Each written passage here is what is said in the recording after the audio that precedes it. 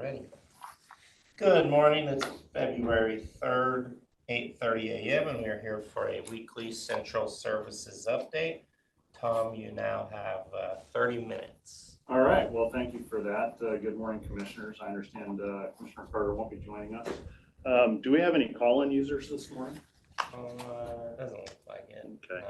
So I'm going to start with a little statement. It might sound like a blast. It's not meant to be a blast, but it's meant to be. It's just coming from my own concerns, right? So we haven't had a Central Services quote-unquote update since mid-December. Before that, I suggested holding separate meetings for the jail and morgue and CS buildings so that I could continue in those meetings to tell you more about my departments. And we started to do that. And I also suggested moving the 311 sales tax meeting and merge it with the jail. Both of those suggestions were to remove excess meetings from both yours and my calendars. So in short, we're supposed to have 2 meetings a month, one for the jail and morgue updates, and one for an overall Central Services update on top of this weekly meeting that we have. So I was surprised, hope you can understand, that I got calendar invites for meetings with my departments without any communication from anybody except this pop-up on my calendar. And it's troubling, because it makes me wonder as the department head, what information the board's not getting or what you wanted. And I'm really afraid that the suggestion might be made that those meetings occur without me. I mean, I'm just kind of left a squirrel on this stuff, right? I'm the department head, and that would lead to further miscommunications, a degradation of my ability to lead the departments, and a degradation in the operation of the departments. So I'd like to know more about the purpose of the meetings and why. Nothing was communicated to me before they got scheduled. And I guess what seems to me to be a sudden change, and the need to meet with my department, just throws up red flags.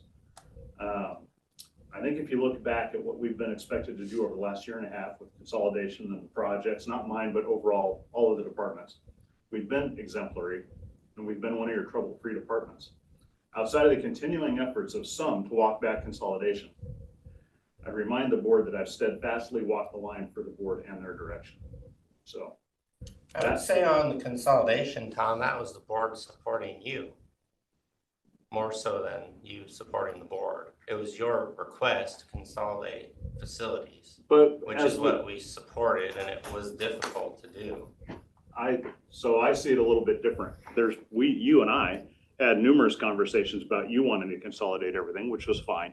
But as we started that consolidation, I said, we should do it like let's do the jail first in Corey. Let's wait to do public works. And it was like, no, we're doing it all at once. Yeah, which we kind of had to. And that made it very difficult. So anyway, all of that being said, if there's time at the end, I'd like to get more into that, if that's good. As far as the morgue portion, that's going to be a monthly update still. Yeah. With the budget for that. Yeah, so right now it's scheduled as a jail and morgue and the Central Services and HR building update, all kind of combined into one. And that includes and some of that excess meeting stuff was having meetings that people didn't show up to. It wasn't necessarily having too many meetings. Right. It was having meetings, getting here, and then having 45 minutes left in the hour meeting to not have anything to discuss. Yeah.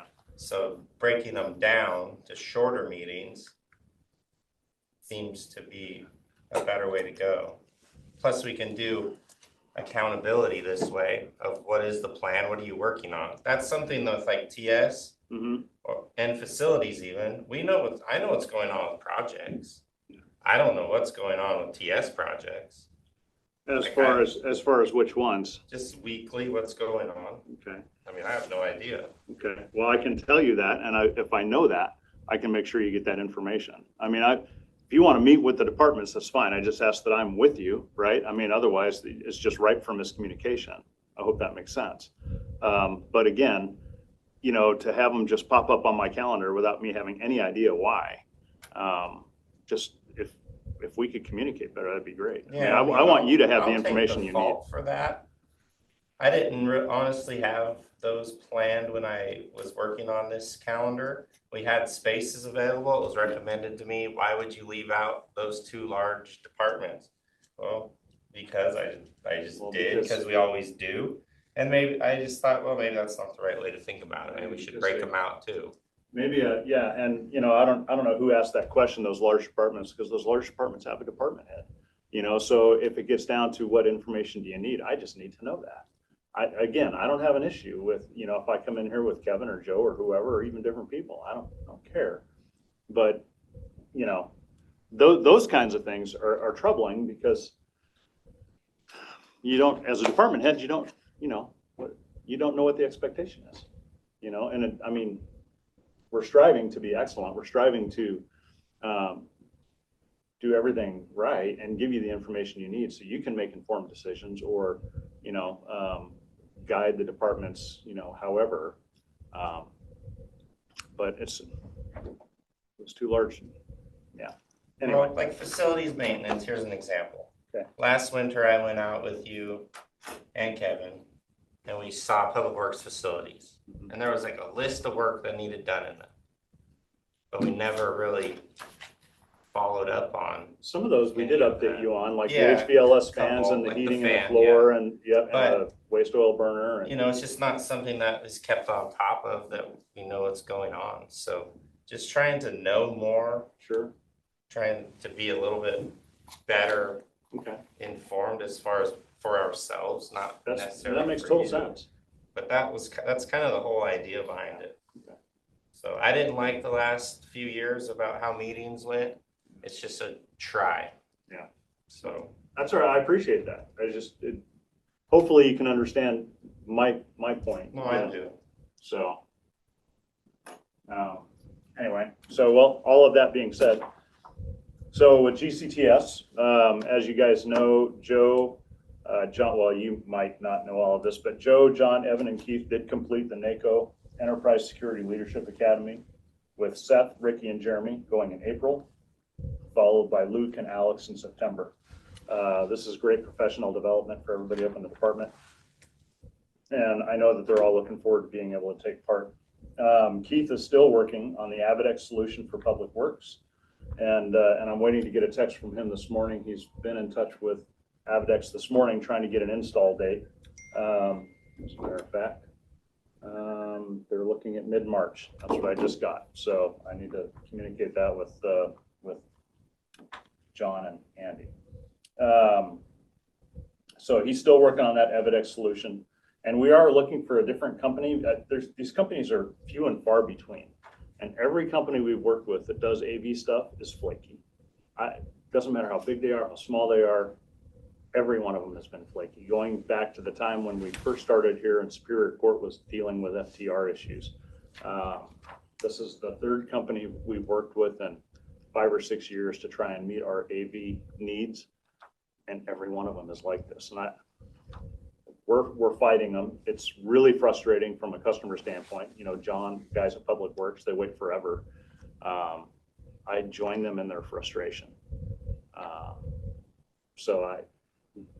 We've already had the discussion up in GCTS about going forward with a different company, looking for a different company, one that can provide us with realistic timelines for getting these things done, especially if we go into jail. We have a lot of big things happening. The jail and Superior Courts that are being taken into account, that I'll get into in just a second here. So he's still working on the Avidex solutions. Ricky is working with Joe and Chris at the fairgrounds to install cameras and network infrastructure to enhance security in a response to last year's shooting. And Keith is also helping with tech solutions at the jail specific to video arraignment and hearings. Keith and Seth and Joe are also working on a technological solution to bridge the gap articulated by the Superior Courts to ensure a smooth flow of digital documents between attorneys, their clients, and the judges during hearings. They're all working on that together. We have a prototype for the video courts coming that they use down in Benton County, and we will install that and we will test it and try it and see if it's something that will be a solution for us. And if not, we're going to continue, but we're on the clock for figuring out how to take care of the Superior Courts. No, these are items you're working on for the new jail. Yeah. Well, yeah, the new jail and the current Superior Courts, right? So right now when they do video arraignment, there's a guy in a meeting room in the jail, multi-purpose room, and they've got an iPad and a camera in there, and they go back and forth with the judge. But if they have documents that have to be signed, that hallway is connected to the court, so they just run up there and they sign them and then they run them back. So that's a big point of contention with the Superior Court is we have to be connected to the jail. Do they allow documents to be signed electronically, or do they have to be wet signatures? So they're saying they have to be either wet signatures or somehow in front of the judge. The judge has to witness it. All of these things we're working out, and it seems, depending on the judge you talk to, it's a different requirement. There's some interpretation there. So, but we are working on it. We are not the only, once this is built and occupied, we're not the only jail in the state that is not connected to the courts. Soton County's been doing it forever. Jefferson County's been doing it forever. So somehow they have the ability to do this, and we're looking into that. Benton County, they keep their folks separated. So we've already taken a trip down there to look at that. And Keith was a part of that. So we are working on that technology solution that will satisfy the judges. So let's see. Otherwise, the team continues to work on help requests, quad deployments, the health of our data center. And of note, Keith and I are both working with our cybersecurity partners to update our incident response plan, which as of this year will now include language addressing the amended legislation this year, SB 5014, that I think is going to negatively impact Lincoln and Perry counties, but not so much us. If you want to get into that further, I would request an executive session or just a one-on-one separately. I don't want to discuss cyber capabilities. Right. Otherwise, things are going pretty well up there. Facilities, we continue to struggle with manpower. The inability to find quality candidates is hampering our ability to really do what we want to do. We'd like to get Abel more experience in the bidding and procurement process. We'd like to get Eric and Enrique further along towards advancement to higher maintenance grades. So you guys are aware of the issue with the heating system in the jail. Johnson Controls is now having trouble sourcing one of those building automated system controllers, the BAS controller that's kind of the motherboard that controls the whole thing. We may end up having to find one on eBay. This is antiquated equipment, and it runs really antiquated systems, and you can't. It's really hard to get support. And that's still just being done manually? Yeah. So maintenance continues to do just that, though. They're maintaining, and we're continuing preventative maintenance practices and would like to be a little bit more predictive, using life cycle trends to predict failures before they happen. Last week, we had an interesting issue with the heating system. One of the heating units in the assessor's office went offline, and we had to call a McKinstry service tech because everybody was all hands on deck installing analog devices to try and control the heat in the jail and keep that going. So we couldn't take a day. And it was quite a bit of work. So I worked directly with the tech and with Automated Logic to do a bunch of troubleshooting, and then found out a way that we can use data that is inside Automated Logic to do predictive maintenance on these systems. That's the first real trouble we've had with any of these heat pumps since they were installed in 2016. So as they have been bulletproof. So I'm going to work with Kevin. I want to tell him, I haven't had a chance to sit down with Kevin and walk through all of the different things we did troubleshooting that unit, and where we can find that data and try and set up automated reports so we can create triggers in the building automated system logic that will tell us when we have brownouts and blackouts on these parts on the motherboard. And when you get to a certain number, you can create a trigger that sends us, hey, here are 80 brownouts on this device. You don't necessarily see it kill the unit, but typically you see a failure at 81 or whatever. So we can start to predict some of that stuff and the life cycle of these units. So we're hoping to do more of that. Let's see.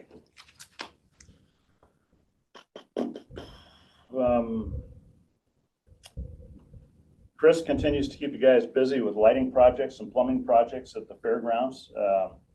Typical day-to-day maintenance. I believe they've got some more painting projects coming up. They're going to be removing. We did get a Connex container out there for more storage. We found one that was pretty inexpensive. and Chris will be getting a large debris pile moved out there here pretty soon. So we just continue to clean that, keep it clean, and try and shine it up everywhere we can. Chris is also helping me with more capital projects like the fence. Did I bring it with me? I didn't bring it with me. The fence installation that's going to go from, Blue Gate all the way around South Field, all the way up to Purple Gate. It's a lot of fence. He's working with the PA and speaker systems with TS. The bleachers and Musco lighting have been ordered, and I'm waiting on plan approval from the building department so that I can go out to bid for the site work that supports the bleachers. Salvador is going to be taken off for 2 weeks to do his annual guard duty here pretty soon, and we'll also be putting out the bids for the water and power for the remaining barns. So as far as central services goes, I did help HR get the compensation study published last week. I think I sent you guys a copy of the RFP, so you should have the dates when everything's going. But I'm going to do about 15 minutes of training with HR on, when we do a bid, these are the files you have to keep, and this is how you manage that, which is pretty simple.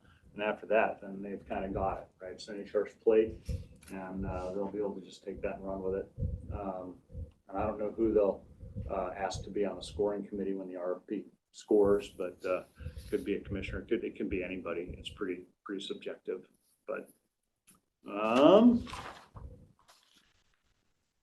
the CS building is out to bid, and we have a walkthrough on the 6th. We've got a lot of contractors interested in that. They're going to be coming up, so I expect good pricing on that. We've got some local contractors that really want to bid on, which is great. So I think they'll give us a good price. We're continuing to do the day-to-day. So with that, I'll take any questions you have. Have you thought much more about the morgue issue, properties, or? Well, I'm really hoping that we can work something out before. I think that's our fastest way forward. I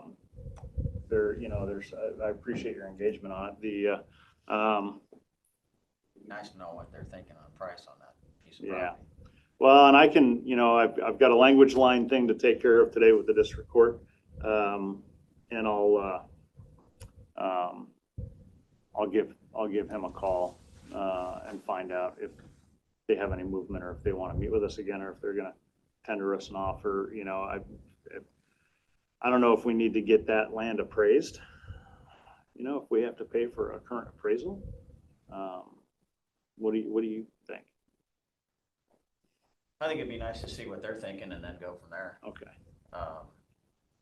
Did we hear anything back from Lembeck on the work release building yet? No, so they're touring it this week. Oh, this week. Yeah, this week, Wednesday, they're going to be here to tour it, and they thought it was going to be 4 to 5 weeks, and we're at week 3. So I would imagine that they'll tour it, and then we'll get a new price from them, and we'll be able to compare the two appraisals. So they'll be less than a year apart. So you should get a good idea. We are working up pricing. LIDIG. So we took the plan that CRA made for single point of entry. I took it to Joey. I didn't get a response from him or anybody in the sheriff's office of what they thought. I think they're kind of disengaged from all of that. So without any input from them, I've got LIDIG and the architect working on pricing a budget so that we have some kind of an idea. District Court went out and got a grant for $1.5 million, which is what is, projected to pay for this. So we'll see what they come back with a budget. I think we just have to have a discussion about the logistics of that, what that looks like, and how we secure the campus.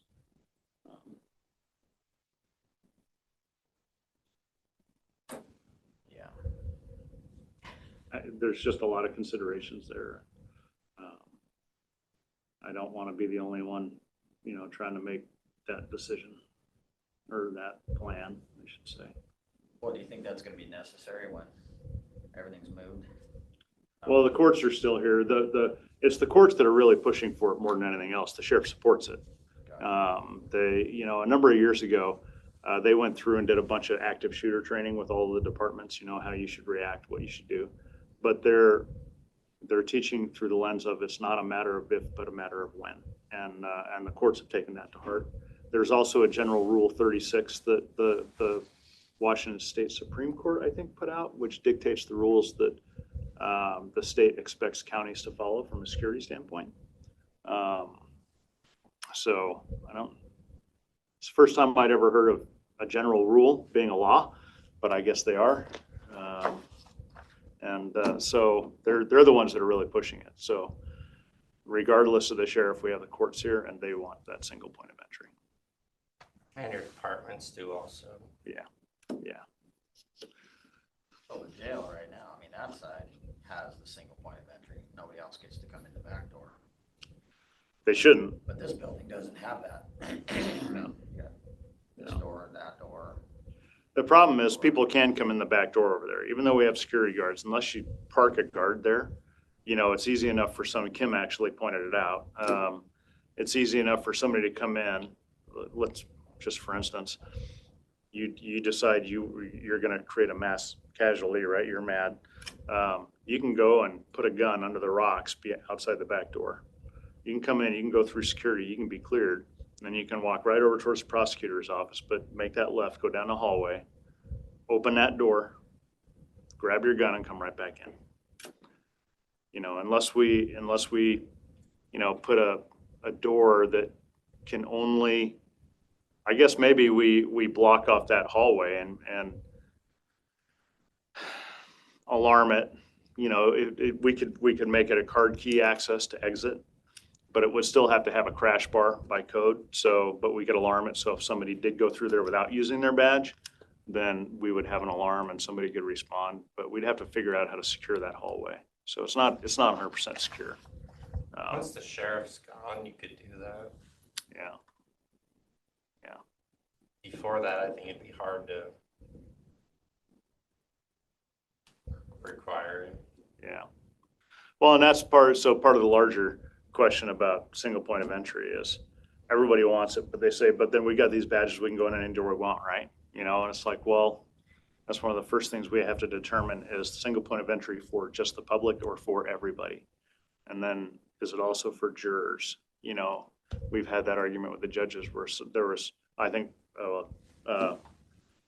Judge Nodell's gone now, but he was a proponent of once a jury was seated, they didn't have to go through security anymore.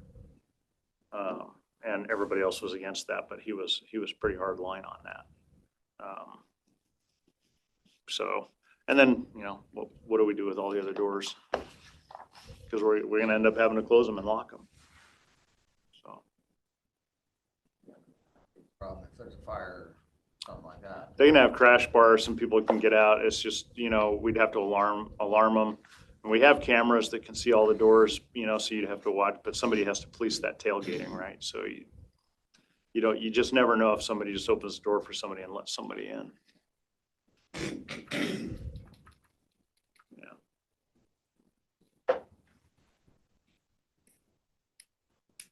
Any other questions? Questions about the departments themselves?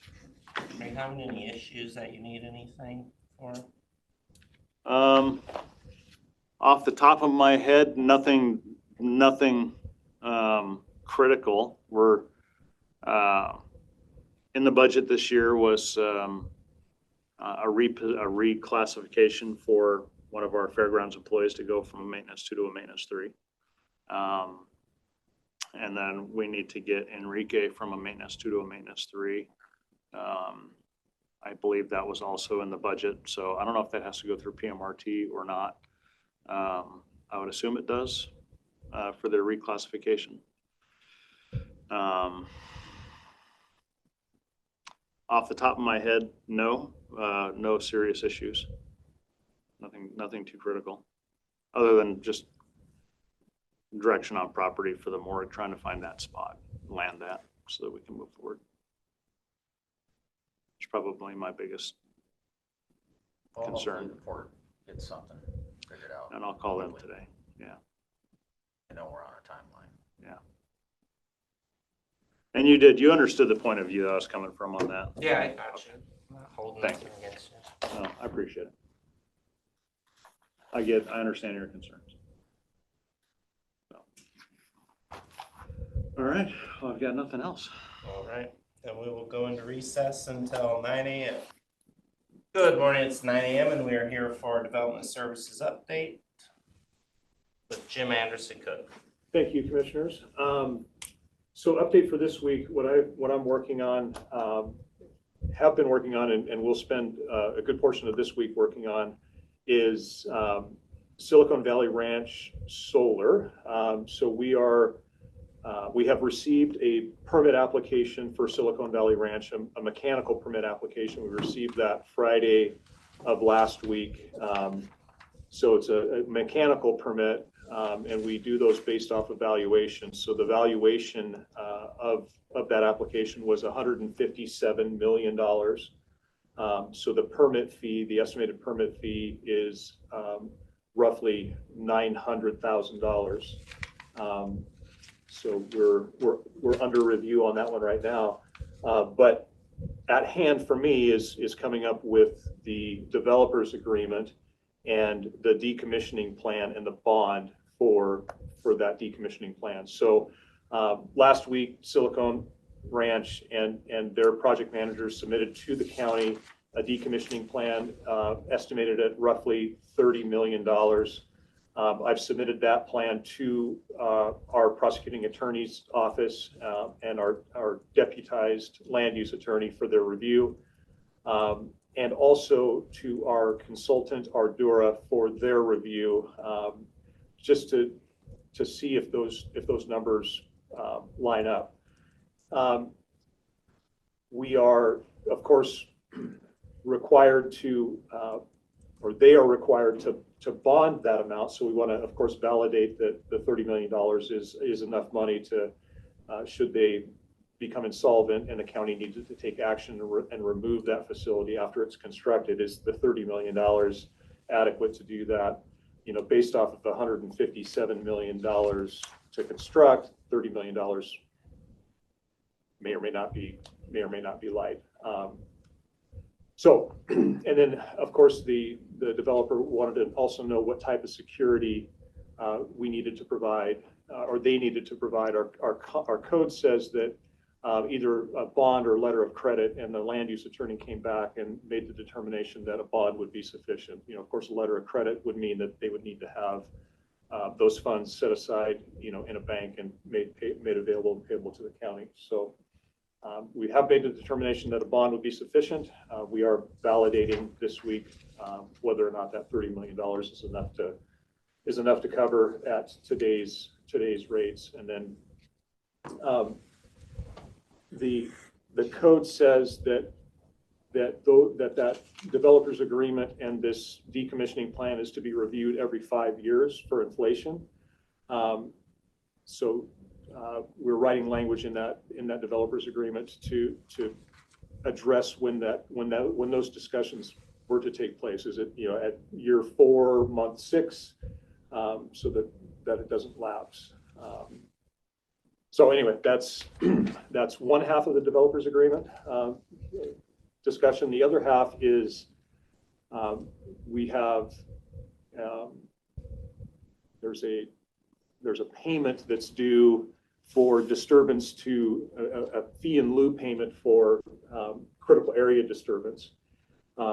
It was estimated that there would be roughly 1,000 acres of shrub step disturbance over the project area, and roughly $3 million was the in lieu fee payment. 50% was going to be due at the issuance of permit, and then 50% was going to be due on the actual disturbance area at the completion of the project, you know, certificate of occupancy, so to speak, again, for the actual disturbance area. So it's become, you know, an issue of how do we measure that.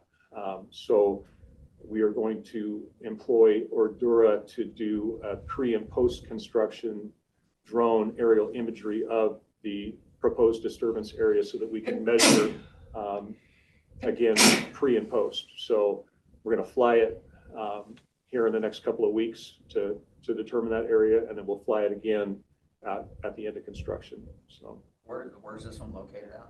this one is off of, it's north of, it's between road H, I want to get it right. In the Quincy area? or- Yeah, it's in Quincy. Yeah, it's in Quincy. It's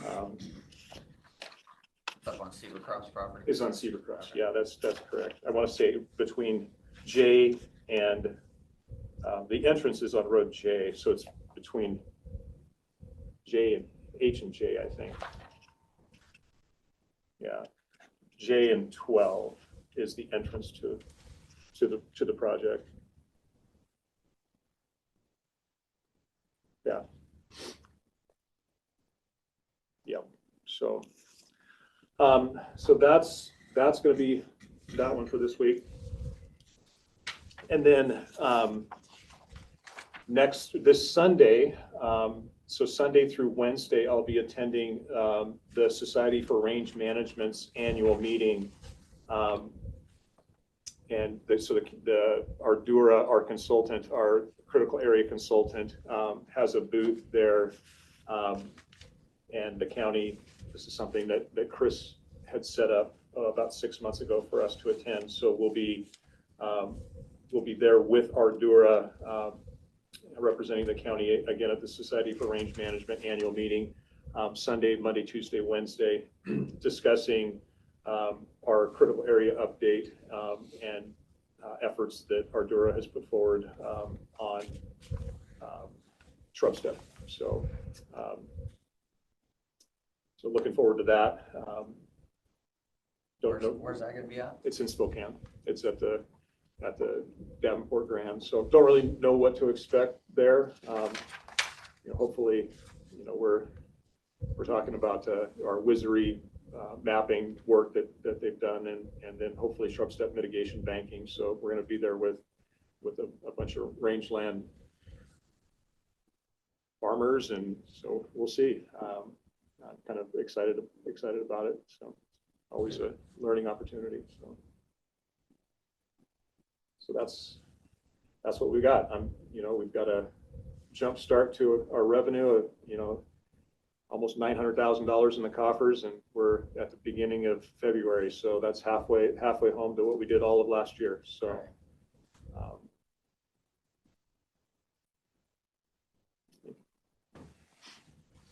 We plan to adjust our shrub step.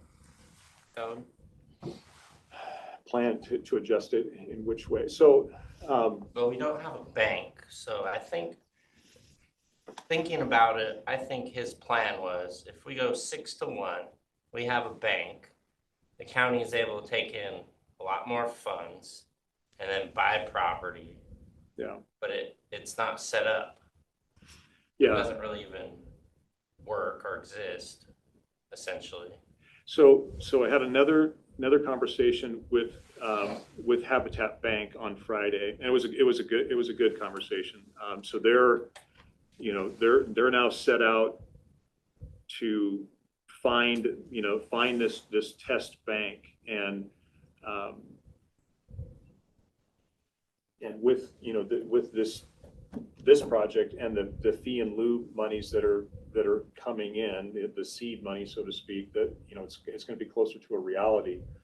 But the discussions have turned away from area and now more towards ecological function, and that's kind of exciting because that's really what Fish and Wildlife's objective is ecological function. They don't like that to be pointed out, and we brought that to light last week.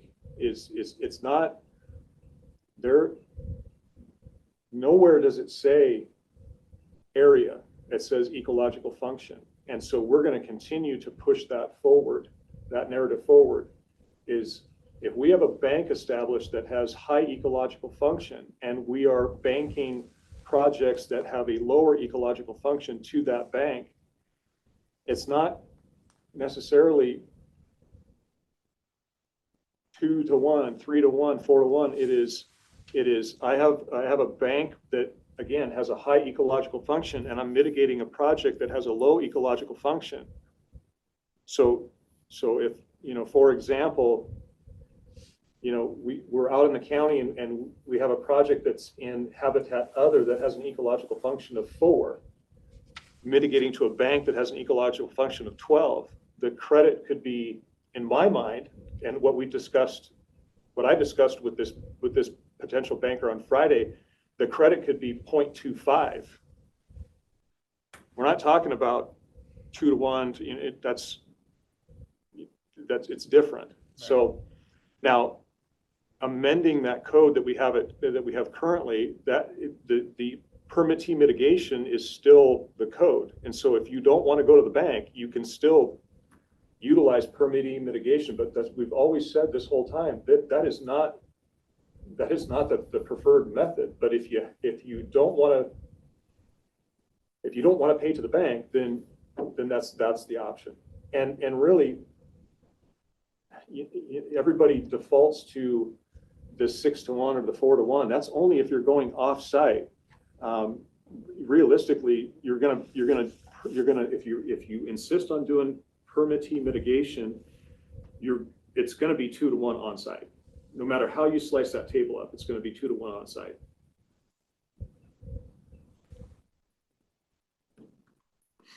So it probably didn't answer the question. No, there's not a proposed amendment to the code, and if we did amend it, it wouldn't be any different than 2-to-1. I mean, it's just, that's Fish and Wildlife's, their mentality is no net loss, and no net loss is if you disturb an acre, then you set aside 2 acres, even though it should be no net loss of ecological function. In their mind, if you are disturbing an acre of ecological function, you're setting aside 2 acres to make up for that acre of ecological function that's lost. So when Fish and Wildlife come in and they request to purchase properties in the county, because sometimes that happens, mm-hmm. Do we just deny them and tell them the county wants to purchase them instead of them, or?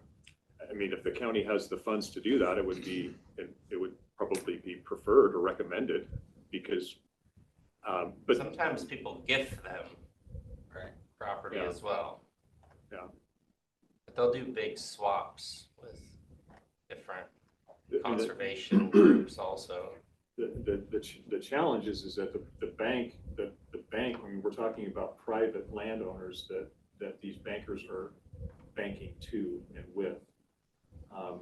And how they work is they establish a relationship, let's say it's with Kevin, and Kevin has 1,000 acres of available lands that he wishes to put in a conservation easement. They don't do it right. They don't take out the 1,000 acres right away. It's as funds are available, right? And the legal description grows as monies are available, and it depends on what type of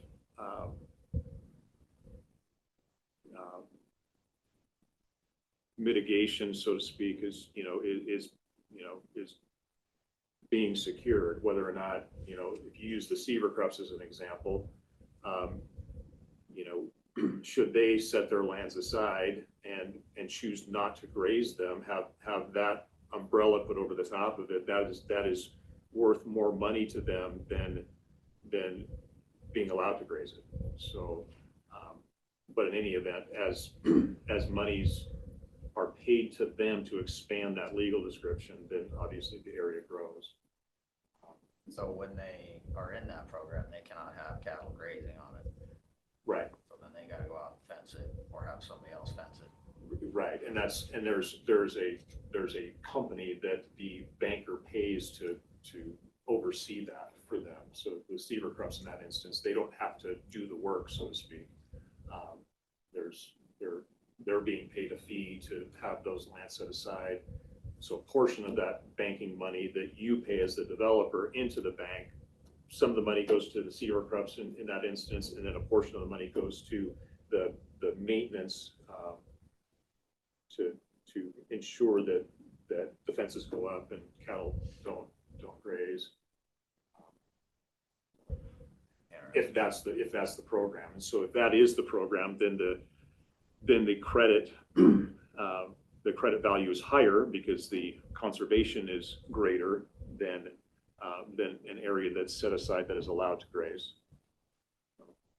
Those values would be lower for obvious reasons. So.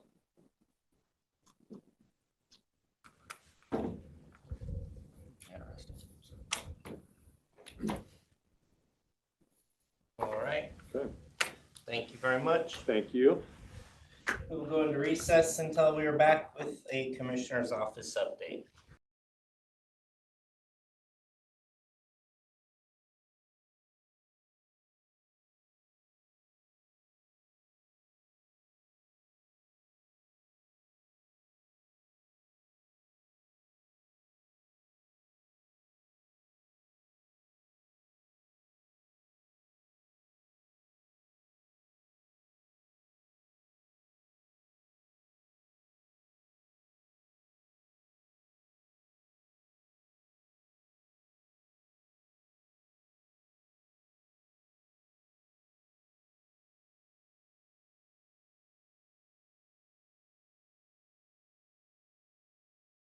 I brought mine. Good morning, it's 9:16 a.m. and we are here with our commissioner's office update. Good morning. Caitlin and I are here to do the first 15 minutes of the clerk of the board part of the commissioner's office update. And we have scheduled coming up today, the first Monday of the month will be grants. She's going to take the second half of the 30-minute meeting. And then you'll have the mailroom coming up next week. The third Monday is public records. It's unfortunately a holiday this month, so you won't be able to see them. And then the last one will be veterans. So your staff is prepping to meet with you for those 15-minute breaks.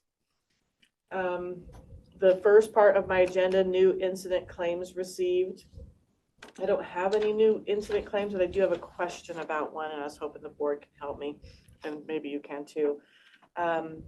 The county received a tort claim, Danica Ross against Grant County, and we got an invoice for the $10,000 deductible.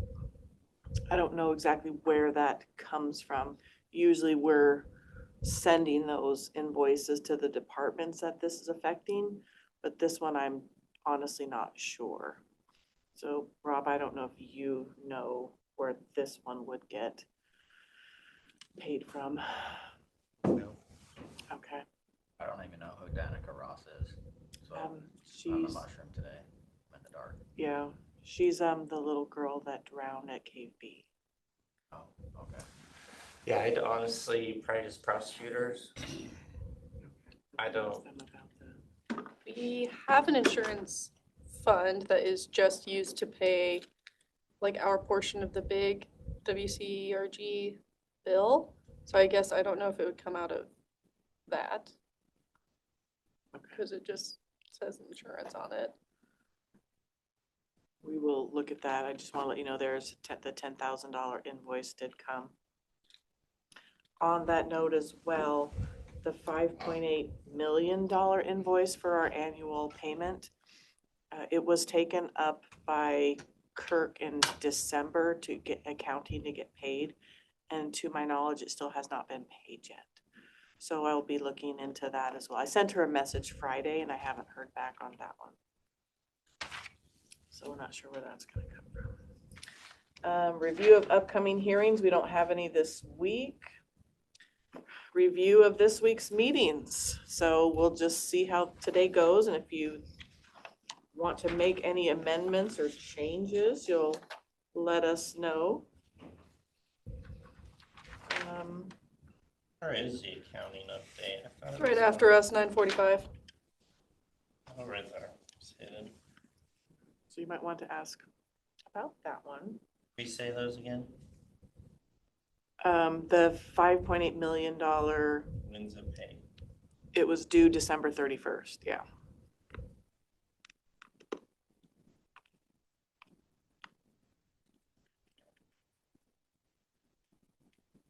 My next bullet is BOCC expectations.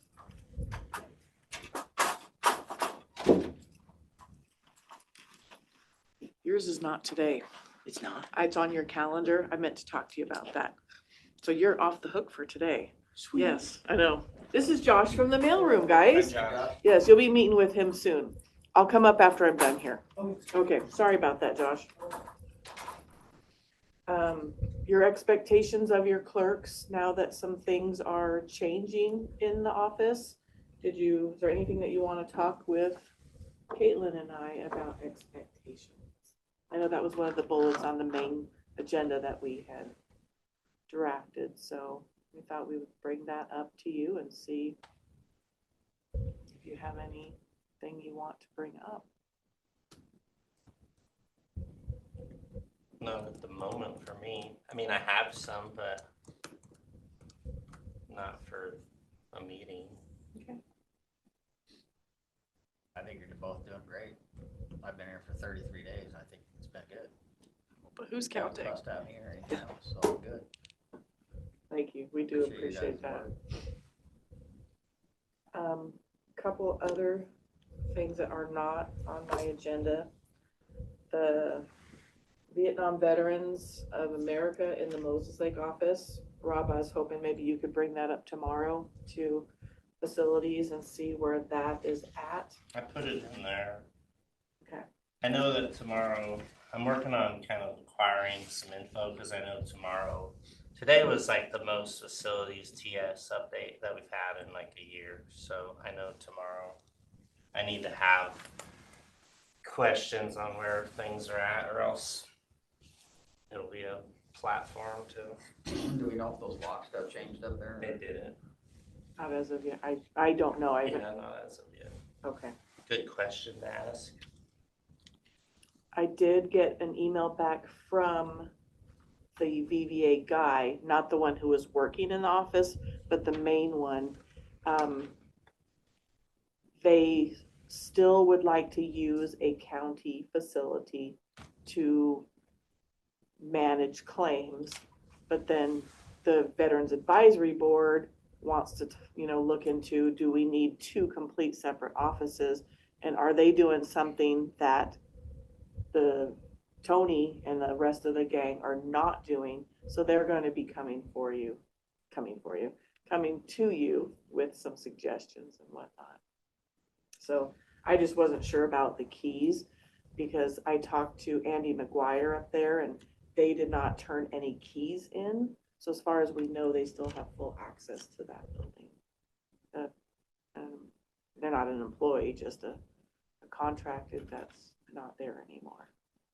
Right. So just a heads up on that. It seems weird they can't be in the same place working together. They might be able to now. Last year they couldn't be. Yeah, but now that gentleman is gone. Oh, it was a person. Yes. So could we combine it? The person that's doing it now, could she do both? It's Tony is doing it It's now. just Tony. And they are doing the same thing, accepting VA claims. But then it was discovered that the person that was up there was doing them illegally. And so they suspended that person. So now they don't have anyone up there at the Wheeler building. So in my mind, technically they could.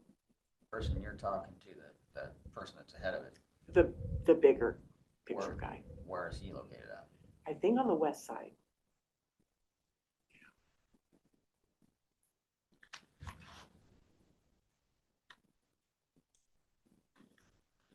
So stay tuned on that one, and just securing the county building, I think would be a important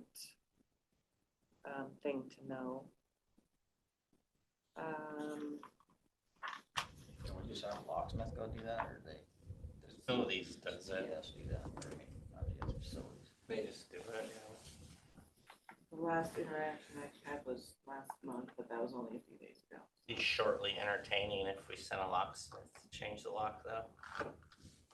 They know it's coming. No, I mean, From the department that's supposed to be doing it. yeah, it'd be entertaining for Oh. about 5 minutes. Oh, okay. Probably get chewed out. Yeah, for 5 minutes. You can blame that on me. No, I just laughed the whole time. I'm the new guy. Oh, I didn't know. The new Oh guy. my gosh, I'm so new. Before I turn it over to Caitlin, just to let you know, I do have a week-long conference coming up on the west side at Semiyamu. I think it's up by Blaine, and that is the week of March 17th. 17th. What is that one? It's the Washington Municipal Clerks Association. It's where all the cities, towns, ports, BDs It's a nice facility. is. And I thank you for letting me go.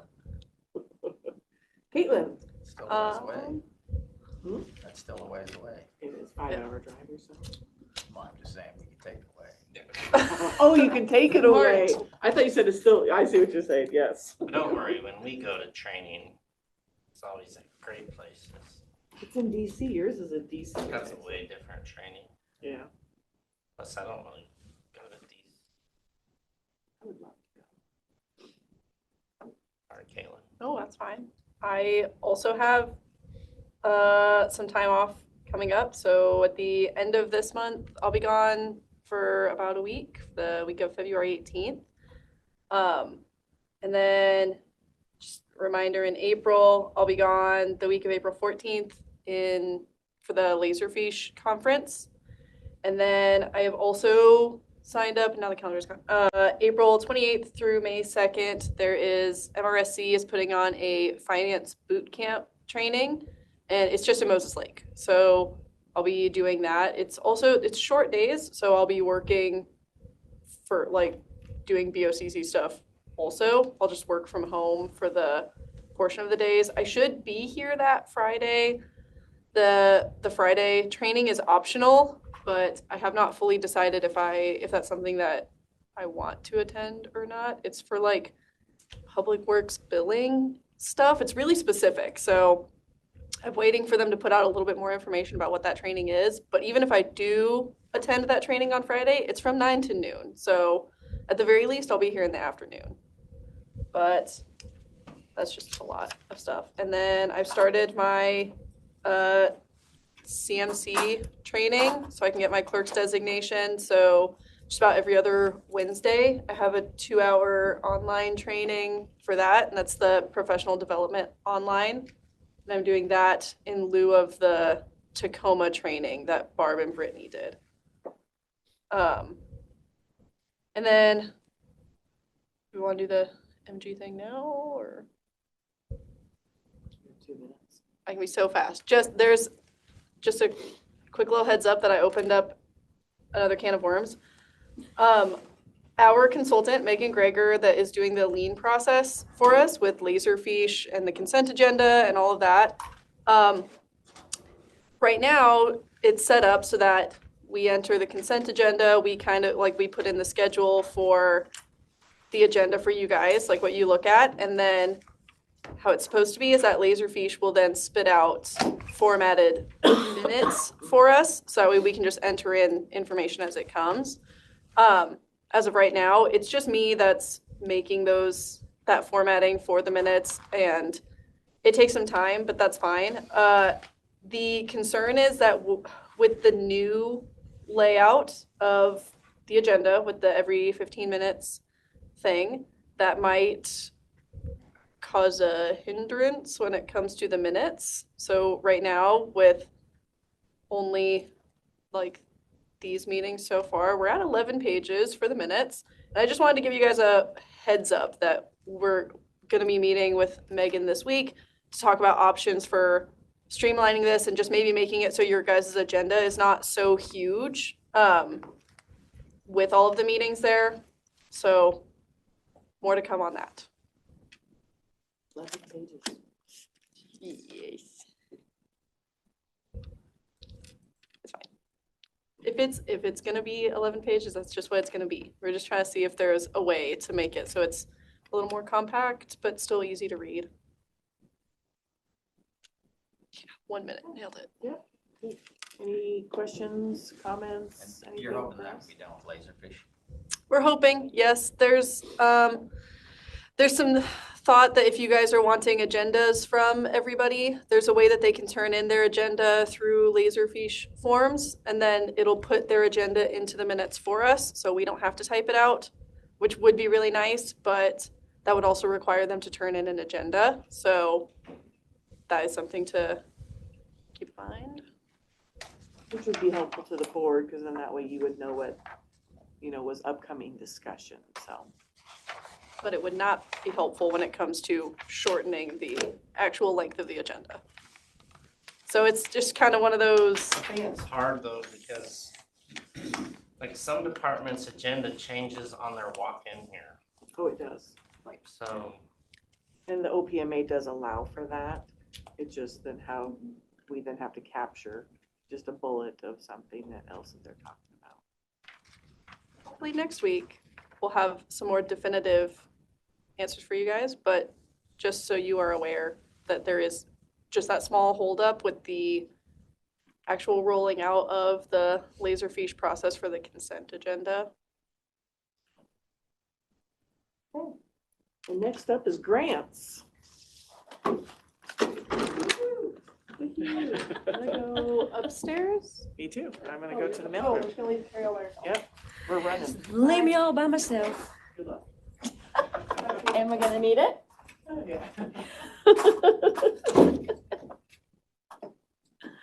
Only 2 of you this morning? You. All right.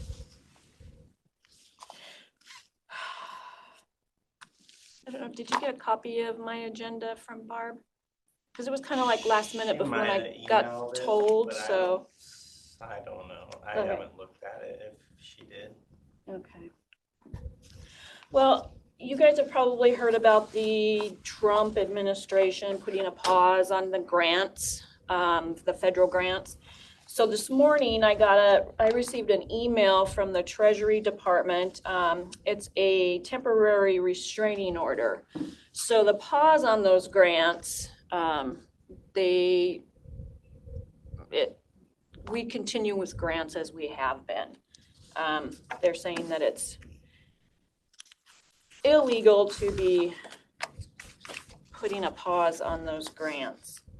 So, and I forwarded up the restraining order and all the info that came with it to all of our subrecipients, so that they know that the grants will continue to be obligated and expended as normal until How many of we. those federal grants do we have? Let's see, we have 6 of them, and then the ARPA.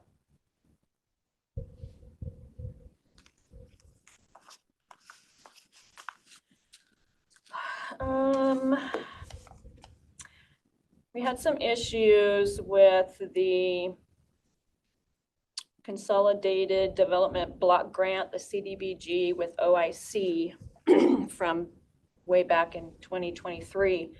They were having issues showing their indirect costs for commerce in order for them to get reimbursements. And so they had not submitted anything for over 1.5 years on that grant.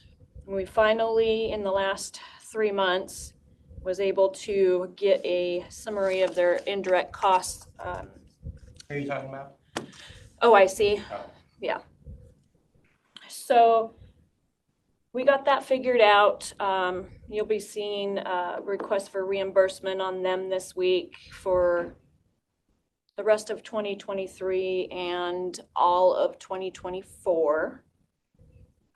So they were behind on getting their stuff in on that due to the issue of not being able to show their indirect costs the way Commerce wanted them to show it.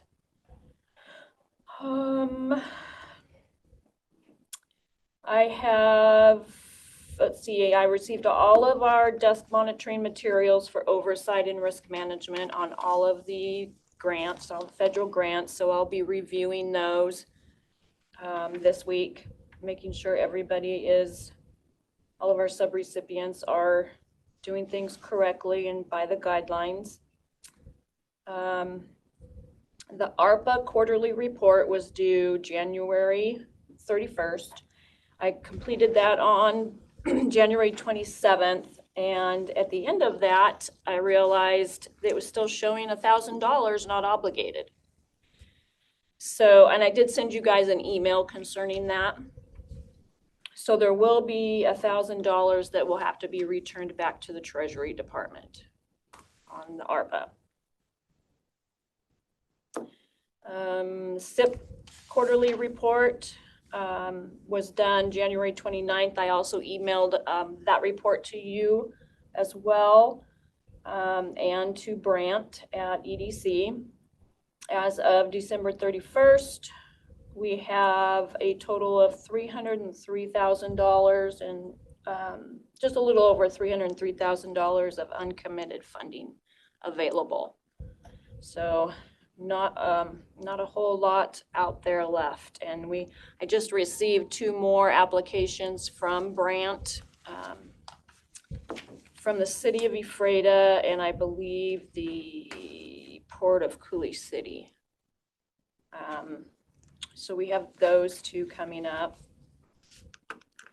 And then there will be a public hearing review. It's set, I believe, for February 18th for McKay and Port District 8 Warden on the $373,000 that was approved last month. So we have that public hearing coming up about the middle of this month. And that amount is already included in our committed funding, so it doesn't affect the uncommitted, that the $303,000. So we're not going to be over on that.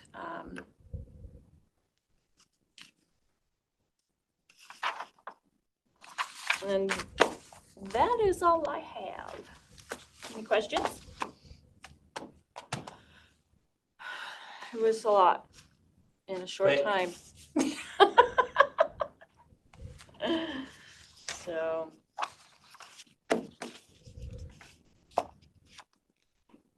Everything's going pretty well for you? Yeah, got some spreadsheets, the financial tracking spreadsheets. I'm going to update. They were a little complicated when I first started. It was set up to the previous grant administrator, how it worked for them. And once I got that figured out so I could get vouchers and stuff processed and caught up, now I'm going to revise it and make it a little less complicated to follow and keep track. So I'll be working on that this week as well. Not too many, pretty much caught up on invoices. Through December is caught up. January's I won't receive until probably first week, maybe this week or next week. ARPA is slowing down as far as payments, invoices. Got a few of them left out there that are, doing monthly reimbursements. And other than that, things are pretty well on track. So when you said you emailed those, did you send an email to myself? Yes, I sent yours separately because the first time I tried it, I had your BOE email and that came back, it didn't work. Okay. So I resent it to you.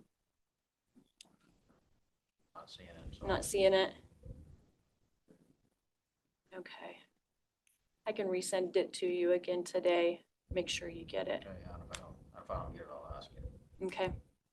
Yeah. Did either of you want a copy of the temporary restraining order info on the pausing of the grants that's not being paused at the time? Not yet for me. Okay. Might as well wait until they get that sorted out. Yes, I agree. There's a lot of things going on up there at the DC that Mm-hmm. sorted out the next few Yeah, weeks. it could be a while and not amount to anything, so We continue as usual.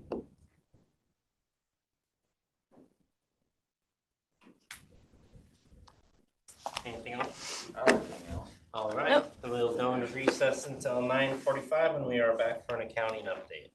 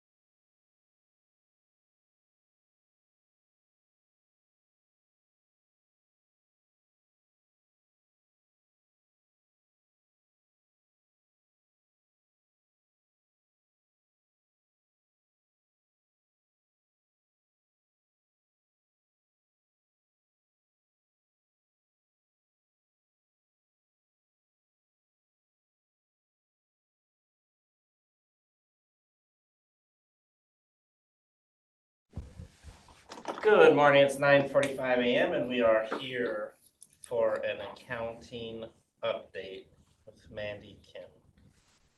Hello, Hello, sirs. how are you? Good. I was thinking, are you guys not technically honorables? Sorry. Technically, yes. Oh, are you? Yeah. Oh, But okay. you don't have to. Honorable Jones and Let's not be honorable Burgess. Yeah. It's not. I don't really have much of a financial update for you, much of any update, to be honest. There were some follow-up items from our finance meeting last week that I haven't yet completed. For Cindy, looking into Fund 190 and seeing what was going on there. The Mutual of Omaha issue with the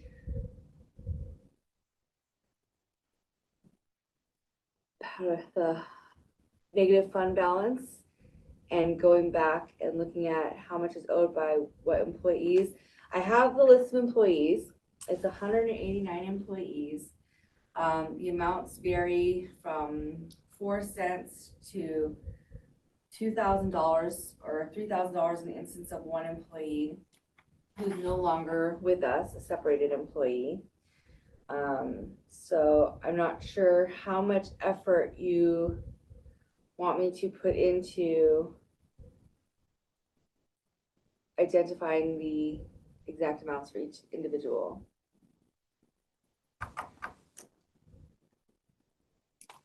Say that one more time. So, I mean, what I've been able to do so far was isolate, there's a report of all the individuals that are involved where they were being over or undercharged per pay yeah. period on their extra life disability insurance.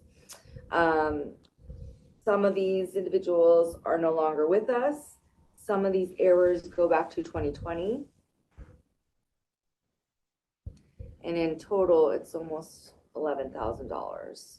And part of the issue was if some of it is obtainable, then we don't want to appear to be gifting public funds to those individuals. Like the largest one is someone who's no longer here. Yeah, so what do we do with those? We could claim, we could try to go after it as a collect on it, or we could do a write-off. And that was one thing I was supposed to look into is what are the criteria? What do we have to do to write these off as bad debt?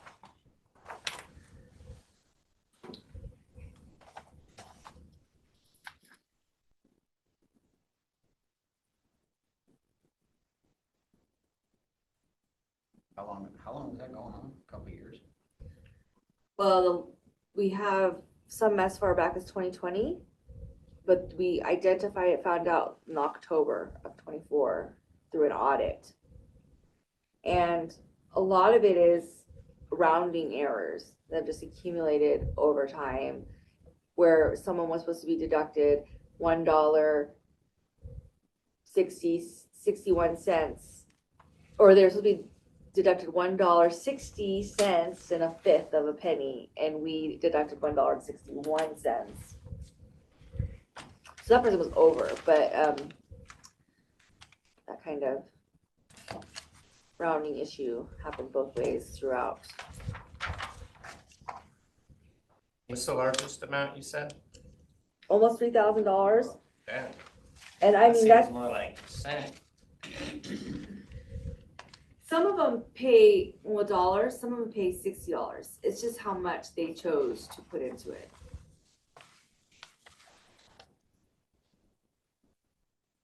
And these were rough estimates, so to know for sure, I would have to do more work before we went after that person and said, you owe this much money.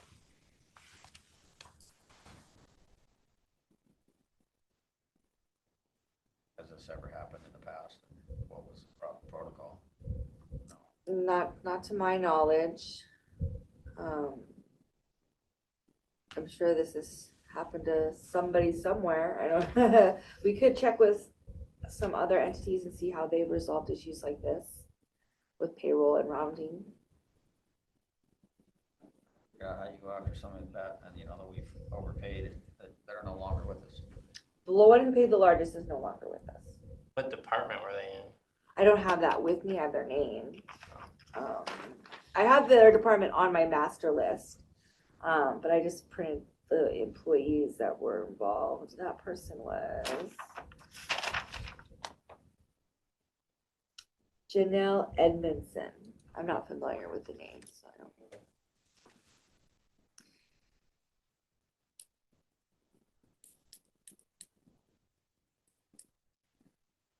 So I'm assuming I just need to look into it a little bit more as for the process of what to do if we want to write it off and if that is a good option.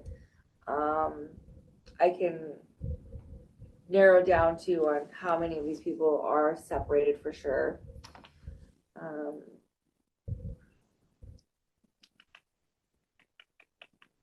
Or, I mean, up to you guys. I mean, if you just want to wait a little bit and get more information like that, that'd be understandable. I mean, I think we need to find out what the protocol is. I mean, I could also contact MRSC and put a question out with them. Or I can always do a help desk with the state auditor's office as well. that's what I would do. Ultimately, we have to reply to them probably. Yeah, my guess is they're gonna say we need to attempt to get the money from the people in some fashion.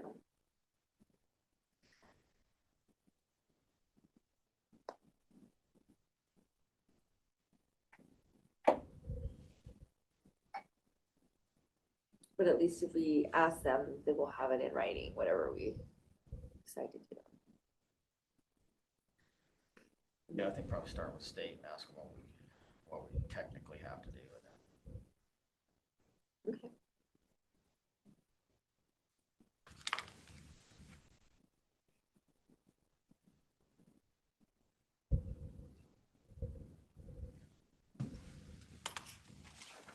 Yeah, last week was pretty busy. I ended up being out 2 days, one day for my daughter who was sick, and then she got me sick. So I was out Friday.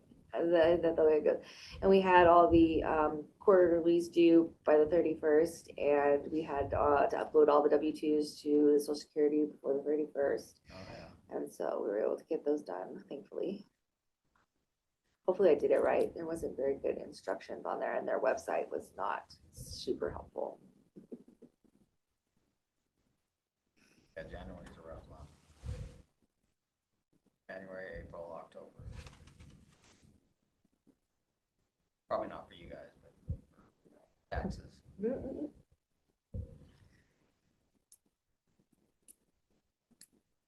And then the insurance premium, has that been paid? I am working on it now. I didn't have the invoice. I just got it today. I had been asking around and they're like, no, I don't have the invoice. Mandy, sorry, I sent you that invoice back in January 21st. And as far as I was aware, Kirk had also dropped it at your office. Is there a better way that you'd like for us to get you those kinds of things? When I searched my email, I couldn't find it. I mean, I thought for you had sent it, but then I couldn't find it, and I'm not sure. Maybe I got deleted on accident, but I don't know where Kirk put it. But no, that should have been fine. It just got lost.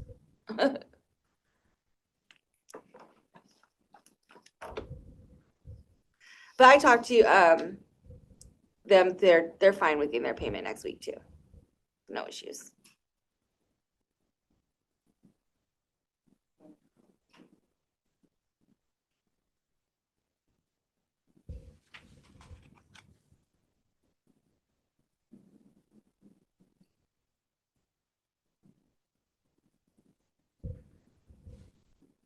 You have Tyler meetings this week? I have something on my calendar. We have the status updates on Thursday every week. I think I don't know if it's for me or HRM because I get added on both. And there is something tomorrow, but I don't know if that's on the payroll side or for me. I have something next week for 3 days with John, but that'll be remote. He's not coming on site for that.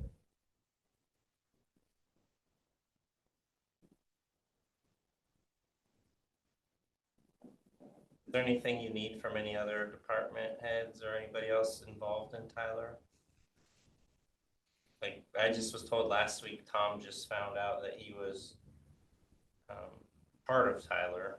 He said he didn't even realize until somebody told him he wasn't going to the meetings. So is there anyone else that's involved in Tyler that hasn't been going to meetings? No, so far there hasn't been a need for a lot of people. The first step is we get it all set up how we want it. The only thing is with that piece, Tom manages it, the contracts. So he,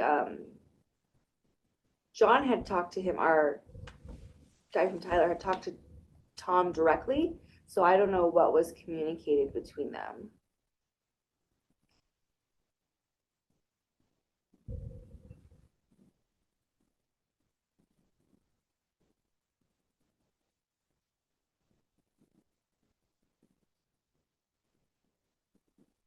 I think when we get further down the line, we will have to set up trainings for each department.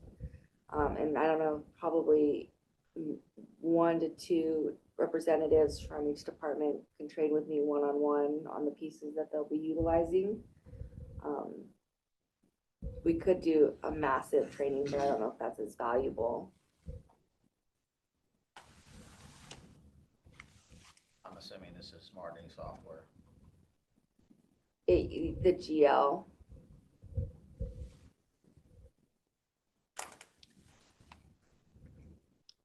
Tyler Munis will be our general ledger, our accounts payable, our contracts and grants management, and our payroll, the human resource management system as well. And then treasurers is utilizing Clemmer GL for their cash management program.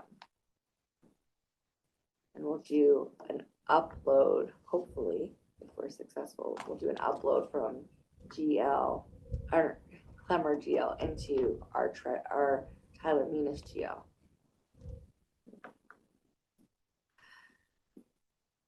If it works, right? If it works, it should. The creator of Clemmer GL has been very receptive to making changes and modifying what we need to upload in. Good morning. Morning, Susie. Any other questions for Mandy? Mandy, do you have anything else? No, I don't. All right, then we will go into recess until 10 a.m. when we are back for a New Hope update.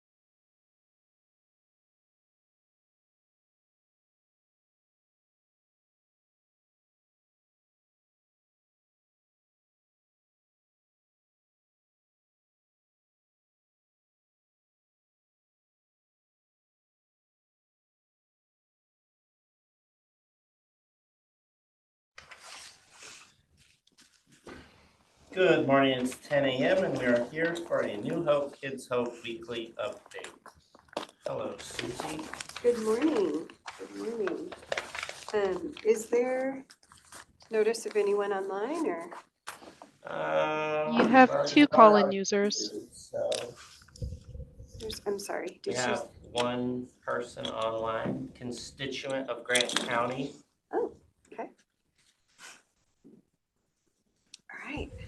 Well, the new agenda here for you. So, the template was given to us as department heads and elected officials for how to set up our agenda. So one of the things at the top was your expectations. So I'm just asking how you want, what expectations you have and how you'd like me to meet those and how best to prepare my agenda for you. I think the simplest thing of the expectations was that's what the point of doing these weekly updates was so that the expectations would be a little more clear and then the follow-up would be there.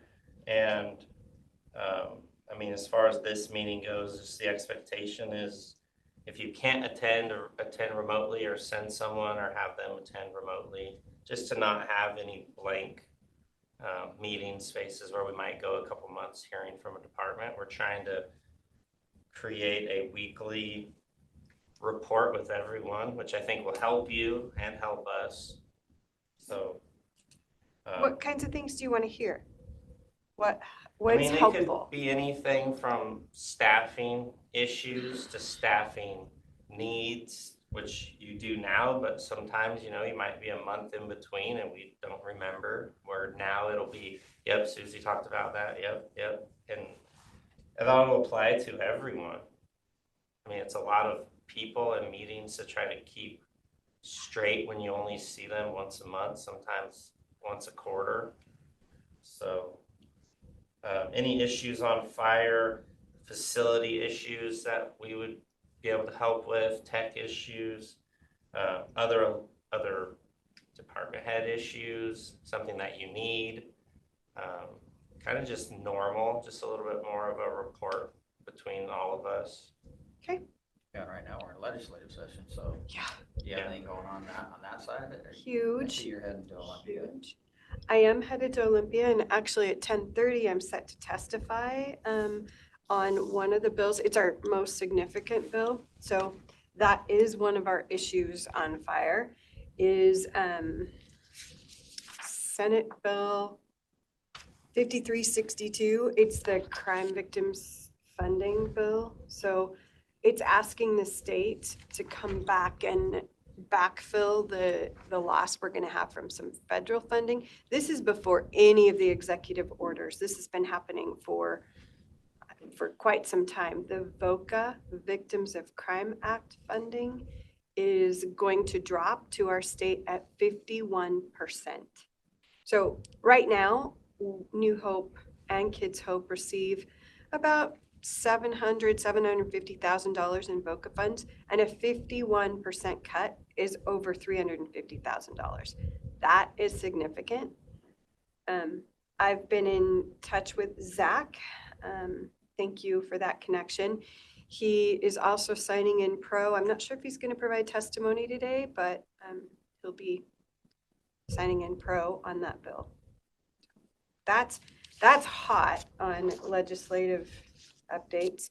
The other federal funding issues, we don't know. We don't know what's going to happen right now. It's in a holding pattern and it absolutely freaks me out. I have to tell you, my program is on the chopping block and under a microscope. Even if they hold true to rescinding the executive order,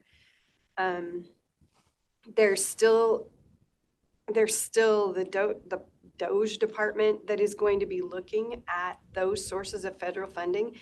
And to be honest, VAWA, the Victims or the Violence Against Women Act, and the VOCA, Victims of Crime Act, have always been under scrutiny for this administration. And I don't know.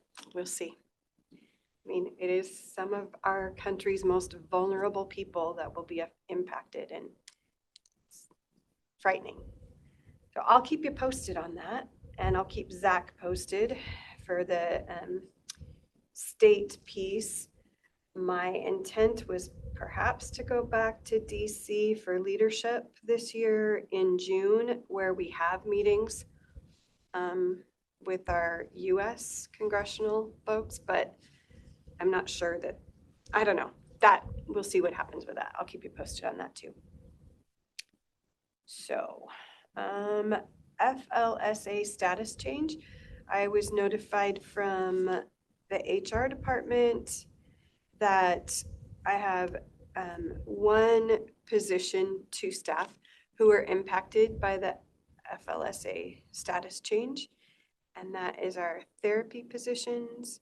They will no longer be able to be exempt. So I'm working with HR to draft a letter to announce that to them and then offer some support back. I believe that is the same for Dell at Renew. I chatted with him a little bit, what his thoughts were, because our position was a mirror of their position, their therapy position. And I think he's in the same spot, so. Yeah, and it just keeps going up. Yeah, there's Over the no way to next, keep like, up. 2 years. Yeah. We'll just be chasing it I think they're forever. basically just removing. Exempt, yeah, you know, no other changes. That position also does not have a ton of overtime, so I don't see it impacting us fiscally. We put forth a sick leave donation request. I don't know, that's not a, what's the word, executive session conversation, is it? I think if you say the name, probably. Okay.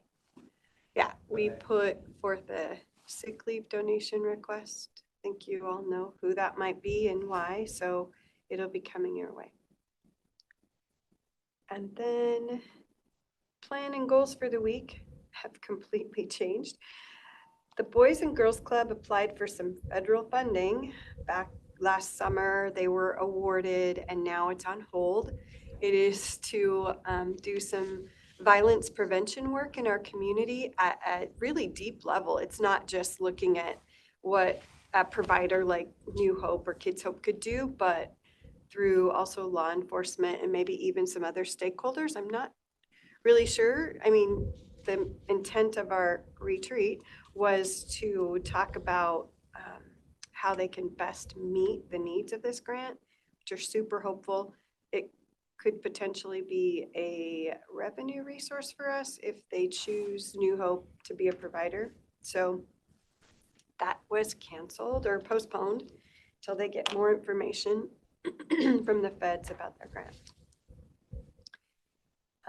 I am planning to be in Olympia Monday and Tuesday. It is the Domestic Violence Coalition Advocacy Days.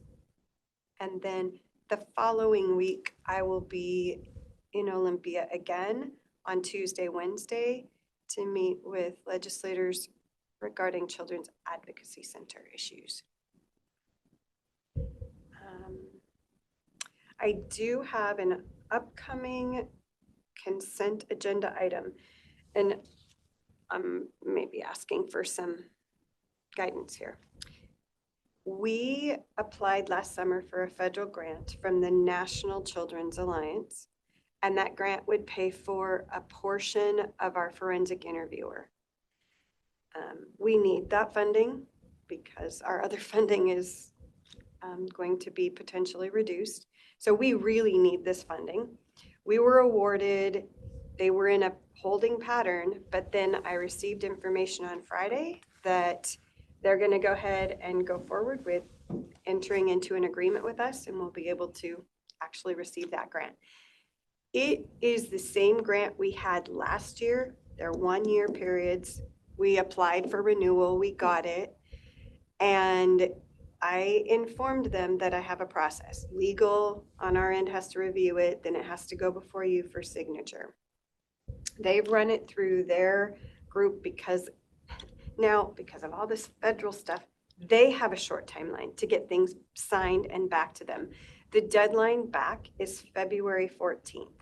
I received it on Friday, and they told me they would forego a board signature, which would be you, to enter into this $50,000 agreement.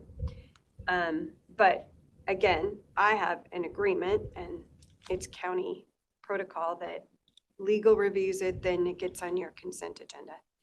There's no change from what it was last year, except for exactly who it's paying for, like different staff, but the grant is exactly the same from the same entity. Is this something you still want me to push through legal and ask for an urgent request? I just feel bad doing that because they like 2 weeks, but February 14th is coming, which means What's the I've amount? $50,000. I have tomorrow's consent agenda or next week's consent agenda to be able to get it approved through you before I've missed their deadline. I would say, see if you can get a fast review, if it is the same. And if done or not, will you approve it, plan to approve it next week? Thank you. That's I what I appreciate would- that. And you'll have the opportunity to remind us on Monday. So. Okay. But you are in Olympia Monday? Yeah, Will so you be on virtual or have someone else? it depends when my legislative appointments are. Yes, one of us will be, someone from my department will be with you at 10 a.m. next Monday. And then what happens on holidays? When Monday's a holiday? You'll just not have that meeting? So I won't need to, okay. Yeah. Great. That works. If we continue like we normally do, which I assume we are. We're not gonna push back because Tuesday is our official meeting day, no matter what. So normally we just don't have Monday. I'm roundtables now on Tuesday mornings. Sort of. Is it still roundtable? Are we going to talk about that at luncheon today? Yeah, Okay, yeah. all right. Yeah, round table is technically all of these times now. Oh. I mean, technically. That was kind of the idea was, the commissioner work session roundtable is kind of for us to work through if we have an issue with each other or an issue with something or an issue we need to talk about, or gives time for planning session to consent agenda review. But yeah, Okay, the goal is to kind of be able to have you guys or you tell us what you have on the agenda, or if you have a walk-on, explain what it is. That way we don't necessarily need that round table time. So, and that's why everybody was included in the weekly meetings. I don't think anybody is excluded other than WSU Extension. And that's just because we only met with them maybe once or twice a year and don't really have much control over their stuff, so. do you have anything for me? You have anything, Ken? Anything we can do for you? No, well, sign in pro, I don't, are you able to sign in pro for some of these bills? Comes on at 10:30 if you have a moment to sign in pro for Senate Bill 5362. I'll take a look at that. Yeah. It's 10:30 is the deadline this morning, so I don't know that you have time. Zach signed in. That's good. Yeah. Okay, we will go into recess until 10:30 when we are back with a renew up.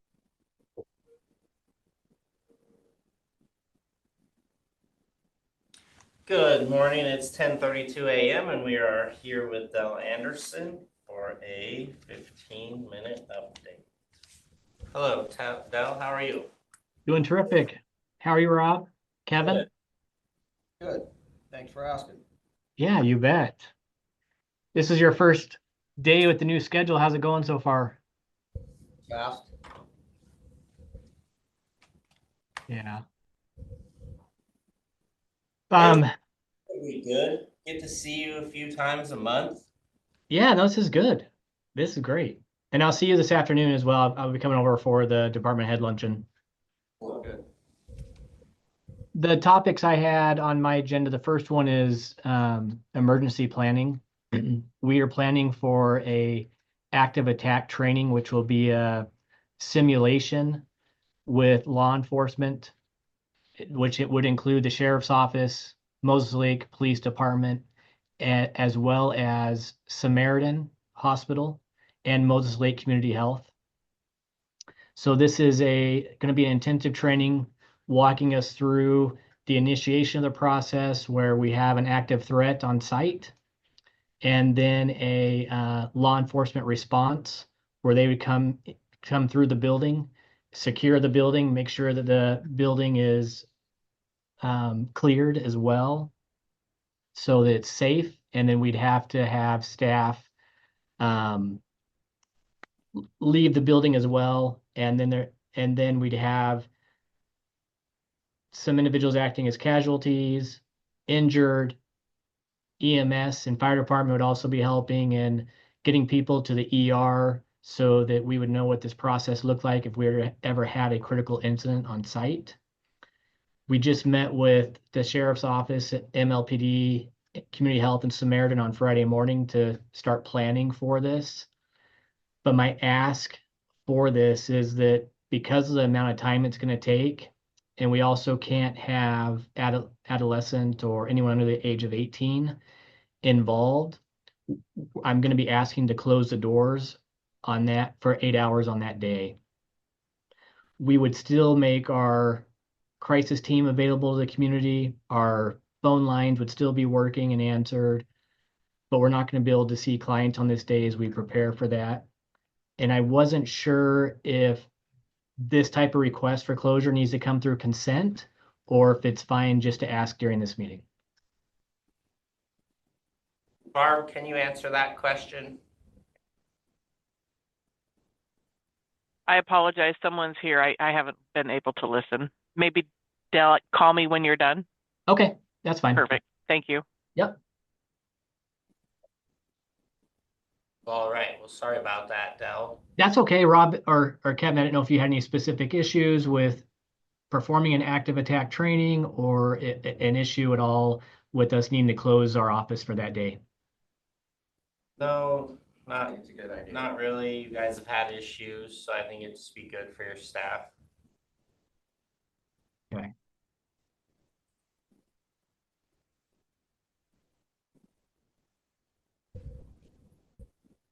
And I'll talk with Barbara afterwards to see if that's something that needs to come through a consent agenda to sign off on that closure.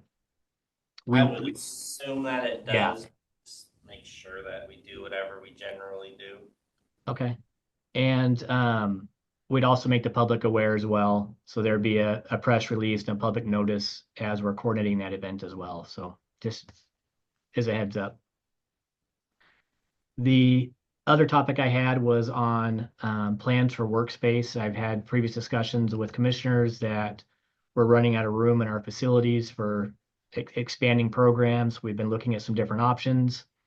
One option was that the building I'm currently in at 8840 East Plum had the ability to expand out on the third floor. There's about 3,300 square feet on both sides of the building that looked like it could be built out. Our county maintenance had questioned if that was a possibility or not, if the building was actually, if the structure itself could hold the weight of other offices on top. And so we did have a group come in, it's been about 2 weeks, Integris from Spokane, that came through and took a look at the building.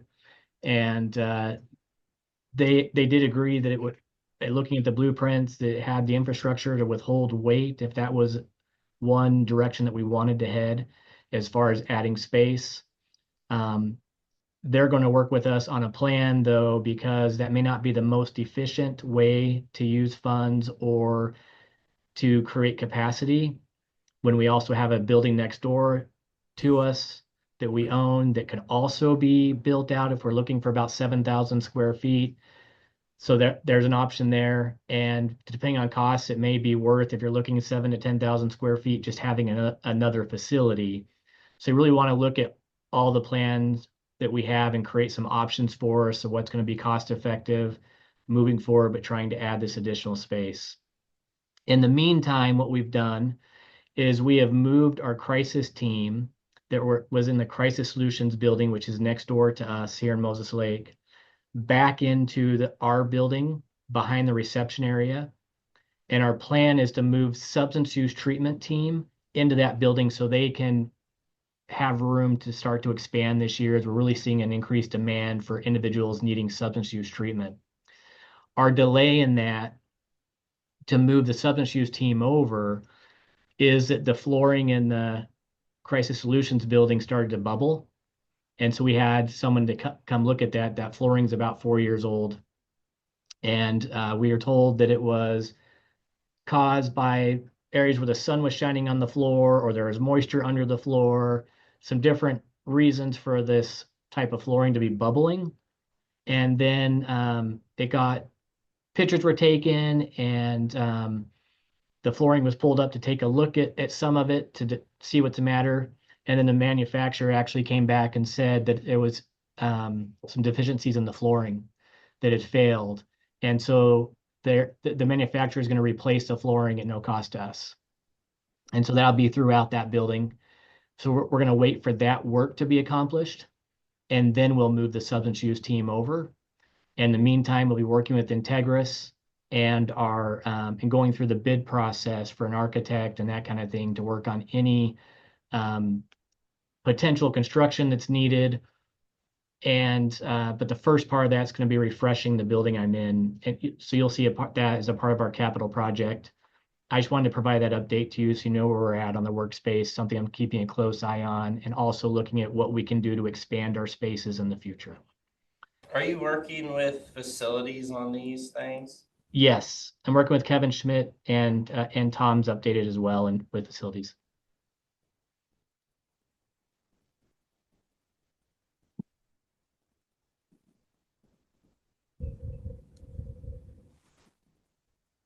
The only other items I had before moving on really is that on consent agenda for tomorrow, I just had a out-of-state travel from a staff member that's going to go to a substance use training. And then I had a question for you as well, but I'm assuming this will come through the consent. I'd sent out a question prior to the holidays that the city of Moses Lake was asking if we could do a combined request for proposal or RFP on the opioid abatement funds. And so we need a commissioner decision on if we want to combine funds and go out with one RFP to the community so that we could start getting agencies to do proposals on what work they'd like to do with those funds. I didn't know if we wanted to schedule a separate meeting to discuss that further, or if you just want me to send that through a consent agenda so it can be discussed with the commissioners. But it is something that we need a decision on so we can move forward on the RFP and getting that out to the public. Can your meeting next week be kind of around that? Yes. Yep. So that maybe we can make a decision on that. We also have, in this new schedule, we also have some commissioner work times put in. Okay. So if you can kind of present your thoughts on that and how that would look and kind of the benefit or the cons to both sides of that. And Okay. then we need to extend that. We can roll it into a Tuesday meeting also. Okay. And that's then, what I have for you this morning. Any questions, comments for me? Yeah, in your update, you had talked about the strategic plan that you guys were putting together. Still Yes. to see kind of your presentation on that at some point soon. Yes. I think we'll be ready for a presentation by March, end of March or first part of April. Would you like that to be during one of these 15-minute meetings or something separate where we had the executive team help Yeah, Do we could do it as a separate meeting on a Tuesday. I believe that we have an hour sessions on Tuesdays. I'm trying to find where it's at. Obviously, I haven't ran through this whole thing yet. Yeah. Okay, I'll work with Barbara to schedule that in. The only items that we're finishing up are the measurement tools. We're doing XMR charts for each of our strategic priorities. And so we only have 2 more areas that we need to develop the chart and the data for that, and then we'll be ready to present. Cool. Yeah, Tuesdays 11 to 12 is when we're going to be doing our 1 hour monthly meetings. So Okay. Kevin, any questions? I don't have any right now. I'm glad you Okay. guys get the floor replaced for nothing. That's nice. Great. Nice to see you, Kevin. I'll see you guys in person at the lunchtime. All right. Thanks, Dell. Yeah. Have a great day. You too. We will go into recess until we're back with the assessor's office at 10:45.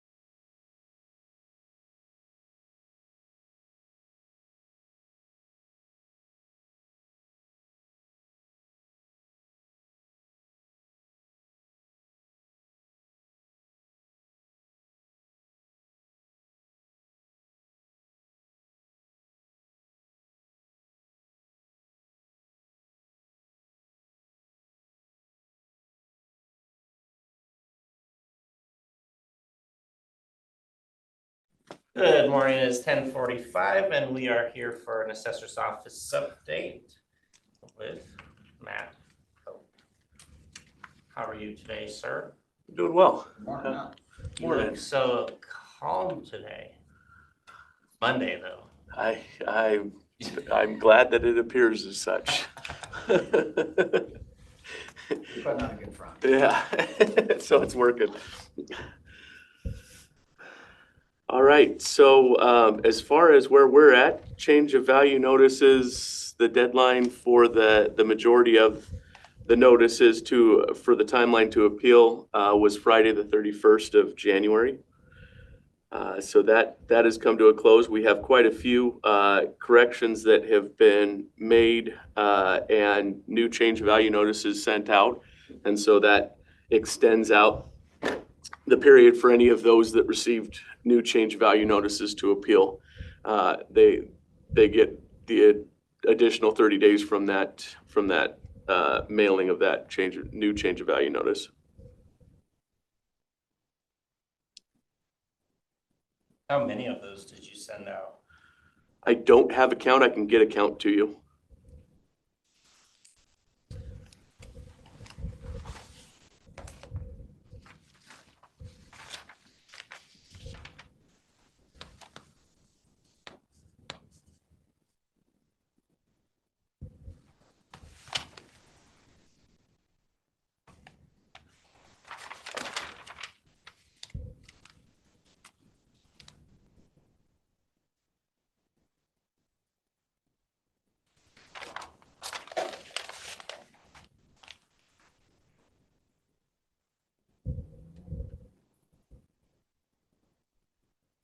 Still getting quite a few people calling in.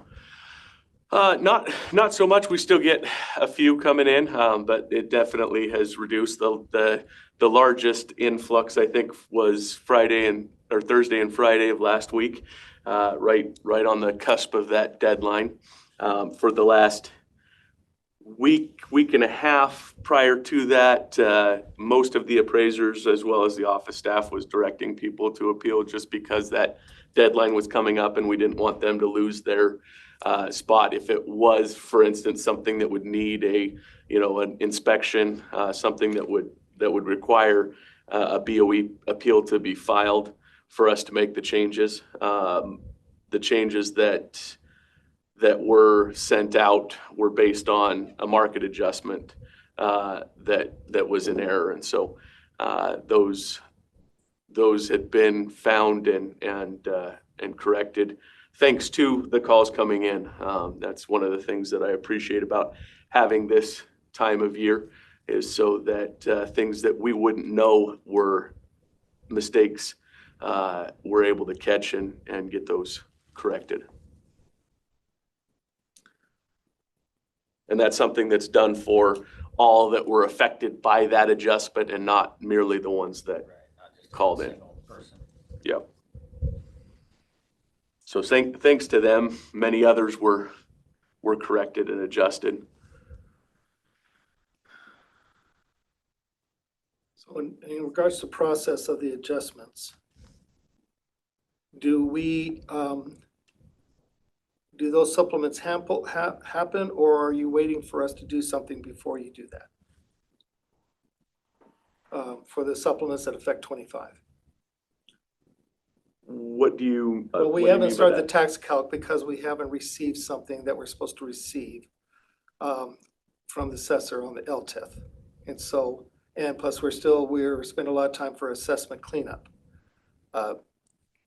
So I'm not sure we're seeing the 25 supplements yet, because those we need, because while we do the calc and balance that, then the supplements we have to hold off because of the large volume of supplements that we are expecting to come in, that we then send tax statements on the corrected amounts and not on the wrong amounts, and then have to immediately send out corrected statements.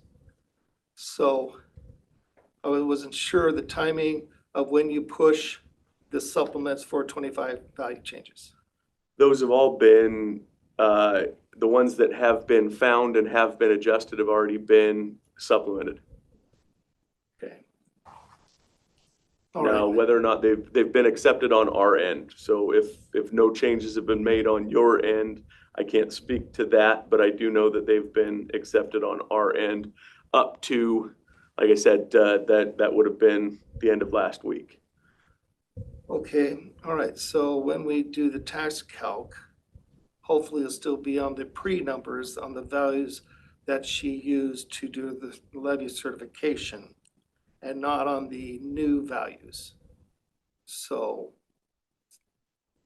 yeah, because we haven't done the tax calc, waiting on that one thing I requested a couple weeks ago. I don't know if the commissioners are aware, Melissa was out last week and is out this week as well.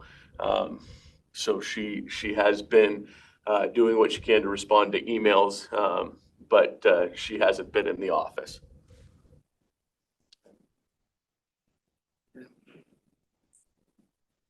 All right, well, then I probably won't get my answer in my worksheet until next week on the LTIF, because I'm still waiting for DOR to tell us what we're supposed to do with it, things like that.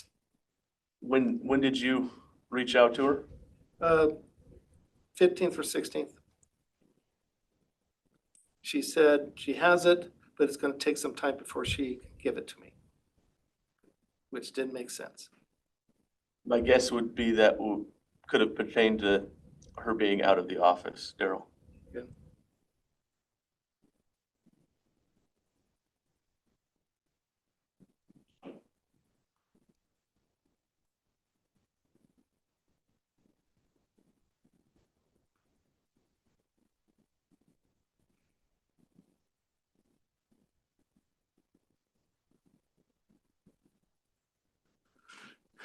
Are there any questions that you have, commissioners? No, I'm just assuming that you're probably taking care of most of the stuff while she's out. Yeah, doing what we can. Yeah, between me and Rachel, I won't be here. Won't be in the office on Monday of next week. If the assessor isn't able to attend, I've already spoken with Rachel, and she will either attend in person or via Zoom. Okay. On Monday if the assessor isn't available.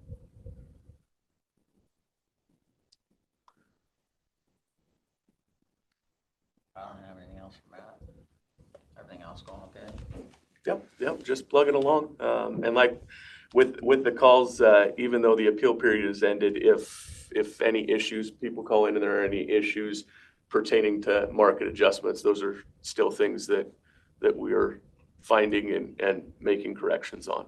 So one was brought to me this morning. So, and that will be something that will be corrected and new notices sent out for that. So it is an ongoing thing.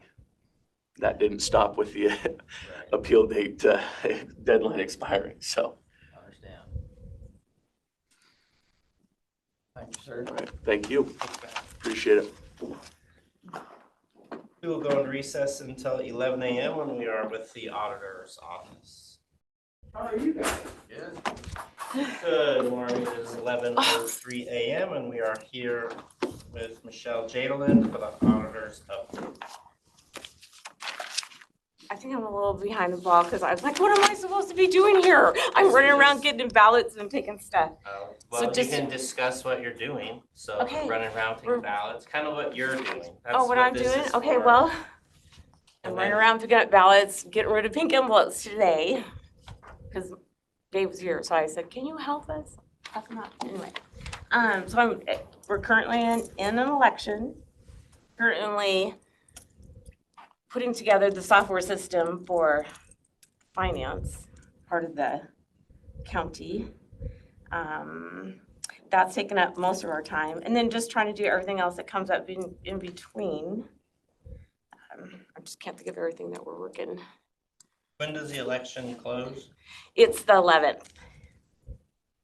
It's the 11th. And today we went to Moses Lake, Soap Lake, and here to pick up ballots. Is that staff going out to get ballots or just you or assigned people? Well, it was Dave and I today. You always have to have two people. When you go pick up ballots, two people have to be with you. So. And then we have Deidre in the office, help processing ballots today. What else? I mean, that's kind of what takes up most of my time is the software. At this point, this is the software in election. How's the software? It's going good. I think we're now to a good point where we have most of the accounts looked at. We have a crossover now. So now we can pull all of our year's data. We've gotten in we had to upload the 2023 budget. We got that uploaded and we got a bunch of new accounts uploaded. And we're working on getting the cross-reference loaded.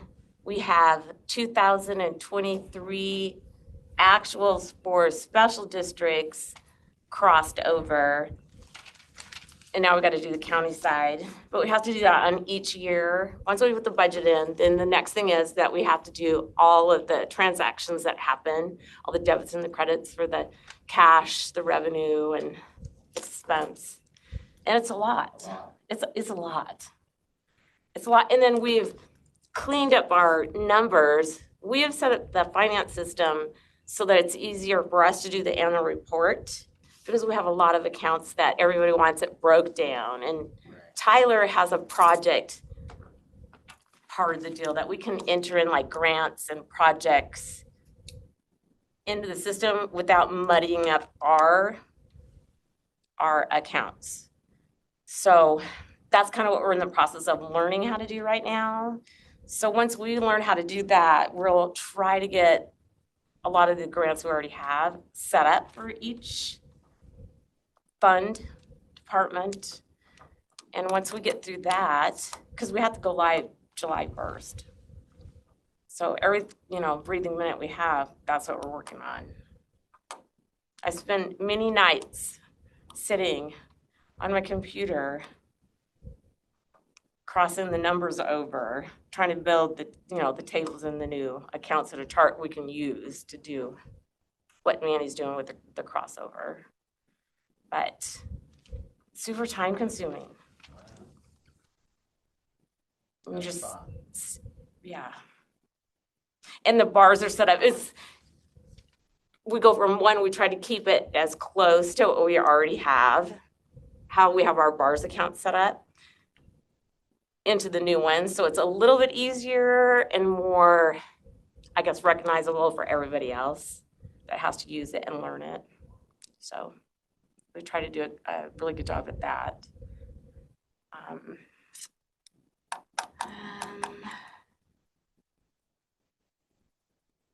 I mean, the only thing I guess I could talk to everybody about is we have an issue with getting stuff that needs to be hauled away.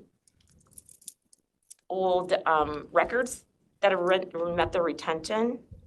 And I know we've talked about this, Rob, before, because you've had to give us a hand. But I know we have that.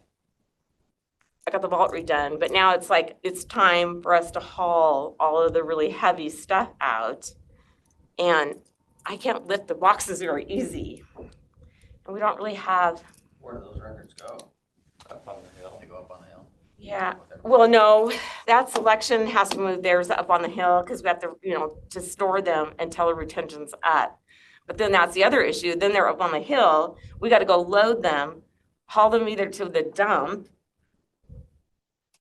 or last time, huh? We'd have a shred truck come. That's what I do. Well, we did, but it was $4,000. Yeah, it was worth it, because if you count up all your time and your Yeah. back and their But back. still, but they had to dump every one of them into the bins. Oh, really? Oh, man, the Mhm. guy came and did mine. They didn't do it. They made us do it. Maybe you have a different guy.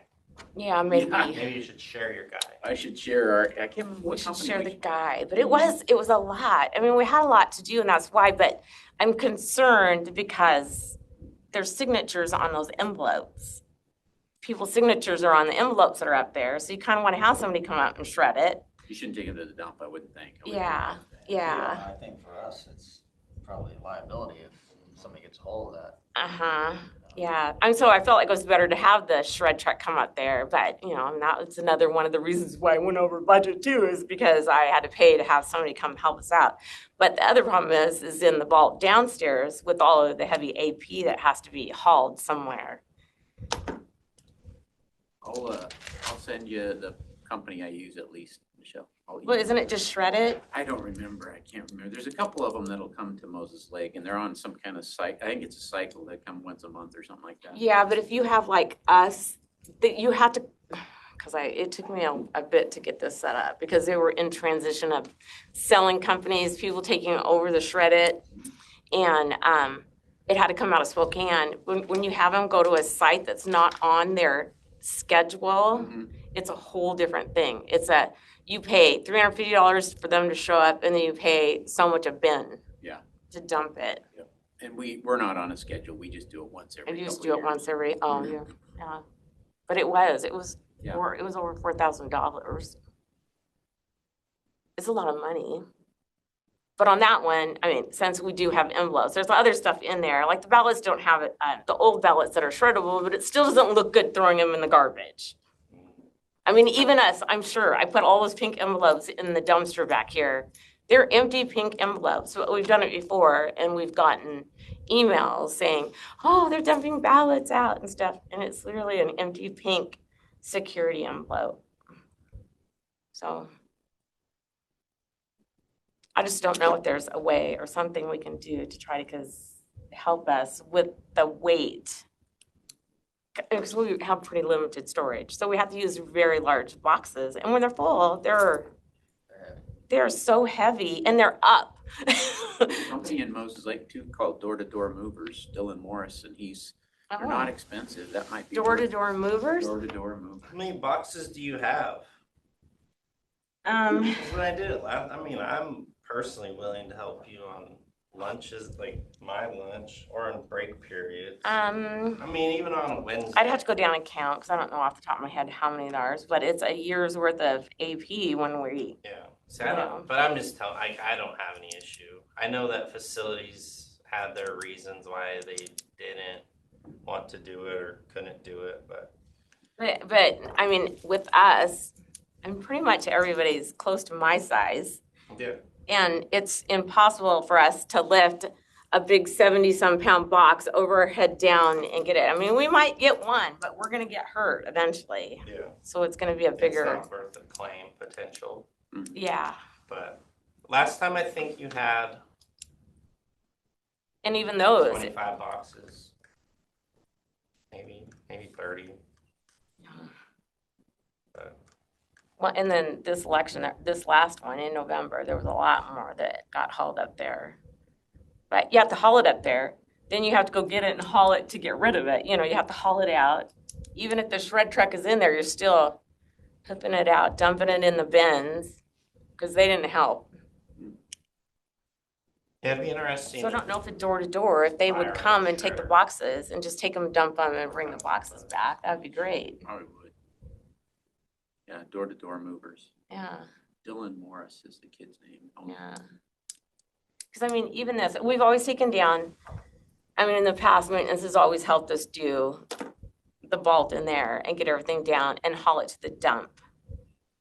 I mean, it could go into the dumpsters. I mean, there's nothing in there in the AP stuff that I feel is all of that confidential or anything. So, I mean, they could put it in the dumpster, but it is easier just to take it to the dump and dump it. But it's work. Right. And that would be, if we did that, it would be us trying to get it down, get it out to the vehicle, get it in the trailer or the truck or whatever we had to do, and then haul it, and then get it out. It's a lot. I can bring my dump trailer one day.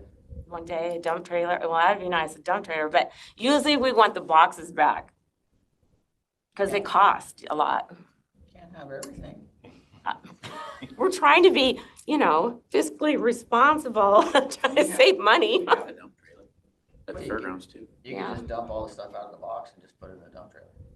We could. That would be the easiest probably way, is just dump it into there. With the, does it have a tarp? You just put, well, it has to have a tarp. Yeah, we could do that. As long as everybody's willing to help. Just gotta let us know what day works. Yeah. Okay. I mean, we're at the point where we need to move a year out from down there.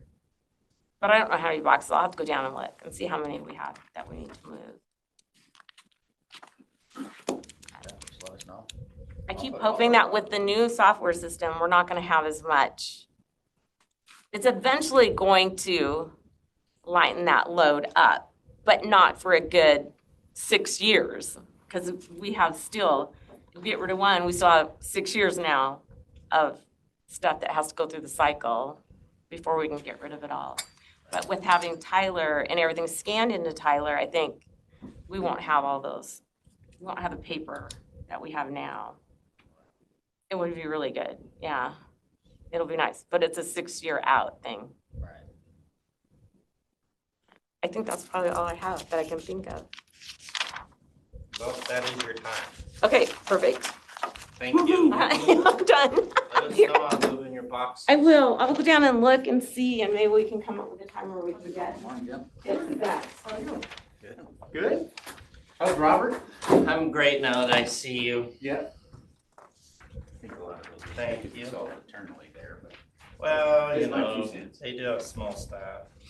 Yeah, But I hire somebody, bring a shred truck in and just, Yeah, I mean, I don't know, if you guys are paying $4,000, they pay $4,000, I don't know why we don't buy our own shredder. we have a small one underneath the stairwell over here, but it doesn't do big volumes. No, is we the need a big problem. one. Yeah, you need a big one. Yeah, it's a little. And honestly, trailer with a even shredder. sending out AP paperwork to the dumpster kind of makes me nervous. Yeah, you shouldn't do that.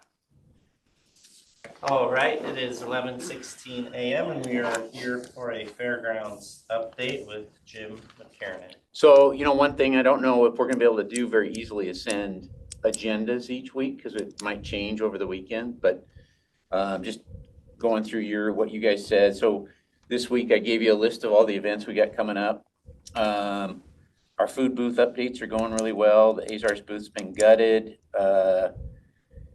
They came and picked up a couple pieces of the equipment that were not worth salvaging anyway for us.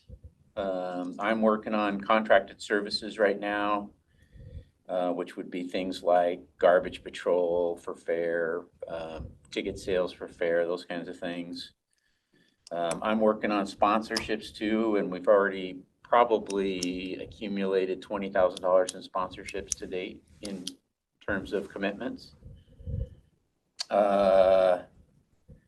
Darcy's working on concessions, contracts and updates and getting those ready to send out. Rebecca worked on camping, so camping is out right now for those that have camped with us before. And then we have it's May 21st, 27th or 31st is the open general camping for those spots that are available. We have 2 contracts that are going to come to you for signature, which are currently with the PA's office. One is our Oregon Beverage Services alcohol contract for the next 5 years. And then the other one is Seattle's Finest contract, which will be for the police officers for fair.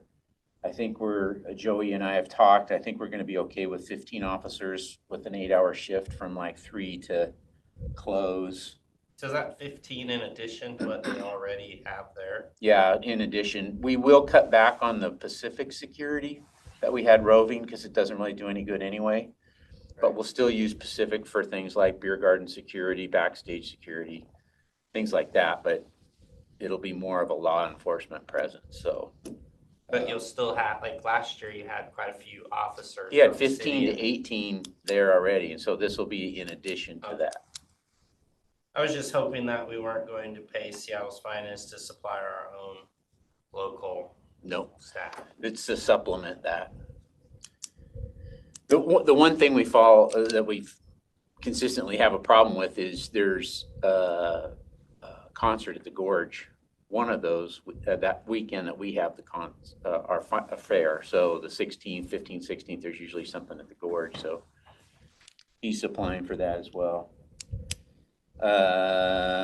OBS contract should be a no-brainer. It's almost exactly that same one that was signed 5 years ago, but Rebecca had a couple of updates she wanted to see happen. We're really struggling with a fair headliner. I had to raise the rate slightly, and so we put out an offer to a band. We're hoping this year we're kind of sticking to the country theme, and that's because we don't want anybody feeling uncomfortable, even though there was no relationship between what happened at fair and the music on stage. I don't want to have anybody, but we've had to make some decisions about, like the fair advisory, we talked about having the Wild West show, which has gunfire with, blanks. We decided that probably wouldn't be the best idea this year. Yeah. It's interesting that Michelle brought up Tyler and accounting. One of my biggest concerns, and I met with Mandy last week, is we have to be able to break out projects, such as I have to be able to tell you exactly what fair expense and revenue was because I have to turn in requests for grants, tourism grants. She's not confident that I'm going to be able to get that out of Tyler right now. I said, well, we have to. So then we go back to saying, okay, well, we're going to keep QuickBooks, which is the stupidest thing in the world. The whole point was to get rid of QuickBooks and make it easier for us to get. So I'm not confident that what she's saying is, I think it needs to come from Andy. Are we going to be able to get a report that says, I know the exact expenses and revenue from fair, so when I turn in that paperwork to Moses Lake Tourism, it's accurate? Or am I going to have to keep QuickBooks just so I can do that report? So there's a big concern. That's a big, and that's true for fair, Moravita. The rest of it we don't care about, but the 2 events that I get grants for. And so I said to her, well, what about Renew, whose whole budget is funded by grants? You're going to screw Dell's ability to get all of that information for each of those grants and report accurately on that, or is he going to have to maintain a separate accounting system? And she didn't have an answer. So I'm a bit concerned about that. Okay, let me write that one down.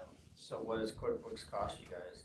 It's not expensive. It's $400 or $500 Just a year. double entry. We use the web version, which is pretty simple. Right. And Darcy's really good at it. But it does kind of defeat the purpose, because when we first went with looking for another system, it was that all these departments, like Vanessa has QuickBooks, we have QuickBooks. I'm sure we're not the only 2 departments, to keep better records and more accurate records, because usually GP is about a month behind the real number. So you could go a month and not know exactly where you're at, and you're screwed. Yeah, it could be 2 months sometime. Could be 2 months. Yeah, towards the end of the year, it was 2 months. Let's see. Shayla's been busy with events. We had a great event this last weekend. The Cancer Foundation. I haven't heard from Angel how much they raised, but based on how paddles were going up, oh my gosh, I'm guessing it was they probably met their $350,000 goal. I think that was their goal. So money was, people were very generous on Saturday night. Did you go? Yeah, Karen and I went. Yeah. I did not go. I forgot to get a table, and then people reminded me into last week, and I was like, whoops. And then I got offered a lot of tables, but already had plans. Yeah. Other than that, I think Caitlin's got the note out to get a replacement for Kevin, but I think, and I do think we should just taper back the FAC back to 9 people instead of 11. Yeah, it seems like it's too hard to get everybody to show up. Yeah, we're struggling. In fact, Scarlett Wilson's husband, I can't remember his first name now. That's really bad. Said he wanted to continue. Steve Rimple, I know, struggles sometimes to get there. Although Steve gives us benefit in so many different ways. He's always been willing to help out. And him and his wife are there for a good chunk of the week. And then Dan Gates did say he could not continue. He was busy. So I think going back to 9 is probably okay. We're working with the Rodeo Association on the new grandstands. Tom's been very patient on that project. We did move the fence on the rodeo arena slightly, and then said we were concerned about them digging new post holes because there's power and water right where they want to put the posts. So we said, you're going to have to hand dig those and put them in concrete. And they seem fine with that. Public Works just came out to start their training again and remove the south end of the track. So they just brought a bulldozer in today, and I think that's going to be nice. We're going to have them taper the hillside too that goes down towards Paxton, because we've had a couple complaints from the neighbors on Paxton about dust, which it's not coming from us. It's coming from clear over past West Shore Drive. You know, that dust is floating. You see it. It's just flying over. There's nothing you can do about it. But they're going to be out there, sounds like, for the next month or so working on stuff. So it's pretty good. I'm out tomorrow, or Thursday. I'm going to Olympia with our fire chief since I'm a fire commissioner. I sent you a note asking if it was okay to take Thursday off. Mine's you over there. I don't know. What time are you going to be there? Early in the morning or late today? We'll be there all day on Thursday. We're going over Wednesday night. You're going to be there? Yeah, I got that Wasack reception Wednesday night, and then I don't know what the plan is on Thursday. Oh, we're meeting with, I assume, the 3 legislators, and Chief Baker, who's District 7's chief, hasn't met them. I said, oh, we got the 3 best legislators there are, so. Other than that, that's pretty much it. Is that what you guys wanted? Yeah. You guys have an opening up there, huh? Yeah, it got posted. So Daniel's working on getting us another groundskeeper, which is a Ken and Lori events person. And so it's been posted. I sent him a note today. He's out today to see if he's gotten any applications. We're not getting the automatic. If we were getting applications, it used to be that we would get automatic notes about, hey, you've received a candidate. We're not getting those. So either we're not getting the applications or. That doesn't work anymore at the moment, I don't think. Oh, okay. So he may have some applications. We just haven't seen them. And did you guys see my first episode out of the studio? No. It's on social. I watched it for a little bit. So it's on social media. Joey and I Yeah, I watched it for a little bit. talked about it was a good exchange. I mean, there's some levity in it, and but it's also some serious discussions about some of the issues that I think public events are facing in general. I interviewed Debbie Martinez last week to talk about the upcoming Business Expo. And then I'm gonna interview, I'm trying to make these short and sweet so it doesn't take my time a lot, but I'm interviewing Jeremy Anders, who's a partial owner in Wenatchee Valley Super Oval to talk about the go-kart races, which are happening next weekend Where are they doing those at? in the Ardell. It's a good event. Yeah, you should check it out. They actually come in with a road grader and they bank the Ardell. People too. Yeah, there's probably 300 or 400 go-karts up there. Kids from 5 years old all the way to 70-year-old people. I mean, That's it's, next weekend? yeah. So, primarily on Saturday. There'll probably be a few people on Friday, but. Yeah, you'd be surprised who races go-karts. Tomer Construction, they do a bunch. There's a bunch of local people too, and they spend a bunch of money. Yeah, they got the big trailers. Yeah, it's pretty impressive. It's just a little shindig. Anything else? Tom had mentioned the rodeo just being pretty aggressive for what they wanted done this year. Yeah, I think the discussion Tom and I have had, and we're both on the same page, is, we've got a great relationship. I think the problem is they've got a huge board and everybody on the board has a different idea about what's important. And That's so true. Tom and I kind of it's like herding cats a little bit. We have to get them to focus on one or two projects each year rather than 10. Yeah, because each one is a committee of something. Right. And so this year we're focused on the bleacher project. Tom's got power and water going to those horse stalls that are out there, and then removal of the track. They want to redo their VIP beer garden bleachers, which we kind of gave them a path to do that if they wanted to do that. And then they've got some corral things, which we're gonna say, let's hold off on that because again, we have to remind them, hey, you guys only use it once a year. So we don't want to spend a ton of money on it. And we want to make it usable for equestrian events. Why don't they use it more than once a year? Why don't they put on something like Ellensburg, they do a couple times a year, put on kind of like the roping events. I don't know. I think because it's a volunteer organization too. I think the second demo would do well too.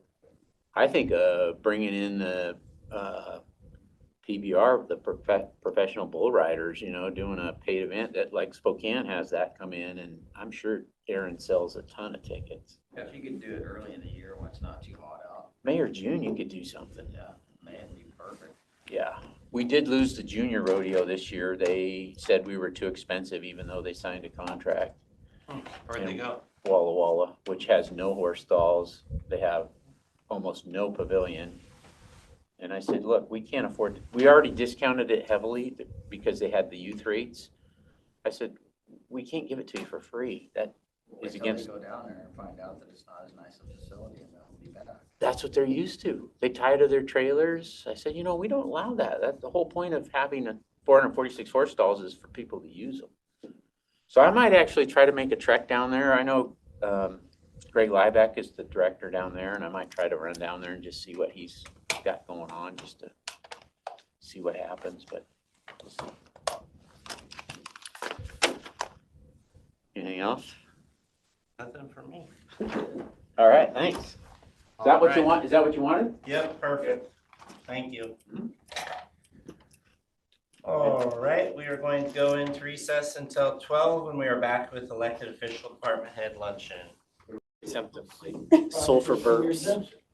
Okay, we're online now. What is happening? So don't say anything you don't want on YouTube. No cussing. Yeah, I'll cuss on YouTube.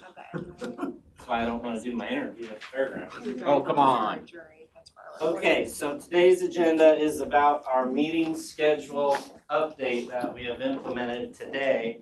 And half of the people in the room or more have already gone through our update. But basically the idea is everybody will get a time with the board every single week. And that way we can kind of keep in touch, build better reports, have better relationships, and Kevin's able to get more information quicker than we did when I was new. So does anyone have any questions about that? Yes, Swahil? Oh, I was just wondering about roundtable. Are we still gonna have roundtable or is it gonna go away? I didn't see it Roundtable's on the kind of agenda. different now. I think it's going away because it's 30 minutes on Tuesday at 8:30. And what that time was for was Cindy requested a time kind of to go through the agenda like they used to when Danny and I first started. And then we moved away from that and turned it into a roundtable on Monday afternoon. So I think that right now, the 8:30 meeting is going to be just commissioners going through it. In your weekly update times, that's a good time to bring up what's on consent agenda, and it can save the need to ask you in a meeting by just doing it in that 15-minute period. So we won't be attending The 8:30 in the morning one, you don't have to attend, no. Because like you talked about your contract being signed, going to the prosecutor's office. So as long as we know what you have coming or what's gonna be on, we shouldn't need anything. We should be able to have those conversations during the update period. I did not send the calendar appointment out to anyone, so you just see it on their agenda. You shouldn't have an invite. But not to say that you can't. Are you not gonna do those at all, or is They're that? going to do them. I just won't be sending you out a calendar appointment. Is that for only the consent agenda, right? That used to be. Yes. Yeah, the roundtable used to be Monday at 1. And then we would go through all the consent agenda items. If anyone was in the room or if commissioners had questions, we just ask the room. Now we're going to try to do that during the update periods. So if someone doesn't really have anything to bring, if you have something on consent, bring that, talk about that.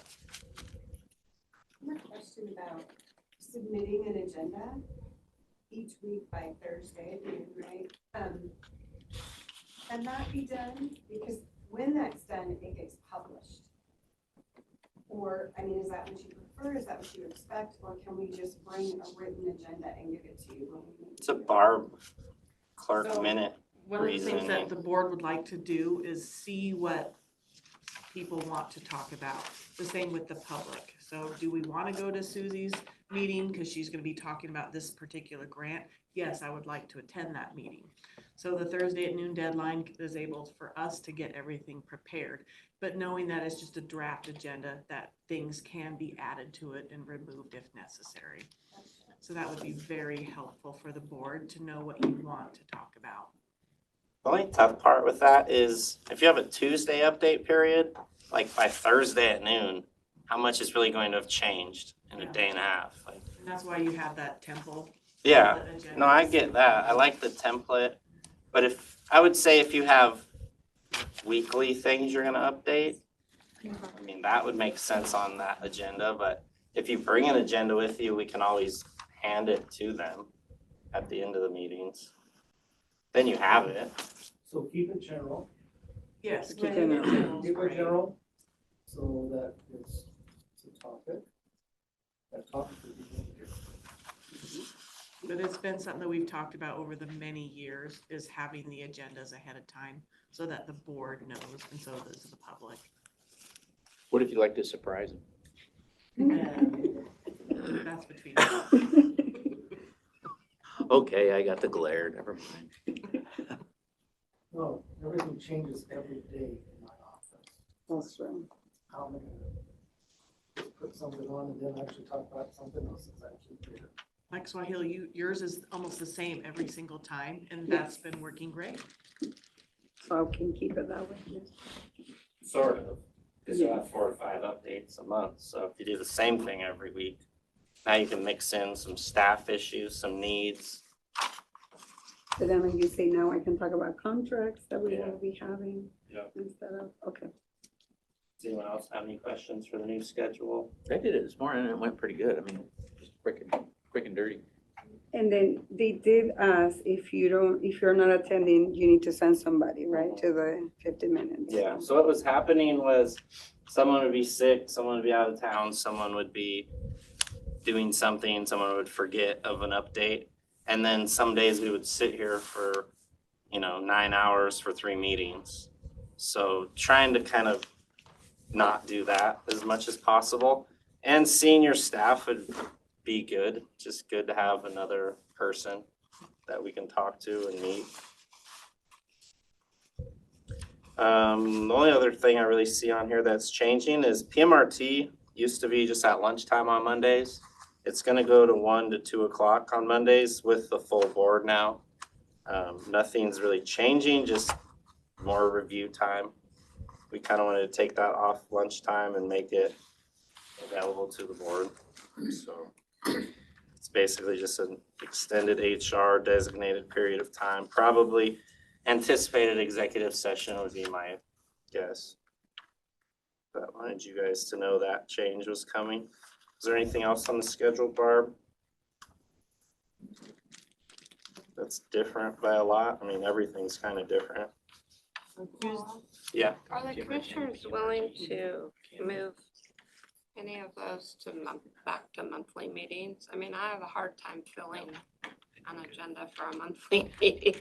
So I'm like, what am I gonna talk about every week? And I don't really have anyone. I mean, I have one other person that I could send, but that's. I mean, to me, so thinking of myself, thinking of having Kevin, I mean, so like you don't have a lot to talk about. You're trying to figure out what to talk about. Maybe talk about how many staff you have, you know, because I don't know how many you have, kind of issues you're having, things that you need. 15 minutes isn't enough for all the issues I've had. Well, then you got We'll do one of them. Then you're covered, but it's just, Nothing you can solve. it's just to help support each other, build the reports, build the relationships, make them stronger. If you do have an issue or you do need some help or you are having something, we can go right into executive session, have a real conversation about it, see if, you know, bouncing stuff off of each other, if that's what will help. We definitely want to try to keep this for the first month at least, and we'll make adjustments as we go. Okay. But That's what I was curious. yeah, if it's not working, then we'll change stuff, but ideally we can make it work. And I mean, if somebody's struggling or not coming up with stuff, it'll be the board's job to have questions that will fill your time. I mean, that's kind of how I'm looking at it. I'm making notes for next week when the people we've met with today come back in. Or like Tom has 2 meetings tomorrow. You better believe I'm gonna hit you with questions. Give him something to talk about. I can't wait. Yeah, so just getting those answers. So I really like the concept, but I like it, especially for Kevin. Right now, he has a lot of information to absorb, a lot of information to absorb, and this is the opportunity to start sharing what your office does. Or pick a place of your office, and then the next meeting, you know, so commissioners are aware of all the elements of why we're paying so much for law and justice. Well, there's a lot of reasons why law and justice has so many duties, but they need to be educated, be able to respond to the public, give them a better chance when they get the questions. Yeah, that one helped for me. any other questions? Is PMRT a closed meeting? Like, will that be executive session or can department heads? Sometimes. Can department It'll heads depend. attend or is that? Yeah, I mean, I don't really have an issue with that, but yeah, well, unless you go into executive. I think if you're doing classification changes or you're gonna be talking about a person's name, then we probably will go executive, but new positions, I don't see too much issue with that. HR might have a different opinion. We'll know more today when we do the first one. Might not go well, and we'll adjust if it doesn't go well. We'll see. I'll stay. Then Barb, you have this agenda as NACO leadership course. Yes, apparently Tom wanted to talk Well, about it. You some- had Caitlin at it. Yeah, some questions came up about it during the meeting about the Gallup and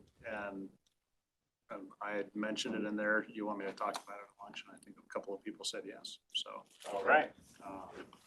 So high performance leadership is a 12-week course that's put on by the National Association of Counties. which we're a member. So I kind of fell into this training last year and went for it and thought it was a wonderful 12-week course. I've, as a retired Navy chief, I've been through a lot of different leadership courses, but none of them were as interactive as this. And so I really took a lot away from it and thought it was a really excellent course. So, and it's built for county. So I thought the county could really benefit if we could get a lot of elected officials and department heads to go through that training. So Rob has recently been through the training. Jim is going through the training now. Cindy is going through the training now. Corey is. So we're trying to expand that. There's a cyber component of it, and half of the TS team have already been through it. The other half are going through this year.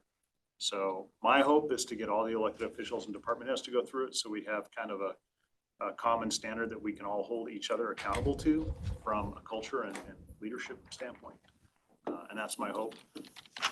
All the departments were paying for it. I'll say that I paid for my department and all of TS before Cindy stood up and said, the commissioners can pay for that. It was awesome. So there's a budget apparently, so as we go through it. The sessions are only 3 times a year. And I've got it's already filled out for this year. I've got 1 open space that I need to fill. But that's the high performance leadership. If anybody's interested in it, I'll send you the link. It's a lot easier for you to read the link and read the 1-pager than it is for me to really explain it. But I think it's well worth everybody's time to take a look at it. And it's a wonderful opportunity for personal and professional growth. Who's doing it now? Jim McKiernan, Decorah Anderson, Cindy Carter. Chris Turner. I'm sorry? Chris Turner. Yep, Chris Turner. I don't have the list on the top of my head. Yeah. So there's more scheduled. That's just who started in January. So nationwide, there's, I don't know, do you know how many people were I on think it? they said there was like up to 400 in this group. So that was actually smaller. And then Yeah. groups of, I think, 12 to 13. They break you up into cohort groups based on your time zone, so that's nationally, it might be 4 or 6 or even 800 people, but you're going to end up in a group of like 10 or 12. And you'll go through all of the course material yourself, and then you'll meet with your cohort group once a week and you'll discuss that. And there's specific guidance on how you do that. And then there's a national call the next day where everybody discusses it. First time I did it, I called it group therapy. I thought it was pretty cool. But my cohort group still stays in touch. So I think it's a wonderful opportunity for not just networking, but knowing you're not in the boat alone. So. Mandy is also in this round. And yes, I'm sorry. Yeah, thank you. Mandy is in this round as well. So. But I'm happy to share that link with anybody who's interested. Yeah, it's good. It gives you opportunity to self-reflect a lot. That's what I kind of liked about it. And then how you can maybe move differently to work with your peers or your other, well, in our case, department heads. But when I took it, obviously, just thinking about the BOCC was mainly my thoughts that I was having of how to work together better, how to get what we needed better. So it is a good training, and you'll get what you put into it out of it, obviously, like everything. But it's definitely got a workload. You can skate through it, or you can put in probably 5 hours a week. It's 5 hours a week, easy. Homework. If you watch the whole videos, I'm guessing there's some people that don't. I don't know. How do you? Well, I don't know. You should though. If you don't, you're selling yourself short. So. So Tom, you have me signed up for April, right? Yeah. Yep. Can you resend me that link? Yep. You bet. I'll put my name on it. It'll stay clock hours.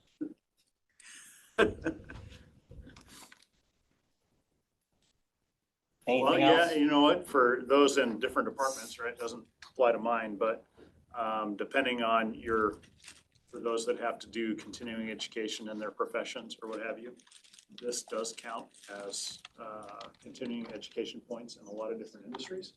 So You just have to check, with yours if that's something you have to do if this applies. Do you have a question, Susie? I just was curious about, any Tyler updates. We got them today, but wasn't a whole lot of an update. They go live July 1st, I think with the accounting portion.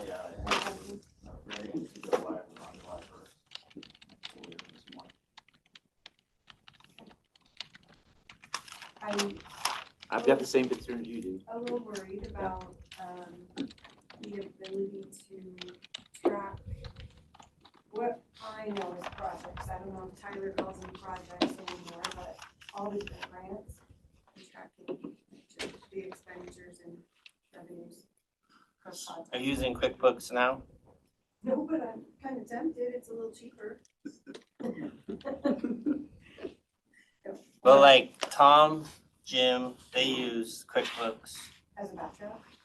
No, that's our I primary. get better data out of QuickBooks, to tell you the truth. We do everything through GP, and that's what we're. Did you get, I CC'd you on that email about grants and contracts, didn't I? That I sent to, I thought you were on it, that I sent to. Last week? Yeah, Oh, I was in San Diego last week. I'm still Okay. catching it. okay. So tomorrow morning I have a meeting with Tyler regarding grants, how you track them, that kind of project management. Well, not so good. I sent that email because I'm under the impression that they thought I was the only person doing that and setting that up for the whole county. And I said, no, that's absolutely not true. I said, mine are anything close to what yours are like or what yours are like. And so I said, these people have to be in the room when you discuss this. And they said, oh, we need to have a realignment. So I was told that by Holly that she had a great discussion with Michelle. And tomorrow I'll find out what that is. But I won't let it go very far without them reaching out and talking to you guys, because you're specifically, well, you've got very specific needs, and that are different than Dell's or Swahale's or mine. And they need to at least have 30 minutes with you so they can hear what those needs are. Thank you. Okay. I did share my concerns with the commissioners this morning about, I said, I need to be able to, and I don't have the grants that they do, but I said, I need to be able to track revenue and expenses at the end of the year and report those for individual things rather than as a big bucket. And so I didn't get a lot of confidence that that was going to work after talking to Mandy on Friday, how that was going to work. So I think there's probably, and I said, well, I don't have as many grants. I have 3 compared to Dell and Susie. It's a piece of cake, and I can still do that in QuickBooks. But well, the whole point was to get rid of QuickBooks with Tyler. So my understanding is even if it goes really well, we're not going to be able to do that right away. So, but I had a really good discussion with Holly, and she emailed me back, said she had a really positive conversation with Michelle. So she's had that conversation with Mandy. So tomorrow morning, I've got a meeting tomorrow morning and the next morning, both on contracts, projects, grants. But as I see it, it's to my department. Yeah. I'm a little different, I mean, I sent him a 8-page contract and I sent him a 70-page contract. And Jim sent him a contract. Yeah, and I've got 7 grants, so it impacts me as well. Yeah, you were on that email, yeah. What about just general training? Well, we don't count clerks, so I just. I'm not sure. Yeah, like just the general, what does it look like? What are we gonna, Yeah. We've assigned someone of our department to sit in on those update meetings, but that doesn't mean I know all the details yet, or what it's gonna look like for staff, all that. Well, in my understanding, and I misunderstood. Okay, I thought those meetings were optional. That I didn't need to be in there unless somebody told me, hey, by the way. But I probably should have been in them from the start, just so that I could stay on top of it, right? But I've kind of looked at it as finance. I'm different, so I'm not going to step on their toes, and that's. But I should have probably been in there just to be a fly on the wall anyway. So. How do we play catch up then? Because I did the same. You know, you trust that if the software is doing the HR components and the accounting components, that they're doing it well. At least get us on board when we need. I would reach out to Mandy or Michelle and say, I'd just like to get a meeting and catch up with you, maybe, you know, and make sure that I'm included in the grant conversation and the project, just so I can. Is there anybody else who feels like that? Maybe they need to get caught up? Probably Am the I whole the only one? room. Okay, oh, Yeah, I good. know. You're it. Yeah, it's not just you, it's been everybody. Maybe we Mandy has could been do working that, with our like, group. A lunch meeting like this would be a great venue for her to come in and update us all. Alrighty. I mean, but waiting for another quarter probably isn't good. July will be here before we know it. Right? Mhm. Yeah. Well, May 5th is our next luncheon. We need it before then, right? Yeah. Might take them until May 5th. I would just drop an email and We might, my office might be slowing it down a little bit, because since Tyler did not have truly a treasurer's financial package, we had to contract out. But then with all the problems with tax, all our time trying to fix that, it took away from completing that project. And so we're still not completed in getting fully our stuff done. Then, which then has to then be communicate with the Tyler project. So I don't know how much is our fault in my office for this process. I don't even know. Ours is the new property tax software package that has been not very you had to ask. liked. Sorry. By most employees. It's a meeting, though. And everybody else wants to. They're still trying to, and now I've got things that don't comply with state law and I can't get them to respond to making emails and phone calls. Okay, Barb, so can we schedule an update session, whether it's a lunch or just an hour meeting? And then invite everyone. Elected officials and department heads Yeah. again. Maybe something interactive where she's actually, somebody's actually on the computers so we can even Sure. see it. I know I've got somebody in my office. Okay, somebody from Tyler be available to do that. Yeah. Maybe, yeah, that'd be good too. Paying for the software, you can do a training for everybody. At least a visibility of some kind. But it's still the HR side of it's now gonna go away from Tyler and Oh, look for a past solution or a new solution. You're gonna move away from Tyler? We are. The recruitment and onboarding, we're moving away from Tyler. Oh, good, because it sucks. Yes. What are you guys using? My thought exactly. Yeah. It needs some help, and without having the accounting and payroll piece in there to start with, it's just hasn't been successful like we had hoped. So we are going back to NeoGov. I'll back up. Jim's comment may seem flippant, but we had another county call that was really concerned because they went through the same process and they gave up on Tyler because of the HR component. We're asking what our experience was like to help determine whether or not they would even restart their conversation with Tyler, so. I am known So for it's- flippant it's- comment. It sucks as a. Let's contain those. Yeah, contain those. At That's what the risk of core tells asking- me. I was backing you up, man. I was backing you up. Yeah. It has some challenges. I think it's 2 million. And it's not working. It's not working yet. Well, I wouldn't say the accounting package side isn't working. We It don't know hasn't, yet. it's just, it took a lot of reconstructing. They didn't have the flexibilities for the way we do fund numbers and the bars was, didn't make sense to me, but they had to spend a lot of time trying to get our funds set up. With the I thought those inflexibilities. were set at a state level. Those are. I thought the bars codes were No, set at no, the no, yeah, state bars codes are level. bars codes. It's just, we have a lot of, the projects and the different fund numbers, and they had rules that conflicted with the way we had done our fund number system. So we had to find a lot of cleanup just to get our reports based on project. Because that's what I'm hearing is, you want to report where it's per project of what's happening. But could it be our processes are like archaic and not And push people like forward me to be who's able stubborn to? and don't wanna change? Yeah. Well, I'm just saying, is it Tyler technology the issue, or is it our processes that don't allow for the Well, product to work? It's the way the formatting, that was one big problem, formatting. I think they solved that problem. Now who does the data? The treasurer feeds the data. The treasurer's not done with his project. To feed them the data, and so we feed them different data.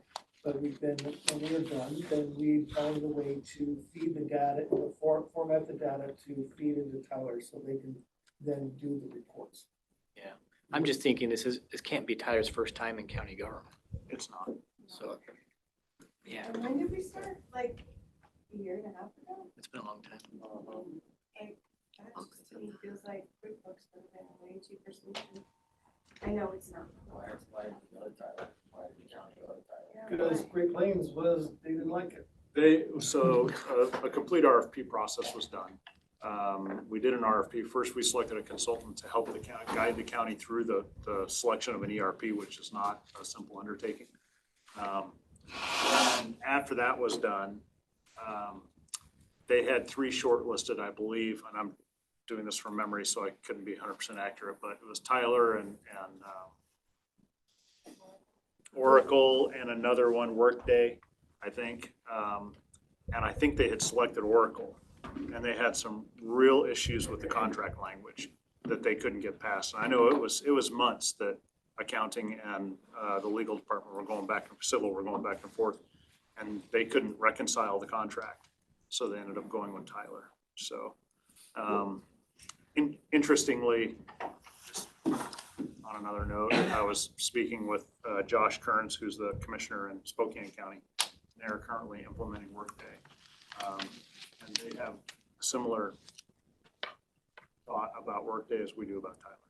So they're not having any fun. It's not going well. Yakima County uses Workday. Treasurer likes her part. But Workday was more expensive. Well, and I think the ERPs, these are massive pieces of software. And if you think about the entire financial footprint of county government, there's a lot to it. I think it's a really difficult thing to implement. I mean, I'm not trying to defend anybody, but I just. So we just need to continue on the bug. It's always a pain. When it comes to software.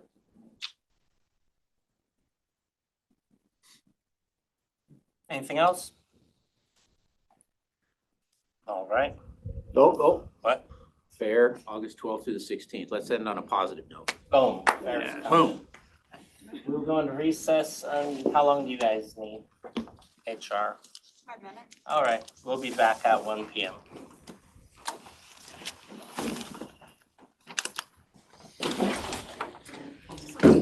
We might need more than 5 minutes to move.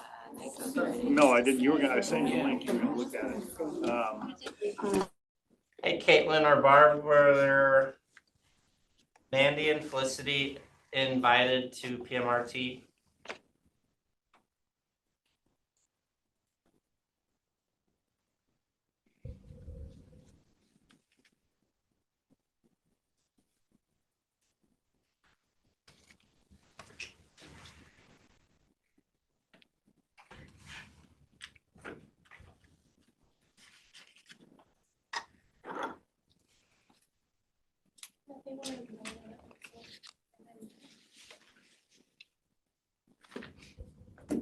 Caitlin might be on lunch, so.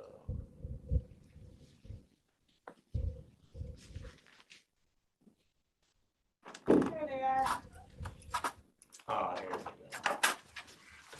Oh, where's my pizza? You should have been You invited. should have been to the meeting. Thank you. Sorry you're late. Told me.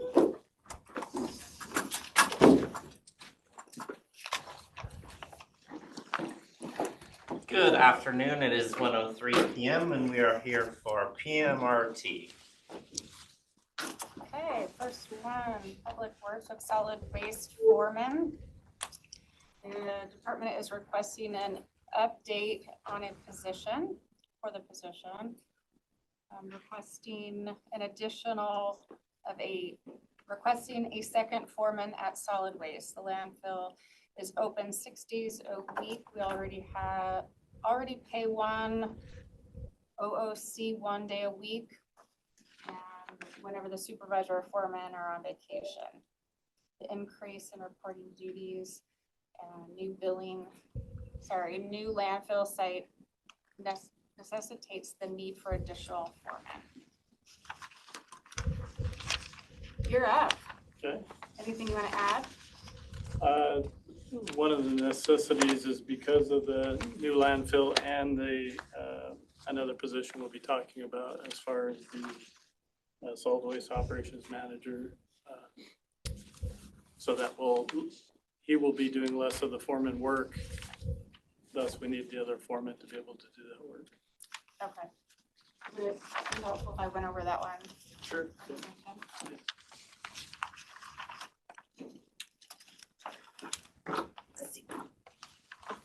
Got it. Thank you. Okay, so the other one, they're requesting the solid waste operational manager. Didn't get Is this a stable. position change or a new position? There's a position change from a solid waste supervisor. Somebody's in this position as a supervisor and you're gonna make a manager. Yes. Thank you.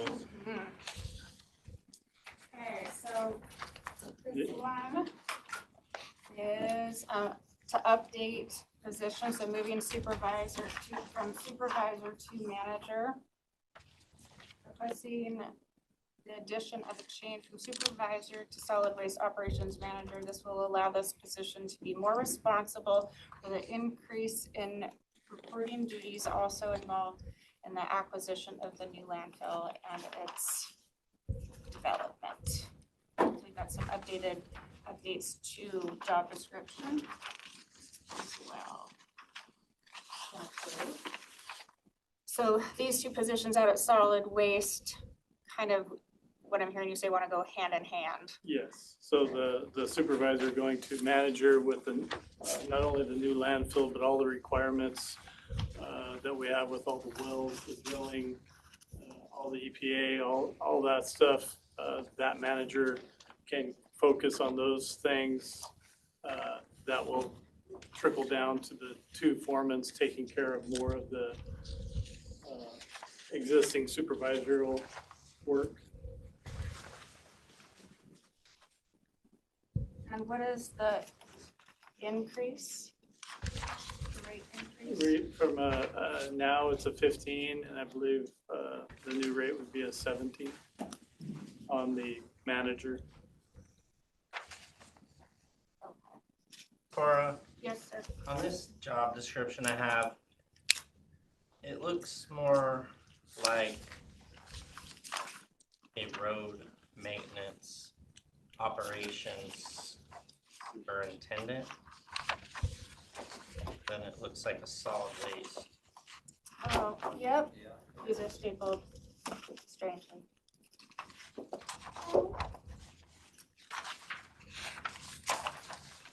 You're right there.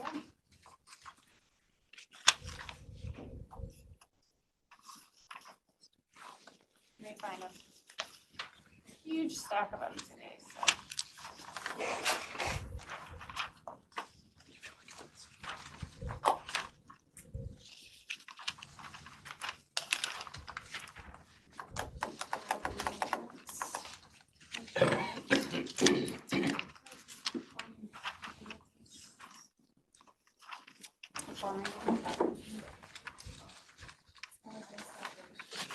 Job description.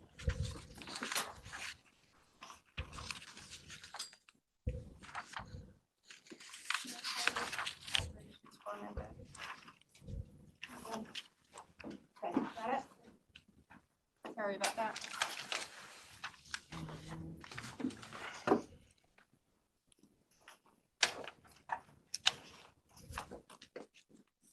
Okay, sorry about that, John. Anything else you'd like to add to I don't think sell so. your need? That it is going to be a big need in the next, as we transition to closing this landfill, all that goes into that, and opening the new site. It's going to be a long process, and it's going to need a lot more management to get it done. What's your ETA for closure? I don't know the answer to that. It's a long process. We're on the last phase, phase 4. I believe that's anywhere from roughly 12 years.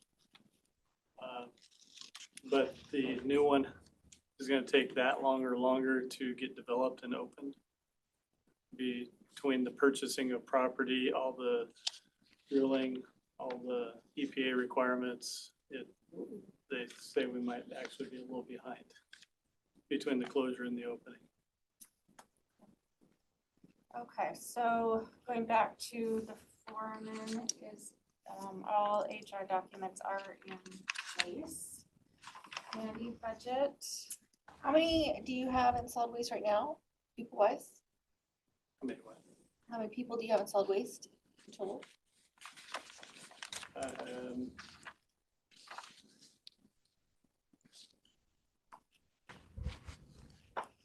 I believe it is approximately 12. 12? 12 with one foreman.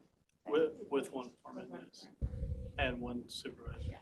That are just funded out of solid waste, not your litter crew, not your. Yeah, that's all out of solid waste. I don't have Public Works breakdown for budget, but they have about $500,000 for salaries in 2025. That be sufficient for?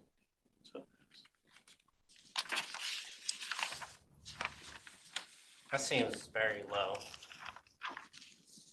The wages? Yeah, $500,000 for 13 employees. I mean, just benefit packages are $32,000 a piece. Benefits is budgeted separately. Okay, so just be salary. So you're gonna assume it's a 7 or a 15. 75,000 just for the one position.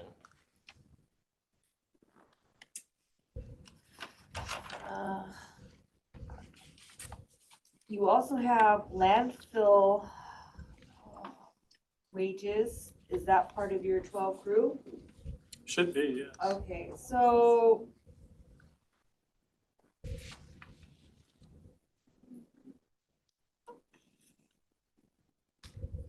that's not a lot though, so.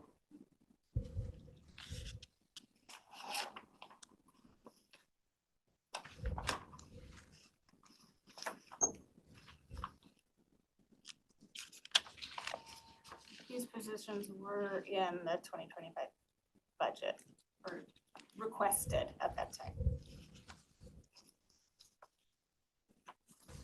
I don't know, because I don't get Public Works personnel breakdown like we do with all the other people. They just provide the numbers by category. So I'm not sure where all these people are funded out of exactly. It might be a Jahara question. Follow up with her. And do you think that, John, that can be done? That the numbers in each position can be? Yes, and I think a large part of this is also there's a rate study as well going on for solid waste to help for some of this as well. I don't think it's been completed yet.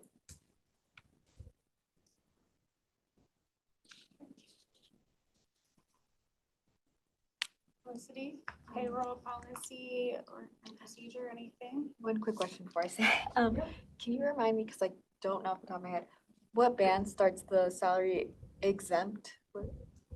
14, okay, then yes, everything's fine.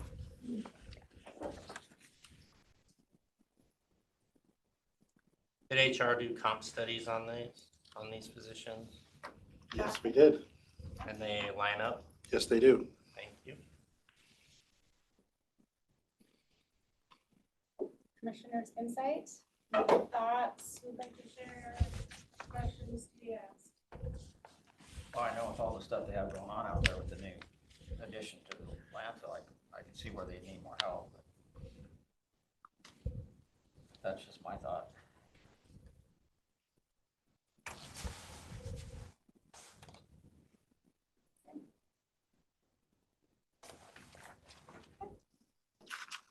So operations manager, same, everything, guitars in place, budget, we'll follow up with Ira. Payroll, no concerns.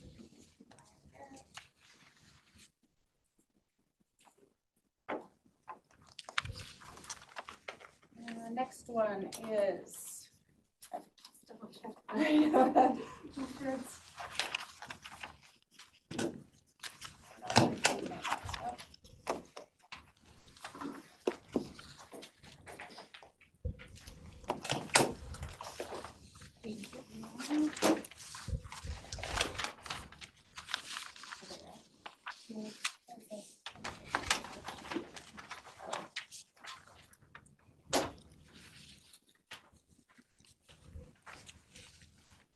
Not stable, it's. Thank you. Road operation maintenance manager, public works, and public works side. This position is part of the restructuring. We will not retire the road district supervisors as they retire. Instead, the 6 foremen will report directly to the road manager. This allows us to make changes such as single chip sealing crew, which was very successful this year. Eventually, we will reduce our workforce by 2 supervisors. The road operations and maintenance superintendent position oversees 3 road districts and serves as a point of contact between the district foreman and the deputy public works director. Road supervisors are being phased out as they retire. All of the road foremen will report to this position. Current supervisors, again, as well as they retire. That is 8 people reporting to them now, with approximately 55 employees under the foreman. This position will also do all the ordering for road oils, transportation, ice slicer, broom, wafer, crack sealant, and wearable parts for equipment. Graders, bits, rock, grate, teeth, etc. We will work with all the foremen to coordinate all road maintenance activities based on the local comps, as well as addition to the traffic, fleet, bridge, and vegetation supervision. Requesting a band 20 for this newly added position. So, John, can you speak to that at all? Yeah, so we've always had 1 road supervisor and 2 foremen for a district, 3 districts. A lot of things, we were always working separately, independently as groups. Less proficient, more money spent. We are changing to this, and as the 2 supervisors that are left, well, there's 3 of us, but as they phase out, as they retire, Mike DeTrolio, we have nothing in writing, but is likely to go in September of this year. Rusty Salter in a couple of years. We won't replace them. And just this one position, all of the 6 foremen will report to them. We'll coordinate with this position with everything, all the ordering, all the road work. Not only the roads, but traffic manager. So all of our striping, signs, vegetation manager for spraying, the bridge supervisor, the fleet manager who takes care of all the vehicles for ER&R, as well as the sheriff deputy that we pay for. Will be all under that position. Jonathan, did you have any comments? Yes. Okay, and does it fall within at 20? Yes. So when I ran the comps, the job descriptions that I reviewed are very similar to this position, But this position also has what other counties don't have is the traffic part of it. And so, speaking with Andy, we felt that it justifies a 20 with that additional department or that. 4 extra departments. Yeah, 4 extra departments. So, so it is a little bit above comps, but the comps that I ran didn't have the traffic aspect in the comparable counties. Traffic, bridge, vegetation, or the ER&R. ER&R is generally under the engineer. Yes. It's his responsibility. Why would that go under this position? The ER&R as far as the fleet manager, The John position Spees. Yeah, reporting. yeah, all of that facility, those mechanics, that manager, John Spees. What about litter crew? Litter crew should be under solid waste foreman. The only litter that roads or that department usually deals with are seasonal college kids that go out and pick up litter. But as far as the litter crew, that would be under solid waste. They would have to work with this position though. I can't imagine a solid waste foreman would be running the litter crew because vegetation and things is basically the same as the litter crew. The responsible area is the same area. Yeah, yeah. But obviously funded from. What we do now is the foremans keep notes of litter that they find along the roads. They send those to solid waste or whoever's in charge of like the part-timers.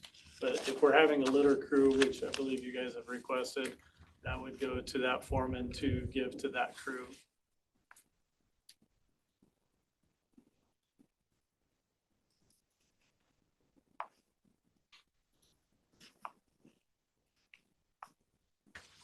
And then, budget, anything, No, I can't tell. We'd have to ask Jared to be sure, but is his salary gonna be sprinkled across all these different types, like the,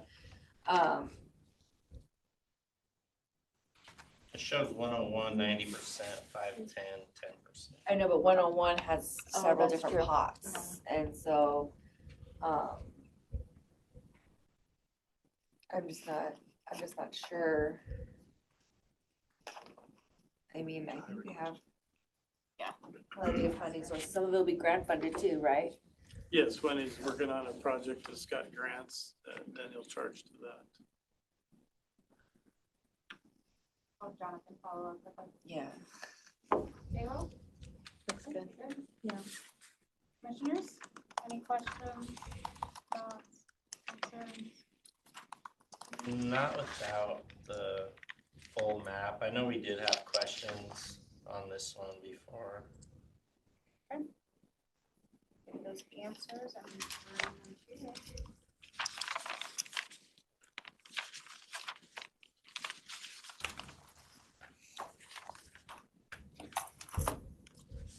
Last one for Public Works.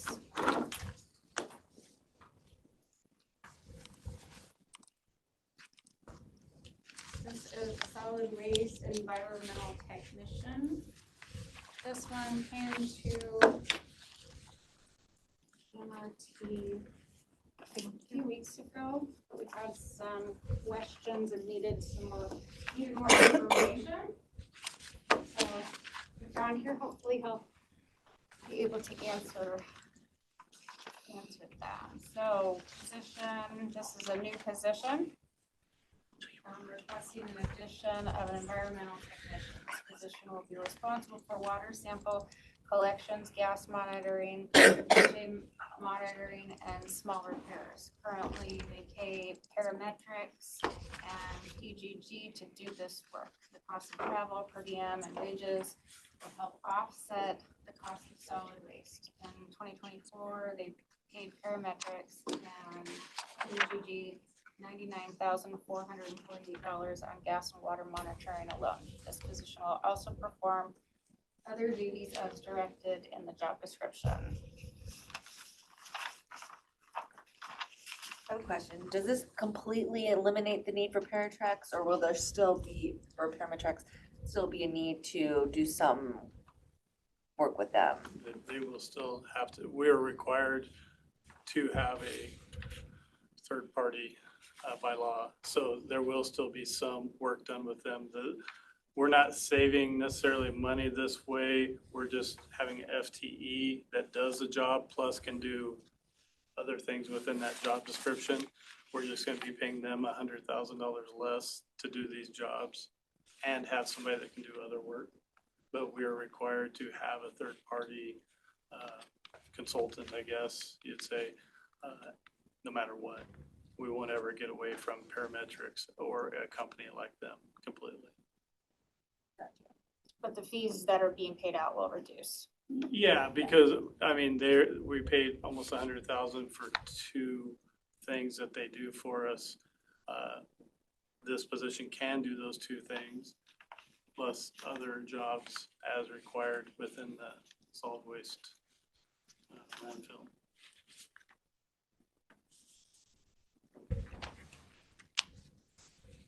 And Joan, who does a lot of work with our grants and such for that job, is semi-confident that she can get some funding as well towards this.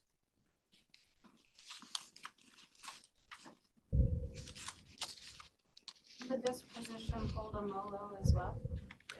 Yes. This one and, well, the foreman. Yes, the foreman will, and I believe there's 2 or 3 crew members that have gone through that as well. But it would be something they will hold. Our documents are complete. Budget, again, we'll follow up with hiring. Payroll. Looks good. Yep.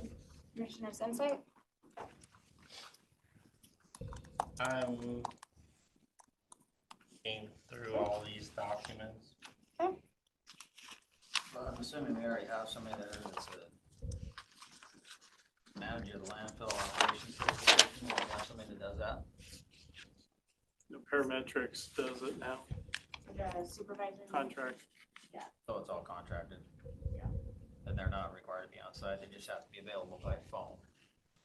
So this person would take over that position. Take over those duties, yes. So I assume that's somebody we'll have to hire outside of Grant County. What's that? This position will have to be filled by somebody that's not within the county. No, this position can be somebody, it should be a full-time employee, FTE. Okay. Are you talking about recruiting? Correct. Oh. Somebody, like nobody in house. Oh, yes, yeah, it could be either one. It'll be open to both and the best candidate thing. Okay.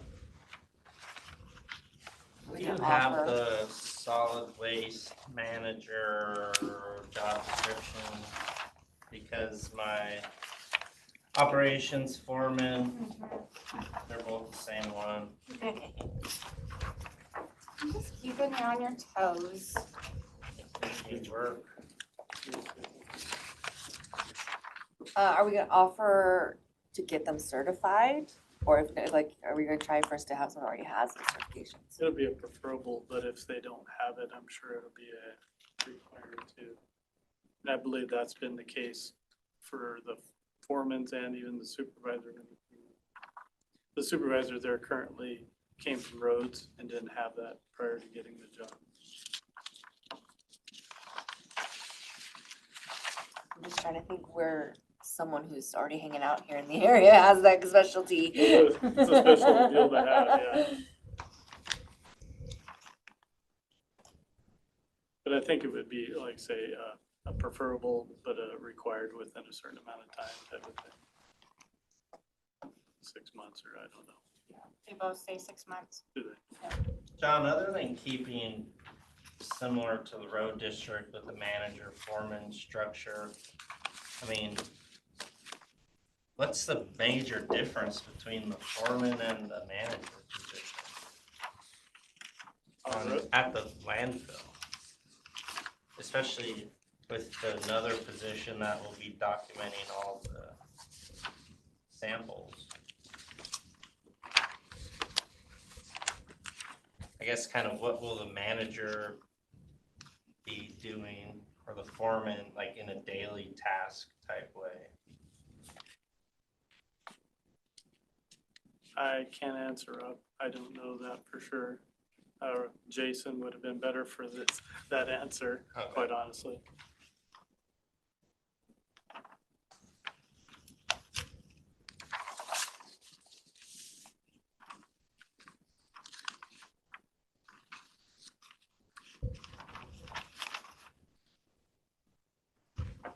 And then, John, you brought the proposed ever-changing. Yes, the ever-changing org chart. You wanna share? I just have one copy, so. Okay, well, between the. So you want me to rip it up? Yeah. Tear it up and share it and everybody. Where would you like it? Commissioners, they can see that. Thank you. Where you're currently standing. Yeah, is it changing? And you have a copy These of that? four departments have been waiting for them to give them this new. Because we're not hiring a assistant county engineer, which Sam and Dave talked to you guys about. I'm looking for it. Okay, so that- So there you see them, they're all on that list.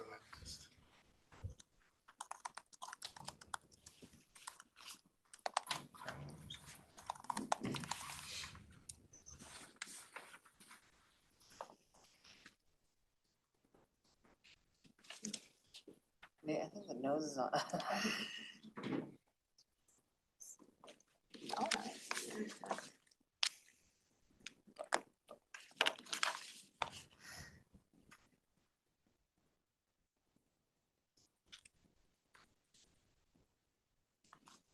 Right down.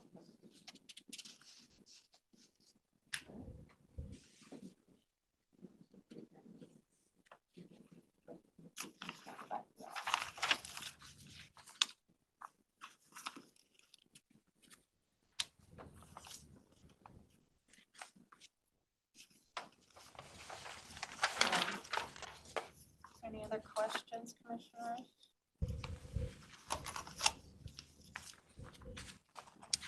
Okay. No, nothing more for John. I think you are free to go unless you want to hang out. No, I'm good. Thanks, John. Thank Thanks, you. John. Okay, next one, district court.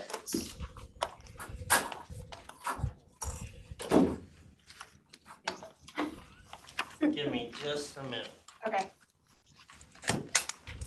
Double check. Trying to organize all my stuff.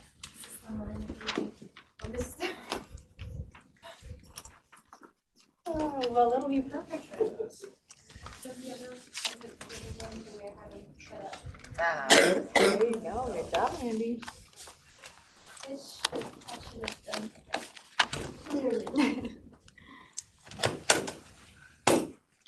I'm sorry. Thank you. Just help you with it.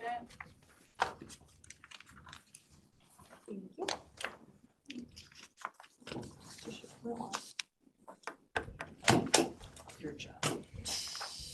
I can really, oh, is this the same one? Yes, it's rooming to the. I thought that one was settled. What's it? Oh, what is this?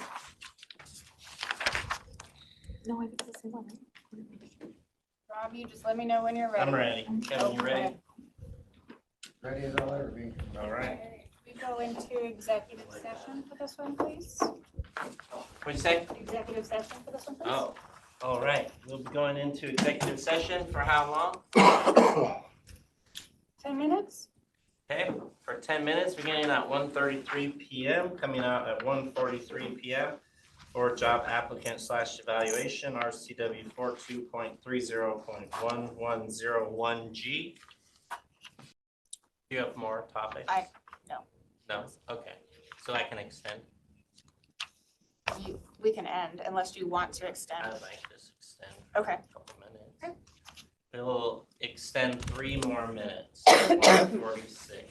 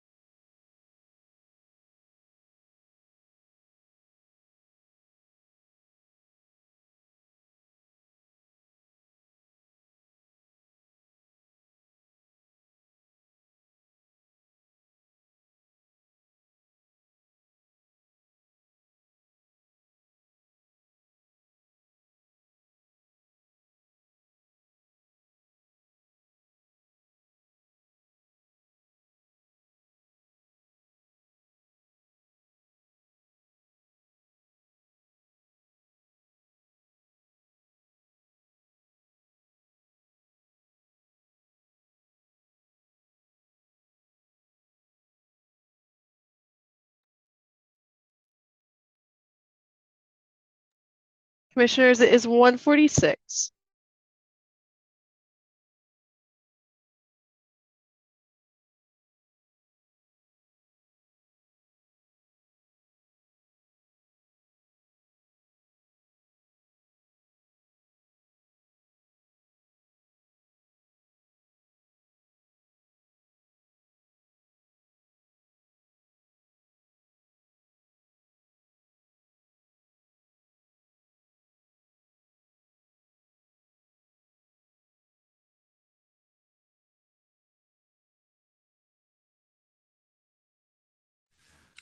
Did I make it? We are out of executive session. No decisions were made. You're good. I just, you got to 1:46. You can use it till that clock switches. Oh, there it went. Okay. That is, all HR documents are in place and Yes. so on the file. Budget, Sounds like the funding is fine. Obviously, we didn't account for these changes in the budget, so it's possible they may need a budget extension just for the purposes of the budget. So when I budget for the entire amount of the grant. So while it may be in different bars categorized differently, the project total is still gonna be the same. Oh, so you're gonna reallocate some for Yes. supplies to salaries? Correct, Okay. yeah. Then shouldn't be an issue at all.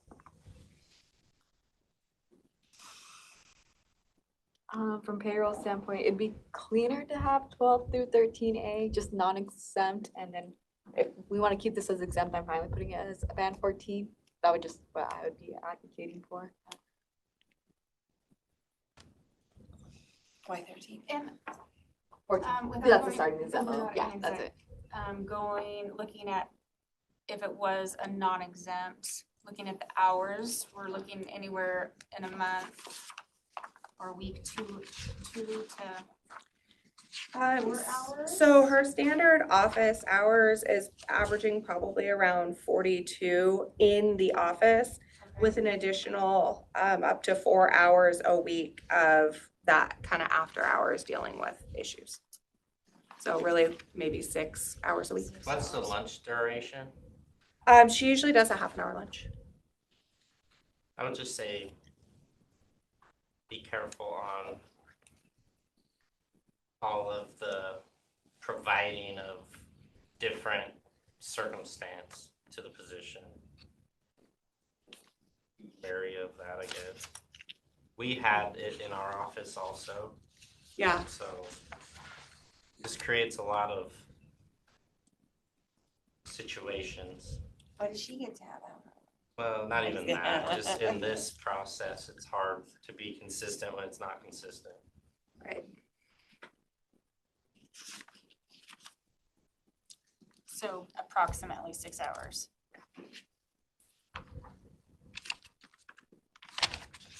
And it depends. I mean, if we're coming up on a holiday, it can tend to be more.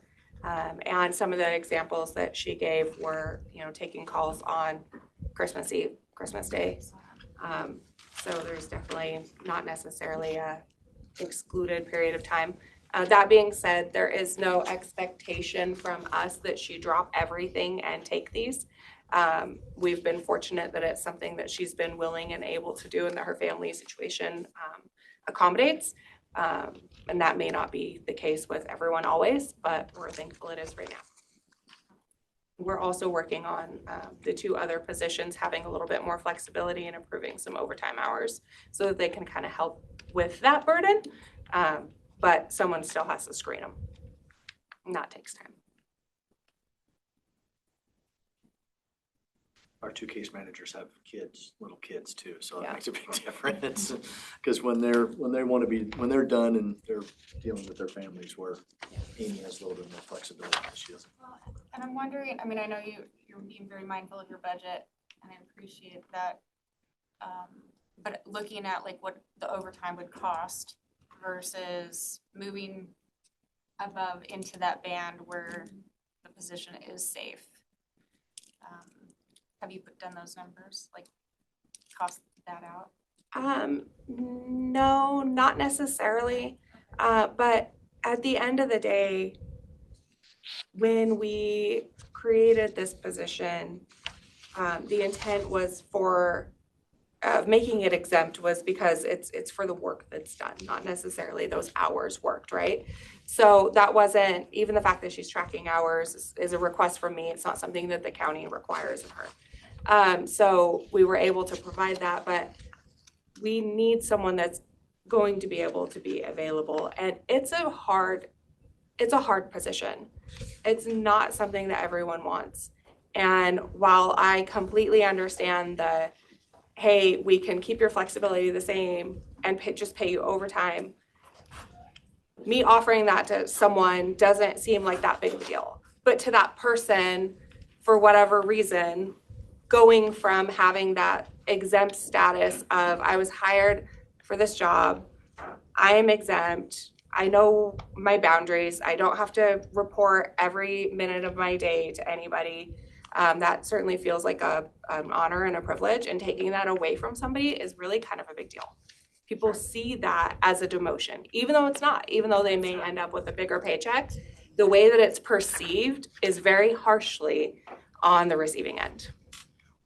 And yes, I can definitely see that, but that will go to time and attendance as well when the new system comes in, that kind of that tracking, I think, is the expectation of the board anyways, regardless of what position you're in, so, which can feel that way as well. Any questions? Commissioners? No questions. Okay. And the request is I usually get asked percentage, so is a 5.38. The request.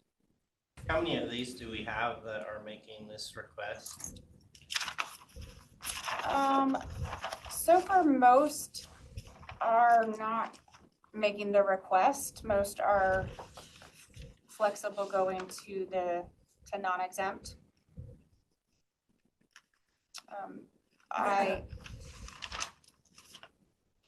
What was that? I'm silent to her. Oh. So my list, most are going non-exempt.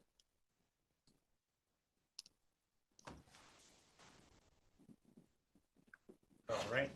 Okay. Thank you. And with the last couple of minutes of PMRT, we have kind of some PMRT paperwork stuff that we want to process in this new format. We've had some thoughts that we'd like to share with both of you. Thank you, everybody. Thank you so much. Thank you. Appreciate it. Desiree. Oh, you didn't send it? I started. So, and Rob, you and I had talked about the onus of presenting and who should be doing it. So Gina and I were kind of troubleshooting, and I had thought of the form, using the form, having it all done. But Gina came up with a thought of doing, we have our PMRT form, but doing a kind of a easy PowerPoint presentation that the department head or elected can do and bring. And they can do what they did here today and kind of sell, for lack of better terms, but sell what their request is. We get a lot of kickback, as you know, from PMRT in the HR office that, well, you didn't sell my position hard enough. You didn't do a good job. To sell their position. So by having them come in and do it, we'd still track the same way that we're tracking, but they can give all of the details. You can ask the questions of them directly. We're just on the HR side, we're gonna track just like we have been. Yeah, for like the solid waste, for me, they need to present again. Because 2 new positions with an added manager position change. What was presented doesn't provide enough detail understanding for me. And really what the idea came from a business case. If you took a college course and you did a business class, you would be asked to do a presentation on a business case, the business need, the impacts, funding, all of that. So this idea was to do that presentation in 6 slides. We would provide a template so that nobody had to create anything, but to use the time today to do that presentation and go over all of the elements. And then as part of PMRT, it would be checking the box. Was it complete or incomplete? And then move that forward to the board. Yeah, I like that. So PowerPoint would have a title slide, introduction, overview slide, current challenges or problems. Next slide would be request details. Yeah, the challenges that require this position. Yeah. That's what I worry the most about with a lot of these new positions. Yeah. It sounds like we just keep putting the person at the top that just watches, where that leaves halfway through the day. Fifth slide, benefits and the impact, and then 6th slide, cost, resources requirements. So we would like to put that out there and have the board support that concept, and then start asking department heads and electeds to do that, come in, present. They can sell what they need a lot better than we can, so we've been told, so they should have the floor to be able to do that. Yeah, I'm good with it. I would agree. Okay. MRT wasn't really designed for them. When it started, it wasn't designed for it to be sold. It was to be, is it in the budget? Right. Because most of the time, the answer 2 years ago was no. No, right. So, right. People forget the little steps that are actually wins at Grant County. Yeah. Does it break policy? Almost every time was yes. Yes, it's true. It was. It was a no and a yes. Yeah. And then HR saying, I have no idea, no one's talked to me about this position at all. They want us to recruit for it? Yes. Yeah. So we've been doing it this way now for a year, and I think that there's been its challenges, but I think that it's really grown and progressed. I think moving forward this way can have an even greater impact, because I think it allows them the opportunity to take onus of what it is they're requesting and be able to speak to it, be able to present it, and then we just go through the process that we go through. Like it. Okay. All right, we'll go into Thank you. recess for, you need a break? 1 minute. I just want to make sure, All right, for today's meeting, there's so many topics, but right now, the delays on tax collection is, first thing, and which I already talked about this morning, is assessment roll cleanup, and some conflicting issues that we need to resolve with Mosquito One, the Mosquito Moses Lake, where they seem to be picking winners and losers and not following their rules. So before we decide to start the tax calc. Problem is, but the problem with the tax calc also is because we haven't got the LTIF information, you talk to all the counties, they've got it when they got the levy certification. And then they did something with it to make sure everything's fine before they did the calculation. Since I don't have it, I'm posing questions of what exactly is this office supposed to be doing when we get the information in a different way than what we rather would have had it. Because if it's done on a worksheet, then we'll have to ask for special queries, stuff like that. It may cost money to be able to get data for each, to have how much this impacts each taxing district, and how much was lost each month to TIF, and then a port needs to report on a monthly basis how much they got. But because she didn't use the software, then it made it so much harder to do these basic functions. And so I've been trying for weeks to get a hold of PAX and find out what is the process, what can be done after, can something be done after the fact? Because everyone's guessing right now that you had to do it before you did the certification. But it's probably true, but I can't get PAX to respond to confirm it. They're not ignoring my emails. So my next step is asking other counties and ask the Department of Revenue, what am I supposed to do with this?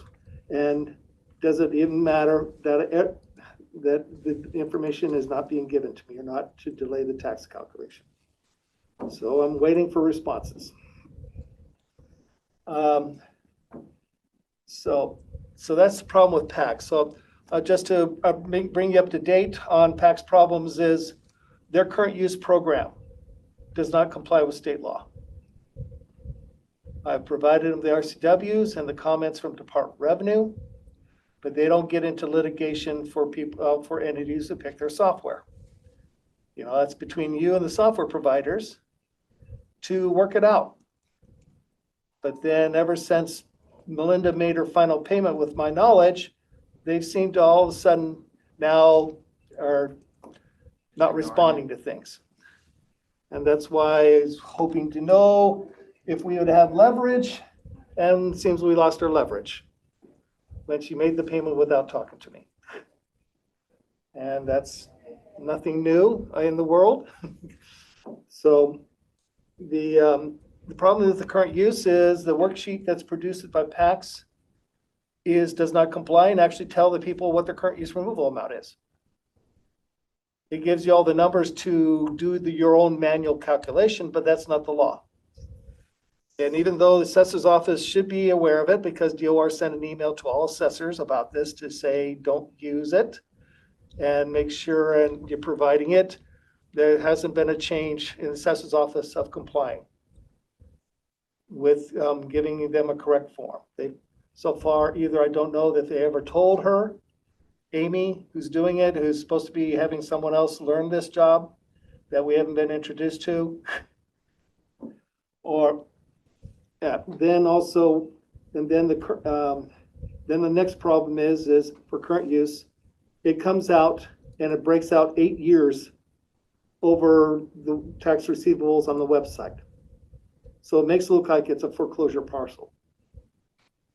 State law requires it to be it only have one lien date. Unfortunately, PAX makes it 8 lien dates, where you can make partial payments, all these things that are not allowed by law.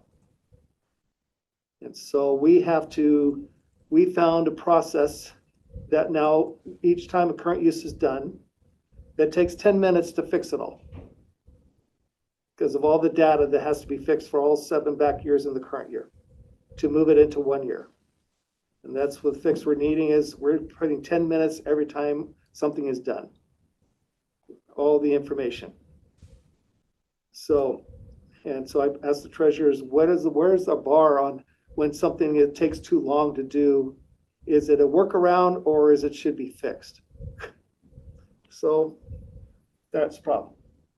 So been asking the question, they say they'll go to developers and talk to us, and now they stopped talking to me. And then even when I asked PAX questions regarding this LTIF module they have, I can't get it. They won't respond to me even on that. That's supposedly not controversial. So just to work on workflow. The beginning of each month is really crazy due to we're working on the monthly report. The tax and district, we work for the county departments, and the tax and districts, doing functions, having relationships with all of them. So we spend a lot of time with a lot of communications because everyone wants information. So right now this week, we're working on all the data, putting all the data together to get the monthly report out, the STAR report, to the tax and districts. And so they have the data for their own board meetings. For the districts that I'm not the ex officio treasurer for, like cities, and there's one other, like the joint library, then we remit monies to them by the 10th of each month of what we collected the prior month. And then around the 20th, we remit all the state monies we collected in the prior month to the state and send them their monies.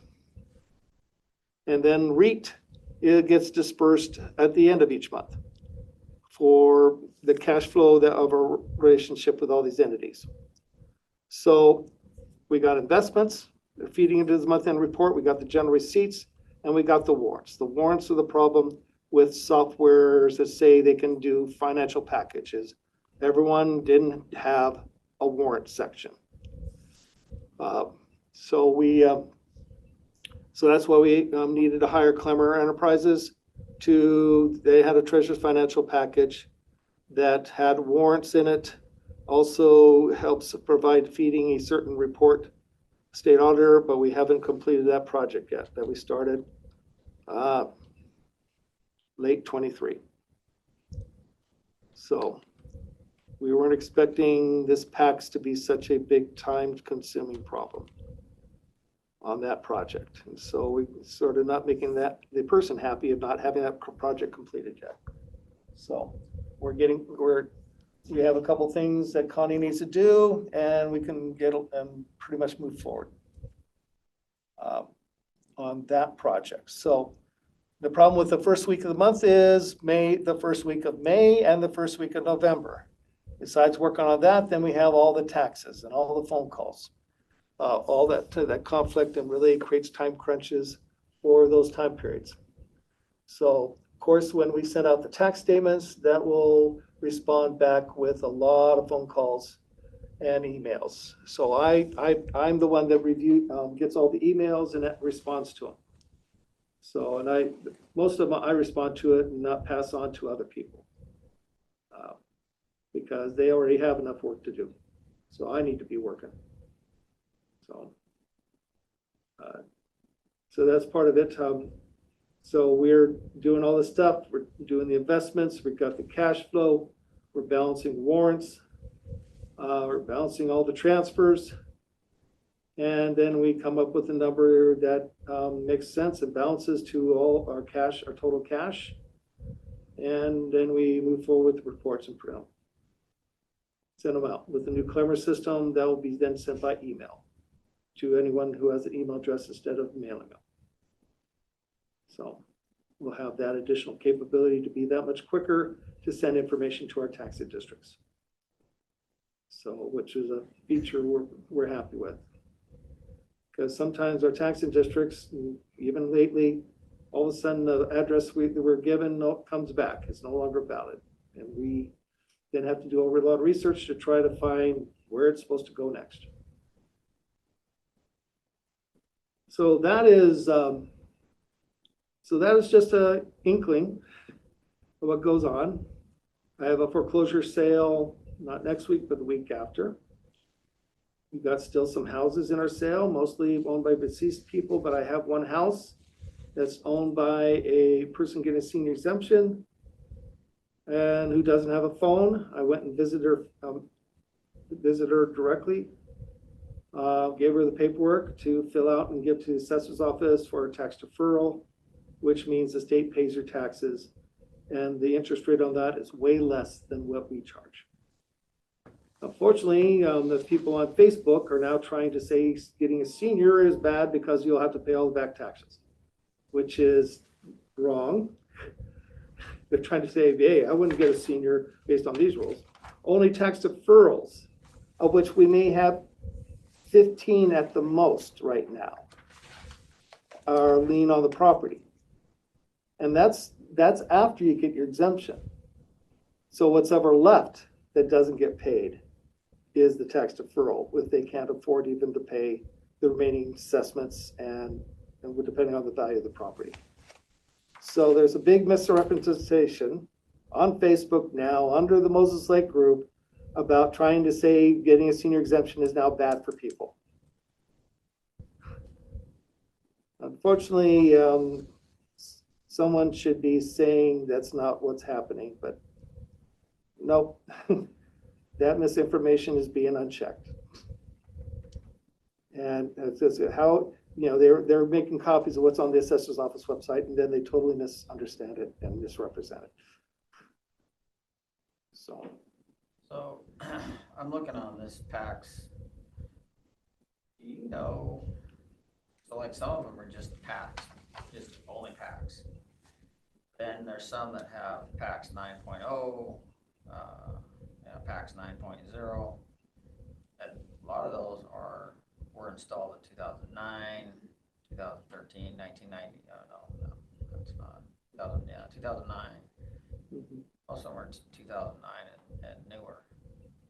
Are they this? Well, there's one that's 2008. But well, I don't know.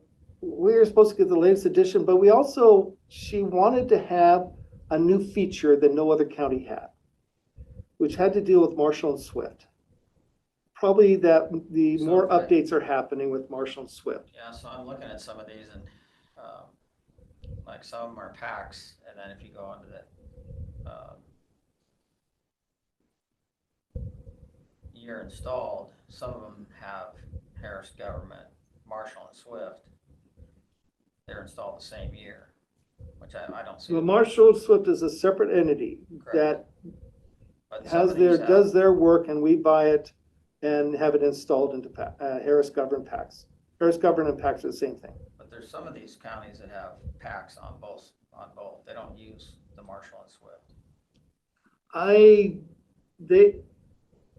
would assume that everyone's using Marshall and Swift unless they have another entity who's providing the tables for personal property, other residential. There's a lot of data that Marshall and Swift gathers. I don't know. I have not been told of another entity who does the same function. Well, it says appraisal function software, which is the same, PAX 9.0.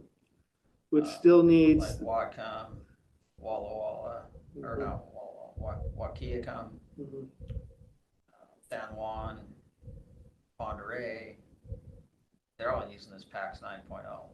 Right. But it also goes on to the appraisal side of the function software. So I'm wondering.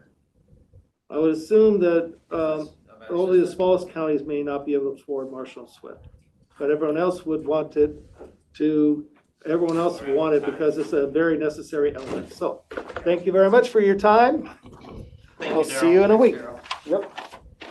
We'll roll right into our youth services update. Hi, how you guys Spotty, doing? Long time no see. I know. I So hope you got some lunch. yes, I figured today I will be talking about what my department does, especially so Kevin can understand, our position and what we do. So we're starting with we are 17 people in my department, and we do have 3 different departments that we deal with.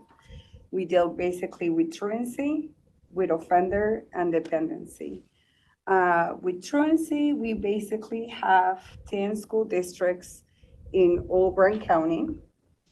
And basically what happened, or at least OSPI rules are that they can file a truancy petition with the court if they have 7 unexcused absences in 1 month altogether, or 15 in a year. So that's what we do with the truancy. And last year, our main contributor for the truancy petitions were Moses Lake, but since this year they are struggling with, they let go a lot of people. We haven't had hardly any petitions from Moses Lake. So our numbers are very low compared to other years. But in that unit, they also do at-risk youth and CHINS petitions. CHINS is Child in Need of Services. Our truancy unit is mainly 1 legal staff that we have allocated to them, and then also 2 treatment counselors that do all that job. And then, any questions with the truancy? That's how we deal with? Okay. The offender unit, it's basically, some kids can either go through the process. We deal with kids even when they don't have any trouble, kind of like the first time offenders, they will usually go to our diversion program. So that's like a contract that they do with the juvenile department without getting in trouble. And they kind of basically sign saying like they're gonna do some type of classes, some community service hours. So we do have, we can get to them before they actually come to the system. And then we also, after their disposition, they go through the court and everything. We do have probation officers that actually make sure that they're complying with the court rules. So for that department, we actually have the juvenile service manager, 1 legal staff, and we actually have 2 full probation officers. And we actually have another 2 that are part-time guardian ad litem, part-time probation officers. So our main goal is that all of the probation officers can also do guardian ad litem jobs, just in case if we have lower numbers, they can just swing to the other unit without us having to either, hire or let go of people. So that's what our main goal of the new probation officers that we're trying to recruit, or even the ones that we have right now. So that's for the offender unit. And then we also have the dependency unit that this is when, DCYF gets involved. Yeah, they're trying to either remove the kids for child safety, and they're trying to put services in place to coordinate to hopefully do a reunification with the parents and the kids, or, have them adopted and terminate their parental rights. We currently have 1 guardian ad litem administrator, 1 legal staff that is fully allocated to them, 2 volunteer coordinators that they basically have volunteers that help out as well as a guardian ad litem. They go visit the kids, they do a court report to make sure that it's the eyes on the court for the kids as to what they do. And then we also recently got funded 100% fundings from AOC to get a FJC. It's a family juvenile court coordinator, and that position basically, see all that is wrong with the court and see what we can improve with the court. Since we have a lot of components in that court, there's a lot of delays. So this person is mainly dealing with data entry and making sure that we have everything that we need for our court to run smoothly. And that's basically it. And me, I don't know if you have any questions as to, it was really fast, I know. As to what we do, I would love for you to come and see our department and then also what we do in a maybe court day. I know it's a Monday, so you're probably really busy, but Yeah, Mondays and Tuesdays are not good. Well, yes, I totally understand. By the way, I forgot to tell you that our two treatment counselors, they also do our programs with the kids. Even if they're offenders, they actually do a lot of evidence-based programs with them and teach them classes and skills with them. So what does the middle of the week look like for you guys? middle of the week, it's actually Wednesdays are the less busy days for us if we don't have any type of court. Sometimes we do have, well, we actually haven't had any trial for offender in a long time. So those are days allocated to trial for offender. But I think Wednesday will be a good day for you to come visit with us. Yeah, so maybe next Wednesday. I gotta go to Olympia this Okay. Wednesday, so. That will maybe work next for Wednesday me. would be good. Yeah, I don't know if you want me to ask Barb or Maybe I'll somebody Barb to or put it in your Mike's calendar. Yes, and then just so you guys know, I also wanted to know, I emailed Barb because I wanted to know if I can change my time that I meet with you guys. I am also, Scott is the juvenile service manager that usually is in court all the time on Mondays. If he's gone, I'm the backup for him. And then also I do backup just in case our interpreter is gone. So that will really help me if I'm able to switch the time because then I can be in court and, can cover my staff. I did talk to Susie this morning. She's at 10 a.m. every Monday. So I don't know if she was okay, if you guys are okay if we swap the times. So instead of me being at 2:15, I will be at 10 a.m. and then Susie can be at 2:15.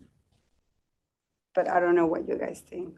I just wanted to let you guys know that that might be a conflict for me later on if I have to cover for my staff. I'm sure that probably works better for Susie, so she doesn't have to drive over here that early in the morning. That's true. Are you guys okay with that change or? Yeah, I don't have an issue with it. The reason that you're at this time is because we're trying to keep all the courts together. Oh, the courts But together. I don't necessarily have an issue with it. It might take a couple weeks to switch it, but. Then, like I said, I didn't have any problem today, but there's times that, Scott is either on vacation or calling sick, and then I have to cover. So those are the times that sometimes I might know in advance, but most of the time I be like, he's gone, I have to cover. So I just wanted to make sure that I cover, I'm okay and I'm able to come to this meeting, but then also wanted to make sure that if there was another opportunity for me to change the time, that will work best. That would be great for me. And then one other quick thing that I wanted to update you guys. I know that you guys probably know as to the federal funding actions and the freezing and, that took in place. Now it's not affecting us anymore, but I did have one grant that possible would have been affected, but since that was lifted and it's right now, it's like we are able to do as we please with that money, but later on, I don't know what's gonna happen with that money, since I know it's coming from federal funding. So I will keep you guys posted as to that. I know I do have a conference that they're putting middle of this week, so I will know a little more, but so far since one of the judges basically blocked the federal executive order from Trump. I don't know what's going to happen later, but for right now, I think we're okay. So. Gary said right now that grants are all right. Yes, yes. And I'm hoping so, but like I say, I don't know in the future, since I know that was his main thing, that, try to go through all of the federal money. That's the only federal dollars that we're applying, and that's from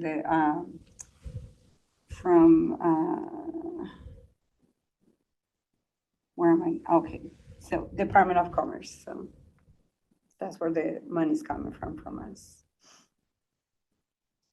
Any questions for me? I don't have any more. And then I do plan on, I apologize, I didn't have my agenda for this Monday, but I do plan sending my agenda and hoping to group them and have like a big setup of stats for you at the end of the month and then categorize by them. But I don't know if you guys have anything emergent that you guys want to know. I know I will be bringing my issues every week to give you guys an update, but my main thing, I was thinking that I will give you the stats as to where we are at the end of the month, as to how many intakes we had and things like that.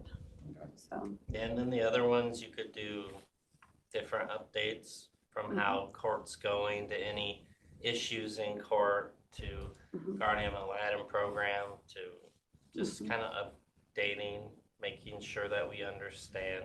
Yeah. Any decisions you're gonna need us to make. Yeah. As long as we have the info before, you Yes. get your decision a lot faster. I completely agree. And then I am planning on putting together, I know it's gonna be probably a lot of bills. There's a lot of the legislation that it's still not implemented, but they're trying to move towards juvenile. So I have a lot of bills that I'm watching that I'm gonna bring to you guys and say, this is what we're looking at, and this is my position on this. Like I say, nothing is set in stone, but at least, you guys know all of the lists that are affecting the juvenile world for me. Yeah, no, that'd be nice to have. Yes, so that's on the watch, and that's it for me. All right, any questions? Okay, we will go into recess until 2:30. Good afternoon, it is 2:31, and we are here for the clerk's office update with Kim Allen. Hello. Welcome to your first 15-minute update. All right. I told Rob I had to look for some fun facts for you, so. I was just gonna start out and let you know that I have 16 people under me in my office. And as you saw when you came to visit, we're packed in there quite efficiently. Very efficient. Not a lot of extra elbow room, but we manage. I was curious, I haven't looked for a couple of years, during COVID and all that. We had, actually 2020, we didn't have that big of a slowdown, but starting in 21, things kind of slowed down, and then it's just been ramping up since then. So I ran a quick report to see how many documents we filed in 2024 now that we have a full year. I hadn't done it for a couple of years. So 2024, we filed 71,429 documents. And I'm trying to think when we started e-filing. Some of those would have been e-filed, not a lot. So anything that came in paper, we scanned and turned into digital images, which is those 71,429 documents equate to 310,613 pages.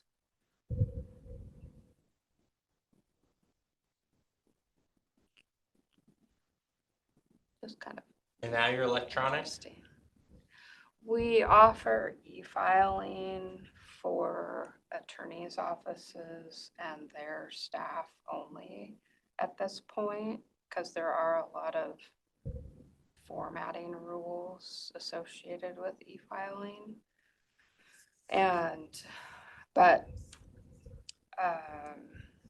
I had a meeting first thing this morning with the judges and court admin about looking at moving towards paperless files, and so that if we do that, we're gonna have to open up e-filing to the general public. And I did have a complaint from one of our defendants last week or the week before, not happy that I was discriminating against him because I wasn't allowing him to e-file. And I said, well, it's really a privilege. I don't have to offer that. And that we will be opening it up to the general public, but at this point it's not. And I need to work with TS to get some like tutorials or something like that created that we can have posted on the website to help people with that. Otherwise, we'll get frustrated, they'll get frustrated. It won't be a pretty process if we don't offer that help up front. So those are some things that I'm working on. The judges were very receptive to having no paper files. What I asked them to do is over like the next month, pretend that they don't have paper files and tell me, what are the challenges? What are the issues? What are the things that you can't do?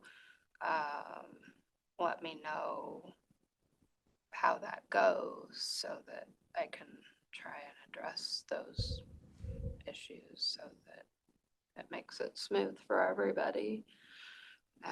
File and e-file. What's that? If you started using e-file, they could find it with their court case number or their last name or something like that if they were looking for a file that pertains to their judges. case. Even the public if we did open it up to the public. Yeah, the way the e-filing works right now, there's required fields that they have to input. And then whatever documents they attach have to be in a certain format. But part of the parameters, things that they're required to input are case numbers, one of them. So they could actually input their information like from a computer from home into your system. Is that what you're thinking? Right.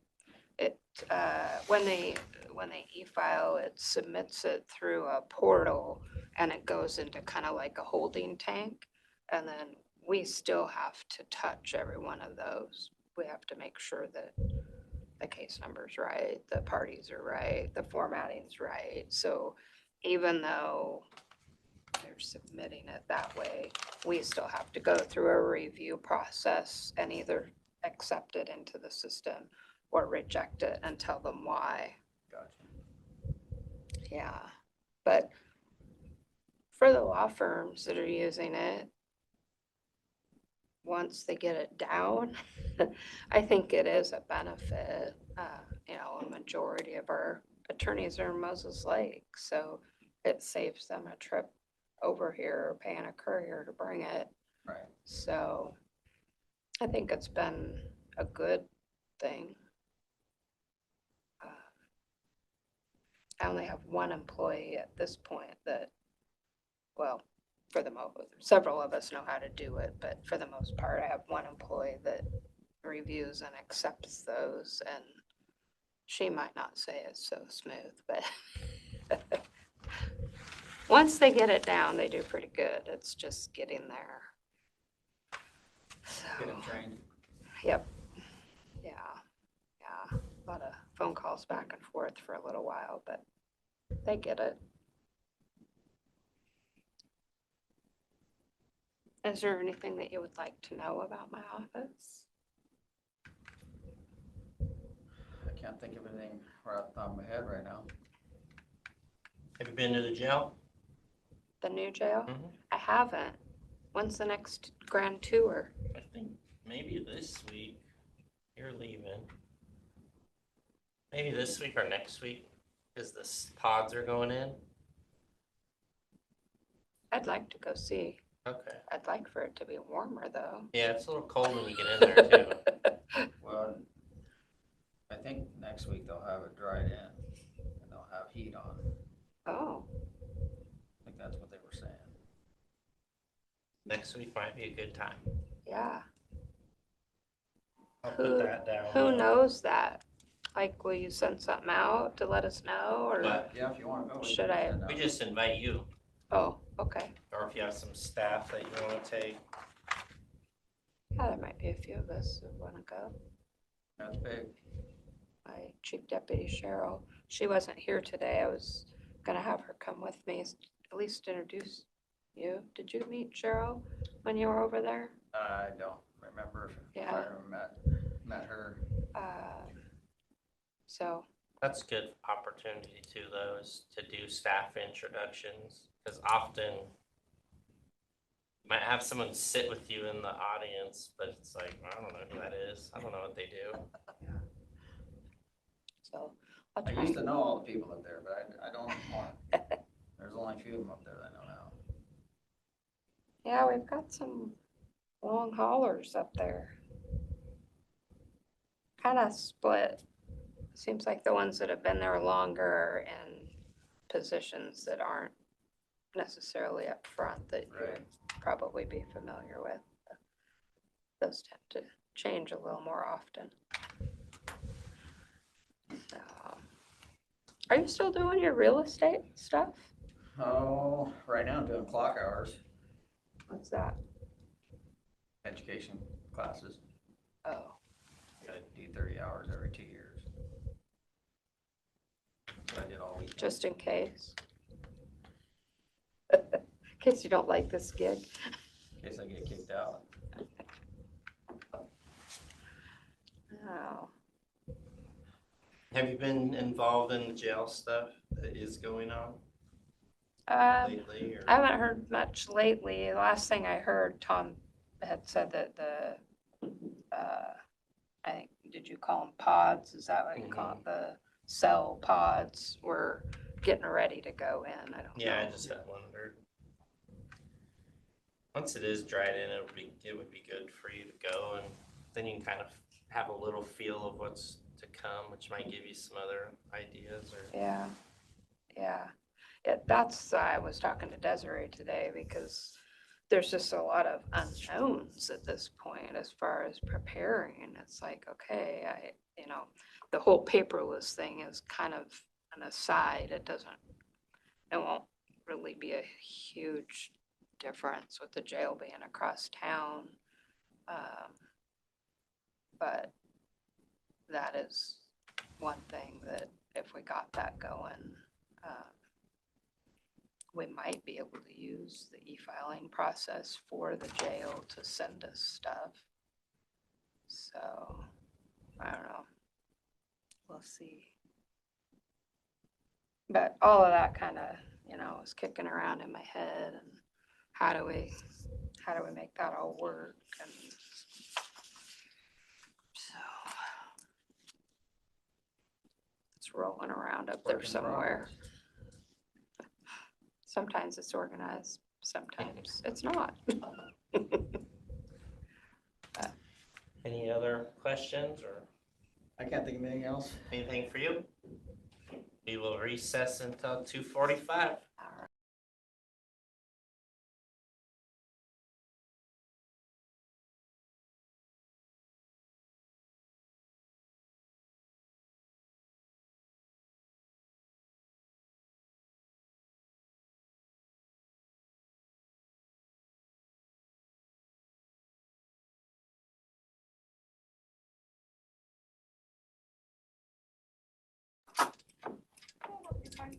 Good afternoon. It is 2:48. We are still waiting for Superior Court to arrive. I have them at 3 o'clock. Oh, is this a break time? Must be. No. Well, I'm wrong. So we'll go into recess until 3 p.m. Good afternoon. It is 3 p.m. and we are here for a Superior Court update with Crystal Burns. Hello. I guess I'll start out by talking about our new judge, Melissa Clarkson. She's been with us this is the start of her 4th week. She's adjusting very well. She was our court commissioner for, I think 7 years before. So she's just kind of fallen back in and getting back in her groove, and that's going well. We've been having quite a few jury trials, which seems to always happen after the first of the year. So we're busy doing that, along with all of our other daily calendars and dockets that we do. And besides that, we did have a meeting this morning with Clerk Kim Allen about going paperless potentially. So the judges are going to start kind of pretending, I guess would be the best way to put it, that we were paperless now, and kind of see how that goes and see if there's any problems or snags that we run into, and we'll go from there. We are advertising for our judicial assistant bailiff position that hopefully we will fill by the end of the month or the 1st of March. And that will be a huge asset for us to have that position. And you said a judicial assistant? Yes, / bailiff is what their title is. So their main priority will be a bailiff for jury trials. What does a bailiff do? Because on TV, they say bailiff, take them away, right? But that's not correct. Well, this bailiff is really in charge of the jury, so to speak. So obviously we have our jury administrator who runs summoning all of our jurors, getting them here. But once they're in the courtroom with the judge for a trial, the bailiff takes over. So they really are in charge of the jury from once they're selected and for their entire service. So the bailiff is just side by side with the jury for the whole time. Keeping track of them. Make sure they're not doing anything they shouldn't do. Yes. Do you not have 2 jury trials then at the same time? We have not done that since, probably before COVID. Okay. Yeah, it's been a while. I was just curious because that would mean you would need another one. I hope we don't run into that problem again. I can't say we won't. There is potential for that. People are always breaking the law. Yes, they are. The law's just getting harder to break. No, it's getting easier to break. They just keep making more. Well, it's good job security. It's getting free. Yeah. Absolutely. So we will have that position do judicial assistant duties, which we're still trying to figure out what that may mean for us once we get that person here. But there's definitely things that the judges would like that. So that is endless possibilities at this point is what we're thinking. What kind of ideas do they have? We are considering potentially having them sit in the courtroom with the judges for like our domestic violence docket. The judges have a lot of paperwork that they fill out on that docket. So maybe having that person in there assisting with filling out forms while the judge calls the next case and things like that would be a huge asset for the judges. They don't currently have a person for that? No. Have they ever had that? No.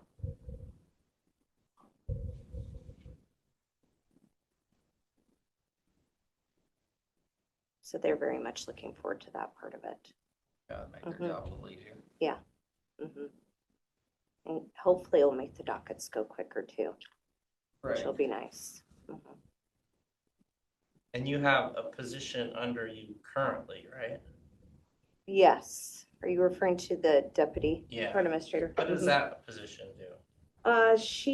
That's very difficult to say because she assists me. So pretty much, everything that I'm doing and need help with, I'm trying to get away from assisting people with, I'm having her do more phone calls, helping the public when they come in. We get a lot of what we call ex parte requests. They're when people come in and need a unlawful detainer show cause order signed by a judge, or immediate restraining order in a family law case. Those are all called ex partes, where they just walk in and need a judge to sign something. And so we always have to be there to assist with that. We get a ton of search warrants electronically from law enforcement that come in throughout the day. They send those to us via email.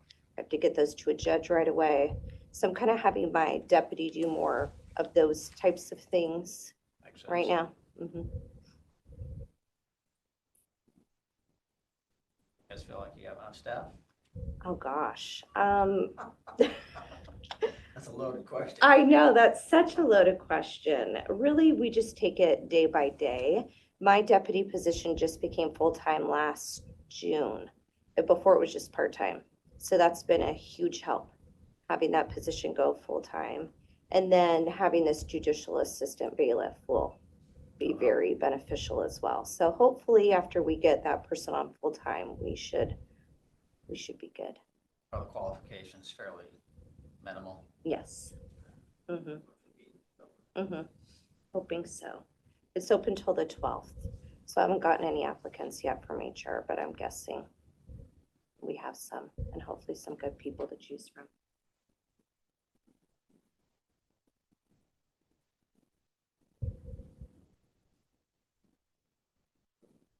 What are caseloads like right now?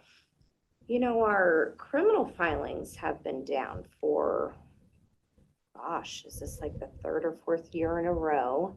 But our civil, family law, all those continue just to be very high. Our family law is extremely high right now for just being the very beginning of February. Our family law takes a lot of our time. Do all three judges work on that? So our court commissioner, his main focus is family law. And so the judges will do anything. Let's say we have a trial for family law that takes more than one day, then the judges do those. And then they'll fill in on family law dockets when the commissioner is not available.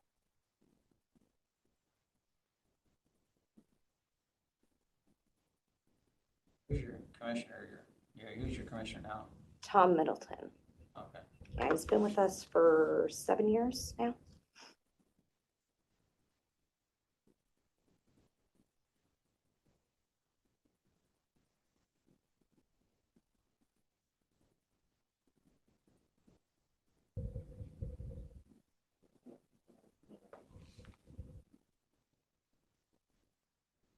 What else do I want to know? Anything, Kevin? No, I can't think of anything. Ask my questions, at least for this week anyway. A lot to think about some for next week. What kind of criminal case load is it? I mean, is it? You know, I definitely think the prosecutor's office isn't charging as many of the drug crimes. So we're seeing a lot of mostly rapes, sexual assaults, the murders, the more egregious type cases that they're choosing to file. So I think that, I don't think crime is down. They're just not filing as many cases as they used to. Probably because they can't get to them Mhm. quick enough.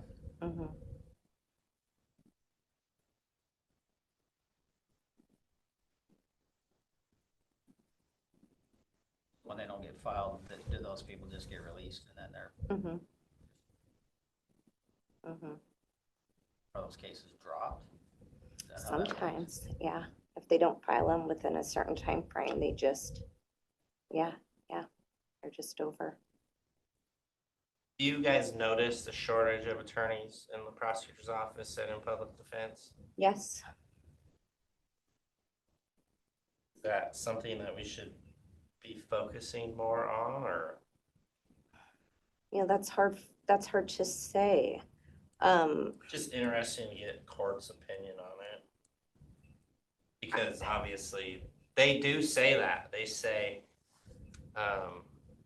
well, we're picking and choosing what we're prosecuting because that's the option we have. And that's kind of like Kevin has said, the level that he picks and chooses is only gonna get higher. Sure. And at, what point You're going, he basically said, you guys are gonna give me we prosecute these and we weren't gonna do these, I'm sure. so. Well, and then I'm sure you all have heard about the, I don't think they've decided to pass or not, but they're thinking about giving public defenders a certain amount of cases that they could have, their Yeah, their caseload. caseload Yes, gets which, changed a lot. oh yeah, that's gonna drastically impact the cases that the prosecutor's office will file. Then there's a bill out there, they're talking about the state having to pay some of this public defense costs. They should pay them all, Oh, yeah. as far as I'm concerned, but. Yeah, it's gonna be interesting to see what happens with all that. Especially with the new governor. Be an interesting legislative session. I agree.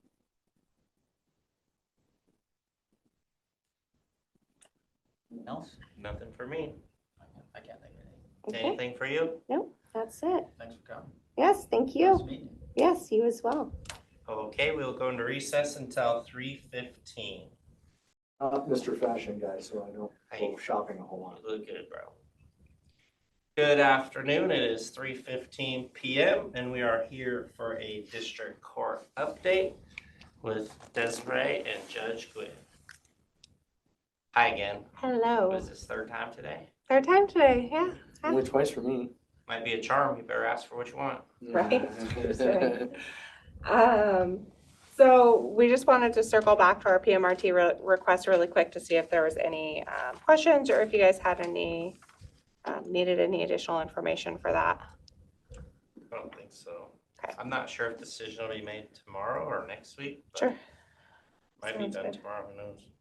I am working on getting the list from AOC on all of the courts that are funded through that same grant program, just so we have an idea of, kind of who to reach out to in the Yeah, future. interesting. It's weird that they only had 4. Well, I know there's some that he didn't have numbers for, like Benton County most definitely has one. We talk with their people, we've watched their court. They helped us kind of figure out how to implement ours. So they're for I guess it sure depends on who one. replies also. And that's, absolutely it. So I also reached out to a couple of the court administrators on my end to see if maybe they would respond. I've gotten one response so far, which was from Benton County.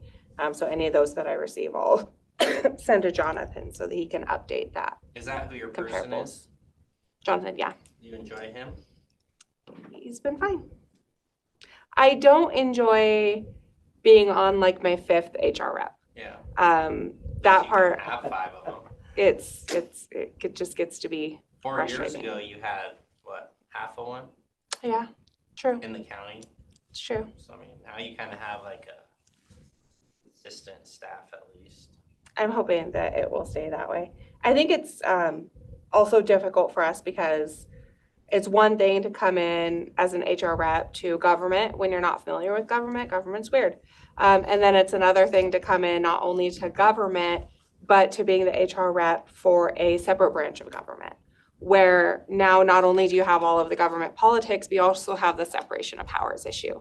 And so kind of ingraining the GR 29 and getting them to understand the separation of powers doesn't mean that we're trying to be difficult. It just means that we have to manage the things that we have to manage per court rule, is just difficult. So by the time you finally get to where you're on the same page with your HR rep and then you get a new one, it's really hard because you have to start that relationship over. And to be honest, after a while, I don't want to do it anymore because it takes so much time and energy that you invest into this relationship and then you leave and you start over again. Yeah. So But it could be all it's really, people really just difficult. Leaving and Yeah. you'll be in the same position. So Yeah, do your best. I will. So, but no, he's been fine. We're working through it. The only other thing, sorry, I'm not sick anymore. I just sound terrible. Shush. Glenn's next, that's why he has that vitamin drink. Right? Court security grant. Have you gotten any updates from Tom on the status? Last I heard, he said that he had gotten a plan, I'm assuming from the architect, and that he had sent that to the sheriff. to look and see if he thought it would be a doable Said the plan. sheriff is not Never got a responding at response. all. Okay, Said that maybe they're checked out since they're leaving. Don't know. Can't say for sure. But Okay. yeah, he did talk about it today during his update. well, good. I'm glad that it's at least on the radar. I guess I need maybe some guidance from you guys because this is a federal grant. It's not a small grant. And I know that one of the things that they talk a lot about is that if you don't utilize the funds correctly, if you're not responding correctly, you jeopardize future funding opportunities. I don't want that to happen. I would rather bow out gracefully at the beginning than have that happen. So I either need you guys to like push and direct that this What's your gets timeline done. right now? Implementation by the end of, I think it's 2027. I'll have to, it's a few years, so it's not like we have to do it today, but we have to show progress. And I know we're, he has the architect working on it. He did say that. And then he had Lydig maybe bidding on it or something. okay, I think he had Lighted looking at it as well. perfect. He obviously is seeing the issues, the potential issues with doing the single point as far as, you made the comment of staff wants single point of entry, but they want their badge to still work right here. And with single point of entry, are we gonna allow the badge to work right here? Or are we going to basically shut them all down? Right. And then what are we gonna do if people are exiting out the side doors? Or are we gonna put alarms on all the doors? Right. Which are valid. I agree, and I know that's always been kind of a point that's been made from the beginning, but I will say that even if every county employee still has access to all exterior doors, we'll say, not saying that that's what I want, but if that's the route that we went, county employees can go in and out of those doors. Sure, you may have those instances where you're leaving and the person doesn't make sure the door's secure and somebody gets in behind them. But that's way less of a security risk than everybody having free reign of the building right now. So yes, that might happen.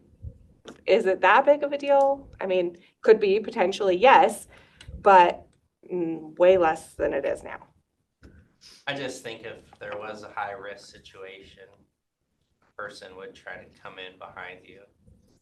If I was coming in to do damage in here, I wouldn't obviously go through there, try to come through. You got a bunch of elected officials and people that are trying to serve the public, and then you got somebody from the public trying to come in. You're gonna, okay, yeah, come on in.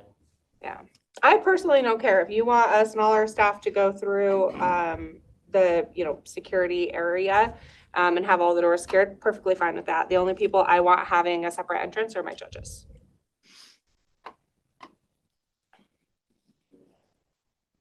More to come.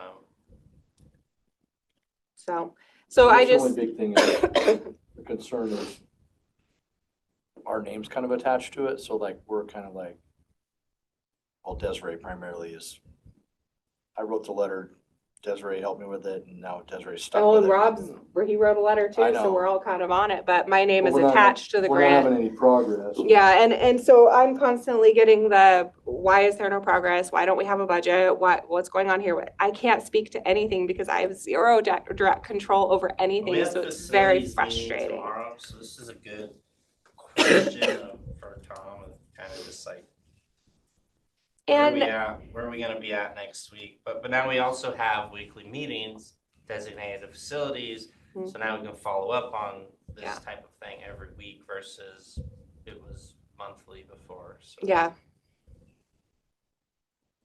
And if it's something that you guys ever want to schedule, like a separate monthly meeting, maybe where both of us come and we can just make sure that we're all kind of on the same page. And I can bring any assignments from the grant people to those meetings. We can kind of work through them together. That's something I'd be very interested in. But it certainly feels a little bit like an island where I'm responsible for something that I have no control over. And it's a little daunting. The other thing is too, is Superior Court has their own committee. We didn't want to reinvent the wheel to have a committee. They didn't really want to invite us to the committee. And I'm like, well, we're the ones proposing this. Do you want to be involved or you not? So that kind of has went nowhere in the direction when I started to go that direction. So I wasn't sure like, Who do you work with for that? well, I was talking to Crystal, but that was months ago and she's kind of like, well, Well, she's got a weekly update now too. I know. They basically developed their committee for a single purpose. And then once that purpose was met, the committee just kind of, and per court rule, GR 36, I believe it is, for courthouse security, you're supposed to have a courthouse security committee. So the question was kind of, well, if you already have a committee, instead of like making all these people come twice or be on two different committees, maybe we just join. I haven't met for a while. But yeah, it looks like we maybe need to just establish our own committee. If I didn't want to do our own committee for your guys' purpose, because that means two different meetings when we Right. really are serving one purpose. Well, I'm the security commissioner, and Okay. I've never been in one, so Okay. Well, there you go. that tells you. Well, it's, no one really wants to deal with it. No one ever wants to address it until something bad happens. Yeah. I'd like to get ahead of that, and my thought was the easiest way to kind of do that, where it limits our burden, is to work with a grant, because then that way, it's kind of like, hey, we got this money here, let's use it.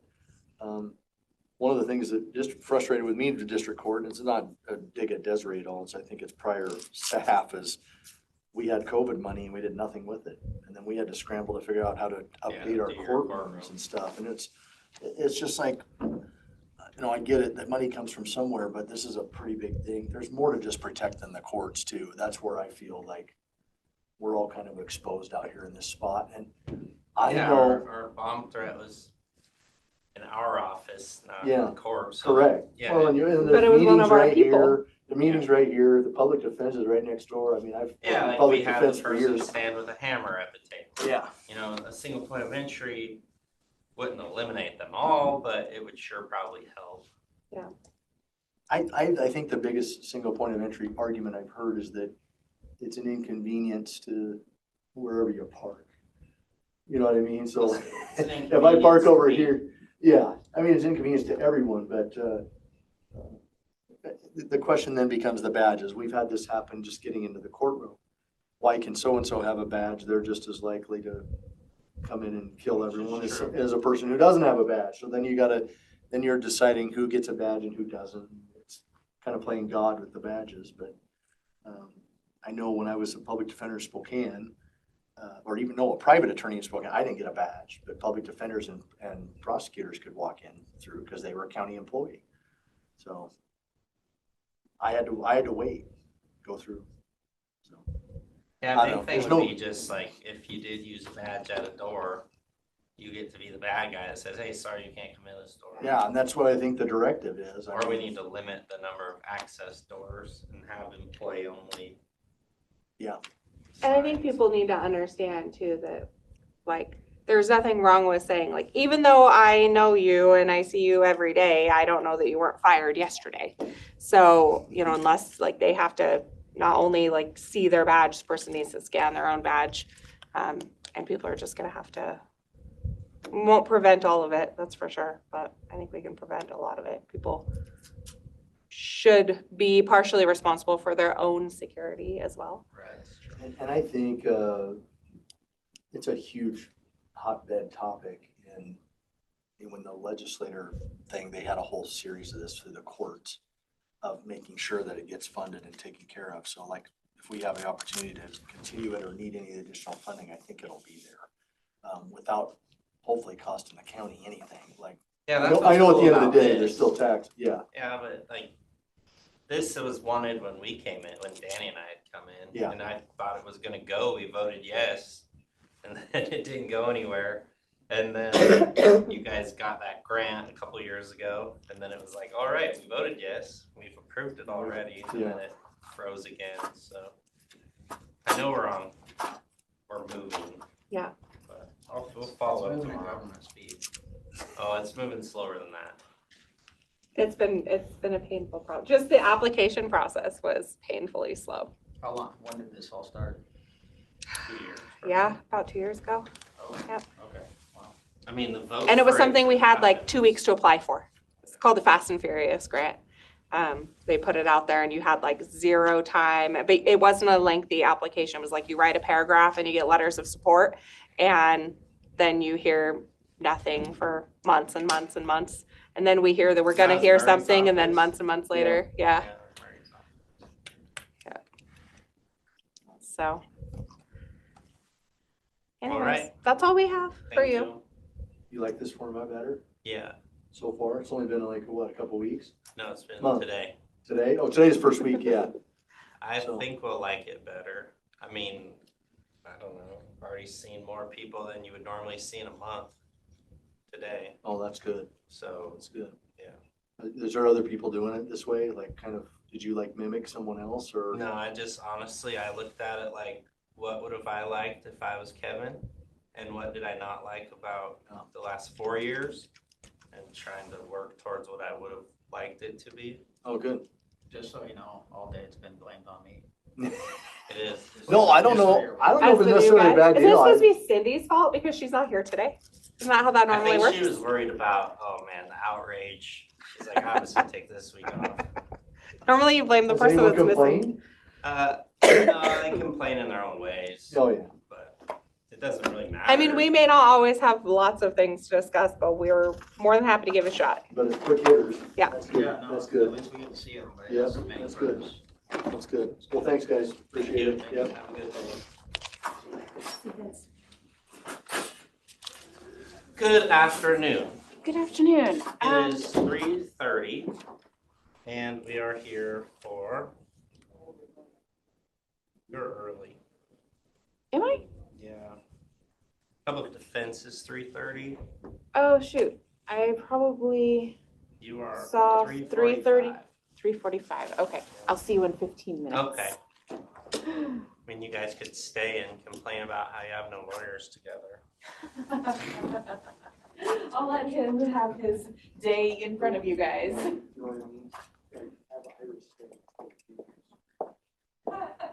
Or,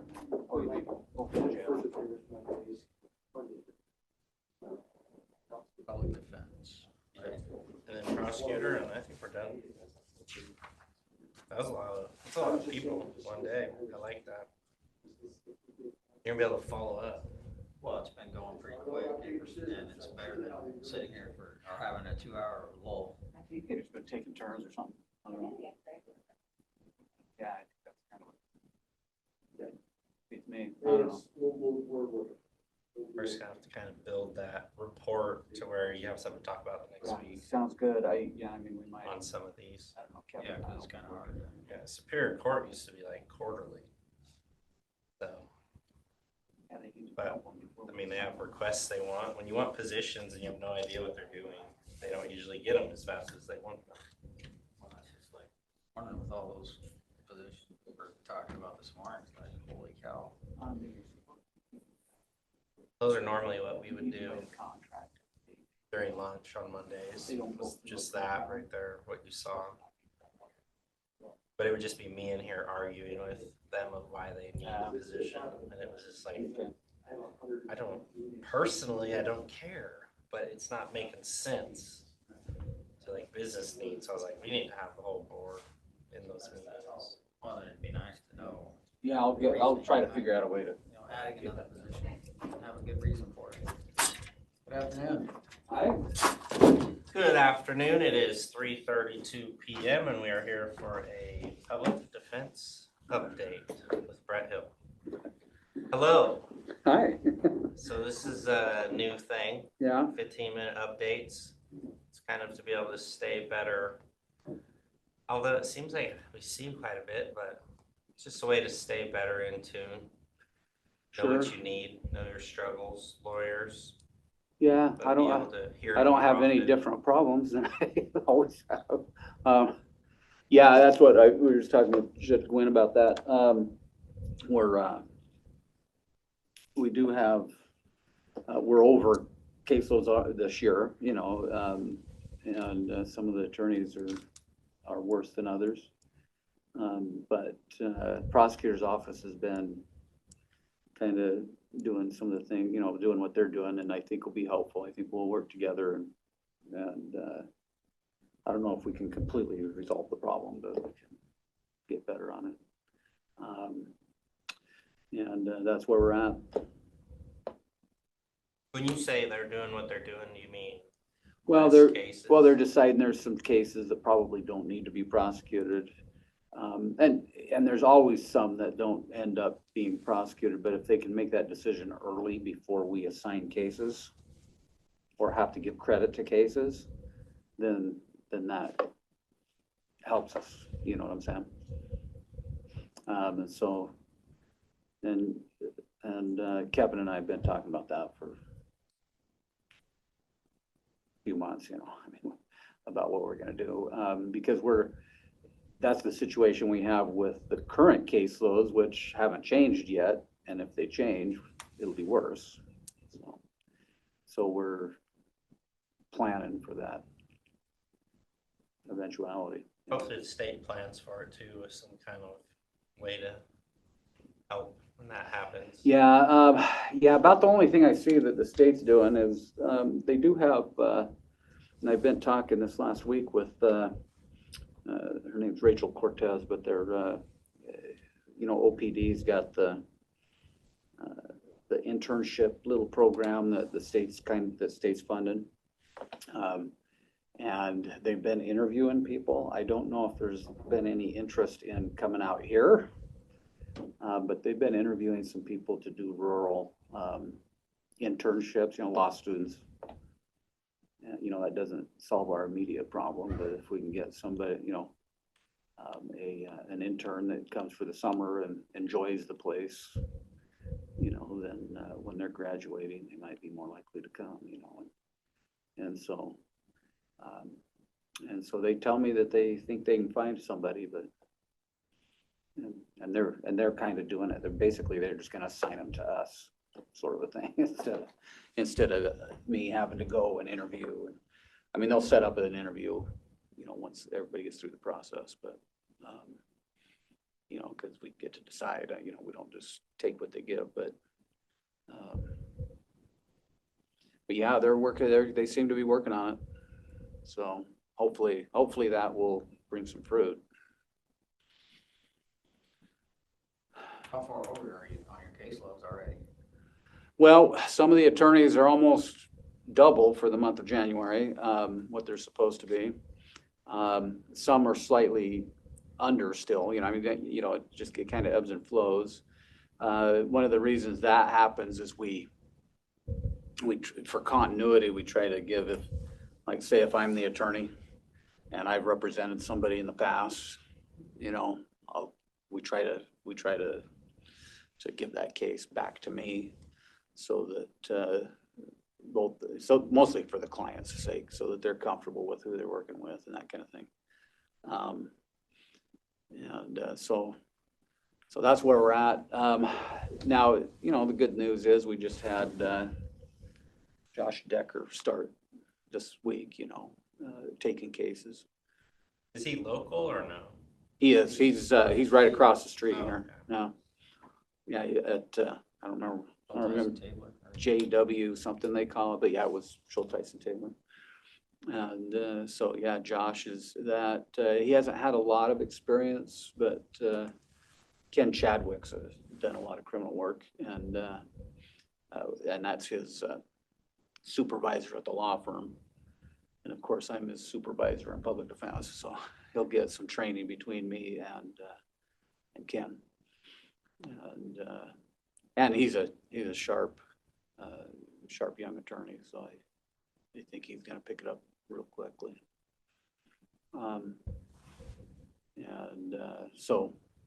So he'll take a slug of cases. In fact, he'll take a slug right up front from our attorney that left us last month, Jason Murray. Still has some cases we haven't reassigned. That's part of the problem when I say our attorneys, you know, there's attorneys that are double. Some of that is because you have to give them credit for cases that somebody else already got credit for last year. Does that make sense? You know, because they're taking it and doing the work, you got to give them credit for it. And we had attorneys leaving, so and Ms. Polis, and, you know, left our office at the same time for district court. So we had two attorneys leave with those district court caseloads that we gotta re-sign those cases. And so it goofs up our caseload. And the good news about that is though, is if everybody stays, it wanes throughout the year. You know, you catch up. You know, it may be May before we catch up on those. You know, the numbers look bad, but they kind of comes back to us as we go along.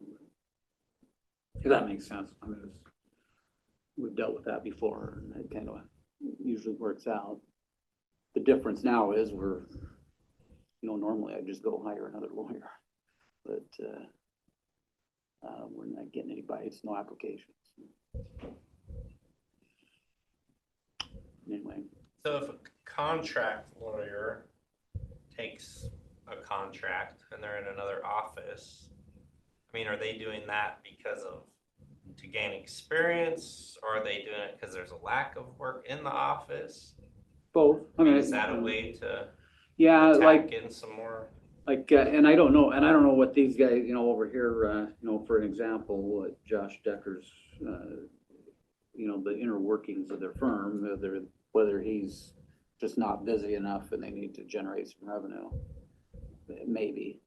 I tend to think in his case, and what they tell me is yeah, they want to get him some more trial experience. They want to get him, you know, kind of in there where you're, where you have a high volume and, you know, that kind of thing. It's a little different than he's been doing mostly family law, you know, a little bit of transactional work and stuff, but anyway, you know, I mean, so that's kind of the thing, is they can get him and they want him to do some trials and get some trial experience, things like that. So that's often the case.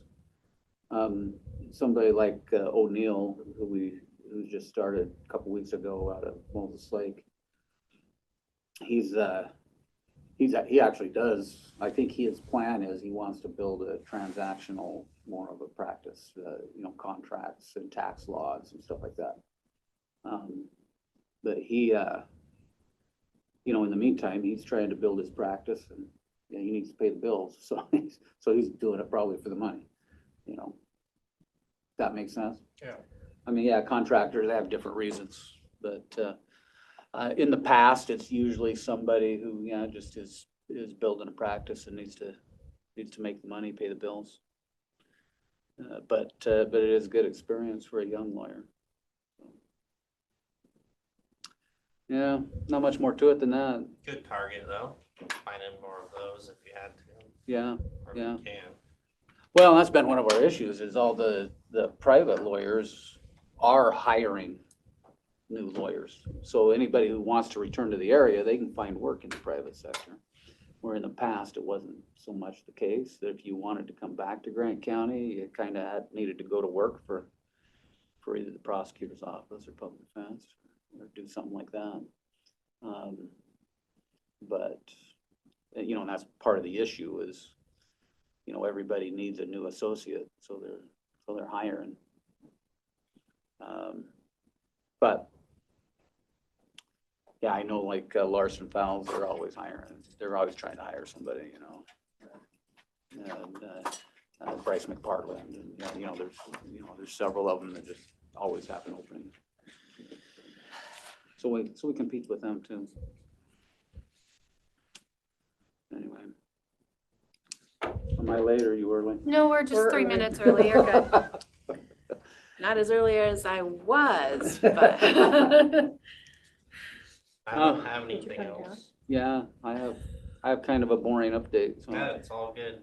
yeah, if we're doing it every week, it'll be mostly boring, but once in a while I might come in with something fun. We'll spice it up. All right, thanks very much. We're going to recess until 3:45. Good afternoon. It is 3:45 p.m. and we are here for a prosecuting attorney's office update. So yeah, I emailed you guys. It's a WASAC bill, which kind of is disturbing. There's a couple different issues with it. The one that everybody's kind of jumping on is the supplant language for the funding. I'll let other people deal with that. But the other concern I really have is it would allow OPD with the board's consent, but you'd probably almost have to give it to take over the public defense in Grant County and a bunch of other counties. And it would let OPD along with the bar set the public defense standards for our counties. And so I think that would be a very scary proposition, given how the bar and OPD have been completely irresponsible in setting standards. They want to set standards so low that basically we wouldn't have much of a criminal justice system. But the money there and the release from liability would really almost force most small counties to basically try to hand over OPD to the state. Basically, it's a takeover of public defense for all the smaller counties in the state is what it really is going to amount to. And so I have serious concerns for Grant County and other counties that that bill would basically put OPD in charge of our public defense, and then they've already tried to set standards so low that we couldn't prosecute most cases. And so that would also basically put them in charge of the prosecutor's office, because they would be able to say, well, we only have X number of public defenders, so you can only file X number of cases. And so I have some very serious concerns about that bill, and that WASAC is pushing it is kind of bothersome to me. And so I wanted to bring that up to your attention, the way that bill reads. That's HB 1592. I don't know, it's HB or SB, I forget. HB. HB, yep, HB 1592. Yep. Can bring it up tomorrow. Are you guys gonna be on Olympia tomorrow, or? No, we have our legislative. Okay. I'm gonna be there on Wednesday, so. Okay. I'll be happy to come to your legislative meeting At tomorrow. 8:15. Okay, I'll swing by for that. But yeah, it's a bill that I'm really concerned about, because it does throw some money at the counties for public defense. But it says for any county with population of less than 50 people per square mile, which we got a fair number of people, but we got a lot of square miles, so we're fairly low on that number. That you can, basically OPD can agree with the county to take over public defense, and I think we'd almost have to, because there would be funding and liability issues. And so I think that's kind of the scheme, is to get OPD to, the state OPD to start basically running public defense in the state. So, and I'll come tomorrow at 8:15 to talk about it. I emailed him to let him know. Okay. So at least then he'll read it. Read it before he for, gets here. yeah. So, that's fair. Okay, you guys got anything? So Barb would like to bring up a or something that she would like to propose, and our office is behind. So it is regarding the quote-unquote good faith issue in the event of litigation against a department head or an elected. The statute that exists doesn't have that built in.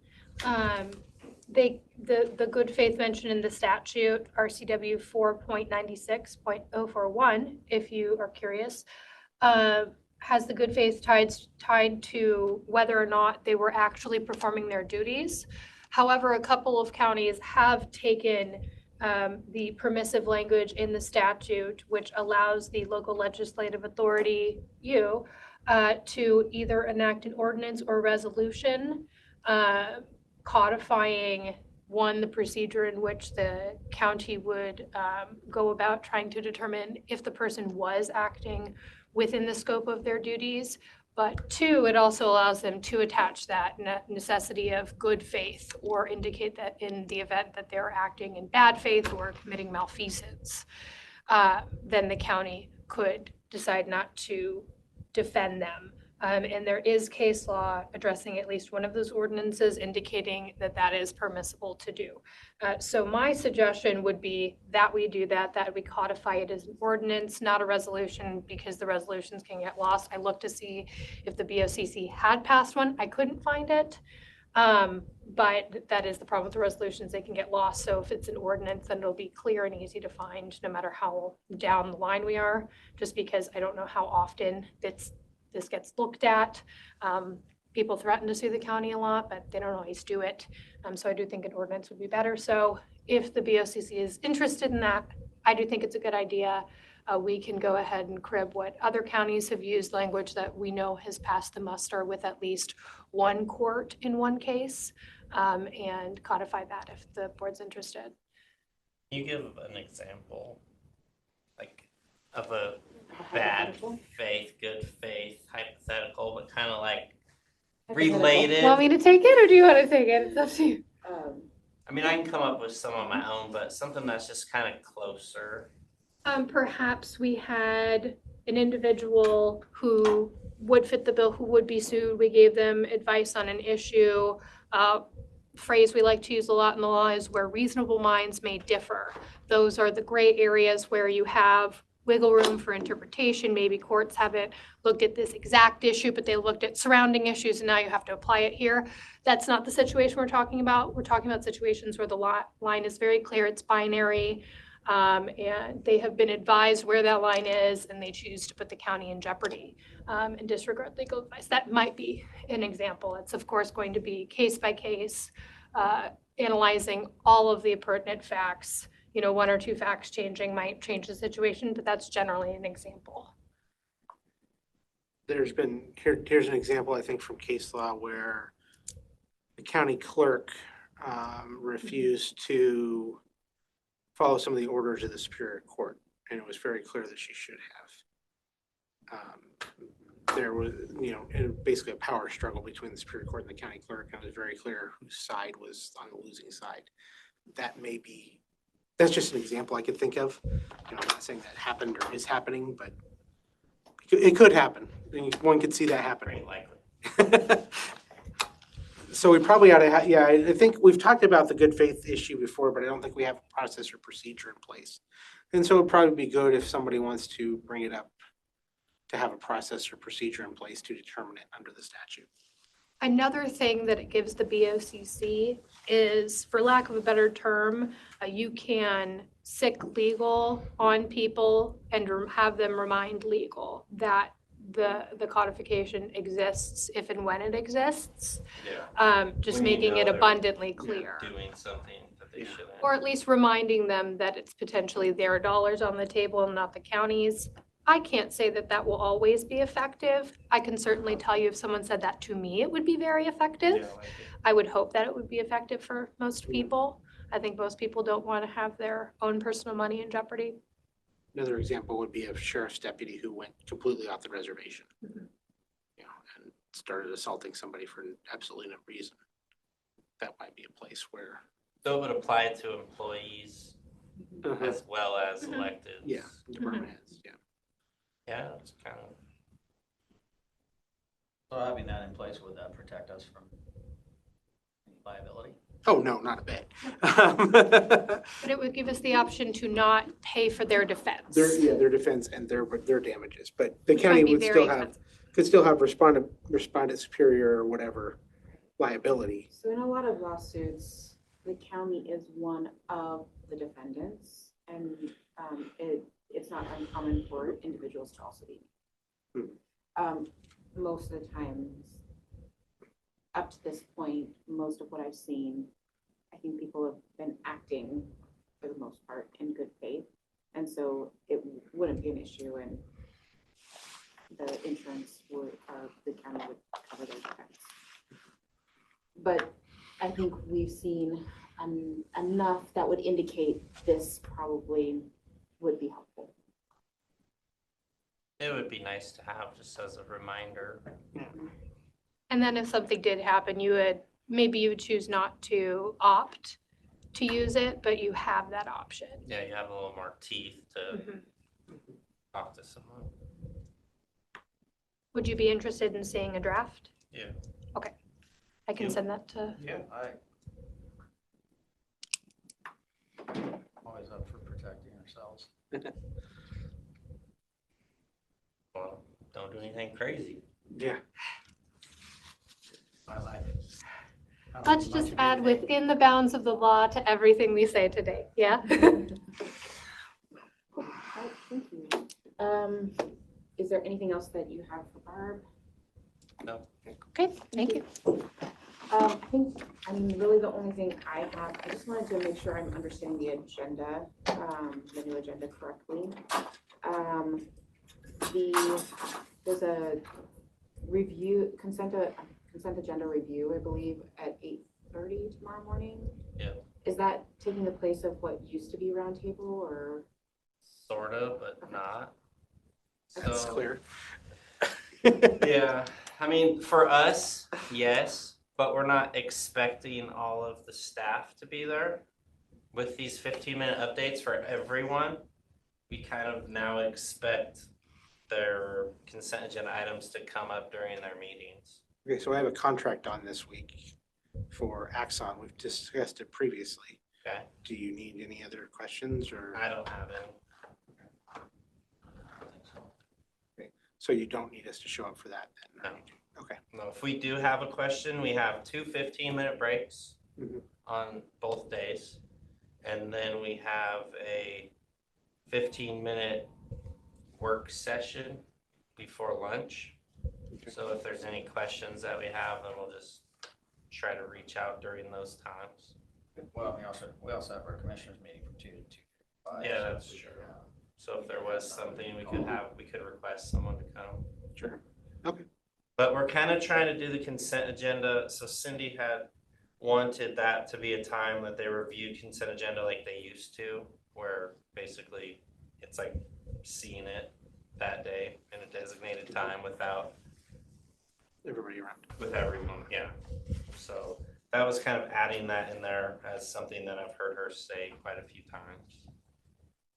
Okay.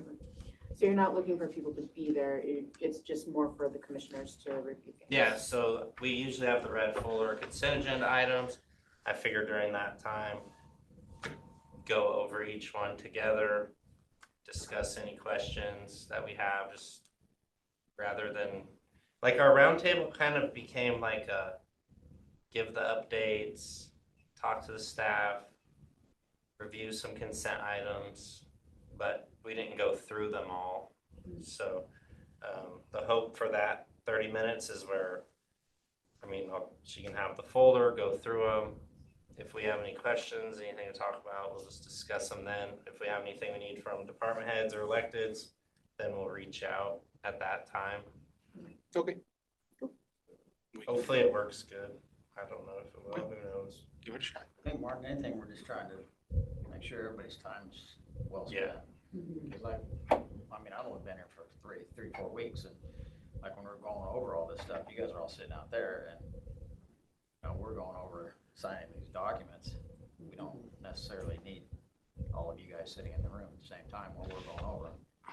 That's my thought, but I don't know. Yeah, trying to get rid of that 45-minute downtime. Okay. Okay. If we have an issue with a contract, that was typically when we brought it up, if I'm understanding you guys correctly, you want us to bring up any issues with the contracts that are on the consent agenda for that week during this time? If you could, yeah. If you don't have time, then we would need to figure out that. The other thing that a lot of times would happen is the person or the department head would be there at the round table as well, and we could give our two different perspectives. Yeah. So would you want us to reach out to them and say, hey, we're going to discuss this with commissioners, please be at our update, or how would you like to handle that? Yeah, we could do that. We also have 10:45 to 11 on Tuesdays. If there is something, you could even bring that to the 8:30 to 9, and then we can track it down. Like Susie has a contract that she's gonna need approved, I think, next week that she hadn't gotten to you guys. Hopefully she's gotten it to you now. Maybe. Yeah, I don't know. Depends. I'm not We sure. heard about it today, so. We heard about it today. Oh, okay. I have not received anything today. So, yeah, we're just gonna have to kind of feel it out a little bit and refine it down. Okay. It's going to be on us and them to make sure that we do it right. So unless I'm instructed differently, I guess I'll just let the department head know I have concerns about this contract, or Barb and I can let the department head know we have concerns about this contract, and then loop you guys in, and then come to the 8:30 meeting on Tuesday. Yeah. And see what you want to do. Yeah, or we can work that out before that, so if we need to make some changes to our schedule, we can do it somewhere, I'm thinking. Technically, contracts aren't supposed to come to us until you sign off on them often. So that's where I say it's going to be on us a little bit to, during that time, to review them and know that they have been signed off. So a lot of times we let the department head know, hey, we have concerns about that. And most of the times we won't sign. But most of the times what happened, if we weren't there at the roundtable, a lot of times the department head or elected official would come and just explain their point of view. And if we weren't there to explain our point of view, yeah, I get what you're saying. Yeah, so I do think that element, however it ends up being addressed, somehow we need to allow for both parties, I think, to share with the BOCC from their perspective. It might be during the roundtable portion of the 2 p.m. meeting then. Okay. Do you guys, I guess, is Cindy supposed to be out the entire week? Yeah. Okay. Okay. I don't think I have anything. I have to go back and look. There might have been something with Swat Hills. I can't remember if that was this last week or the week before. I have to go back and look. Juvenile approval, handle IT 2025 software hosting agreement upgrade quote. Yeah, so I think I emailed you guys my concerns with that. And that was one I think she already did, didn't she? She signed it without approval from. It has a little bit of a weird history. It has a little bit of a weird history because I think 5 years ago, the quote was signed, and the quote had in it something to the effect of the hosting agreement is incorporated here, but there was nothing actually attached. And when we asked about it, they sent over a Word document and said, this is the agreement that was entered into, but it's a Word document and there was no signatures. So my recommendation was to go ahead and enter a new hosting agreement that was clear what was being agreed to. And I think that's what's on the agenda. There's number 18. Yeah, so I had a question on, I think, section 3, if I'm remembering off the top of my head, if you guys are okay with the language in section 3, and then the liability issue. That's up to you guys if you're okay with the liability that you guys are taking on.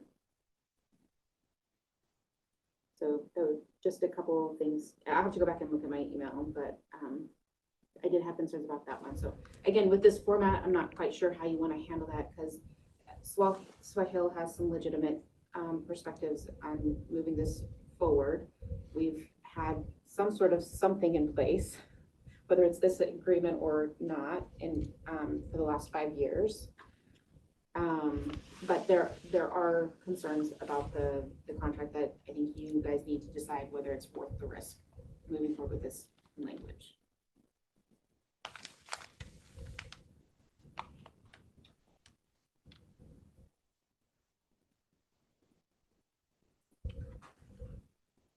You said that like last week or 2 weeks ago? I think last week, if I recall correctly, I think it, Forgot it.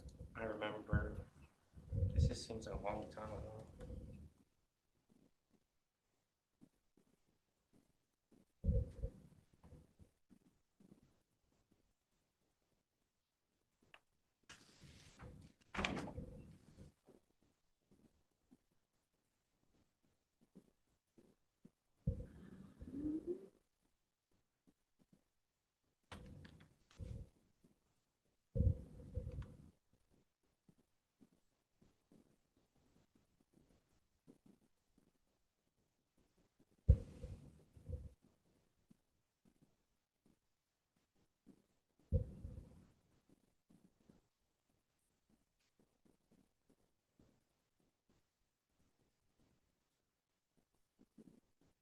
It wasn't the right track one?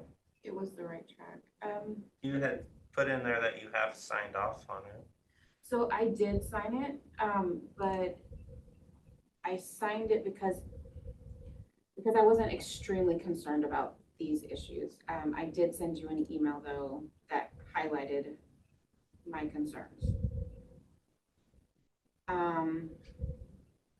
Sent it on January 30th. Looks like. Graham?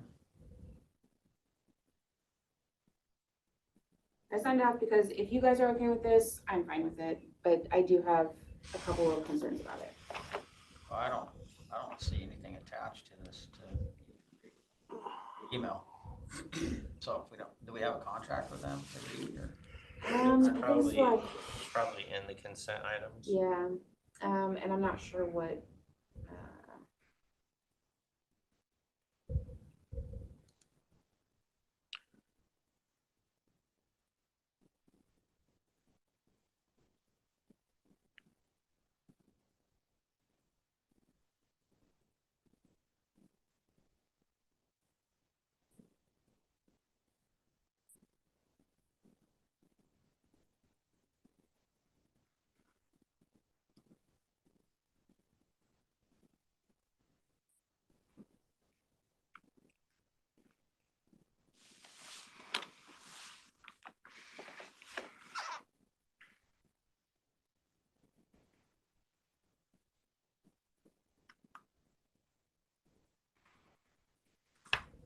Yeah, they show that they don't have any record of it being signed.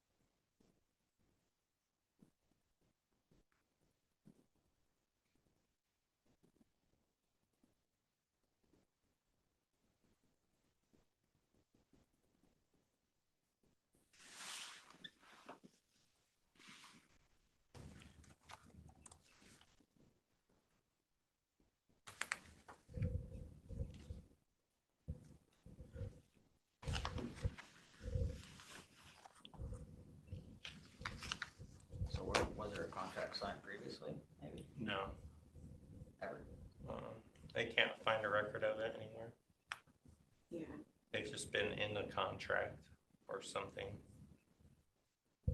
So they signed a quote. The quote had referenced a contract, but there was no actual contract attached, and they couldn't find a record of it. So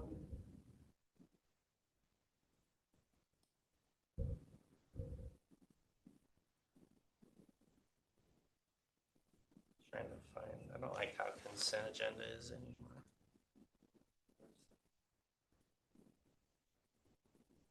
Right here.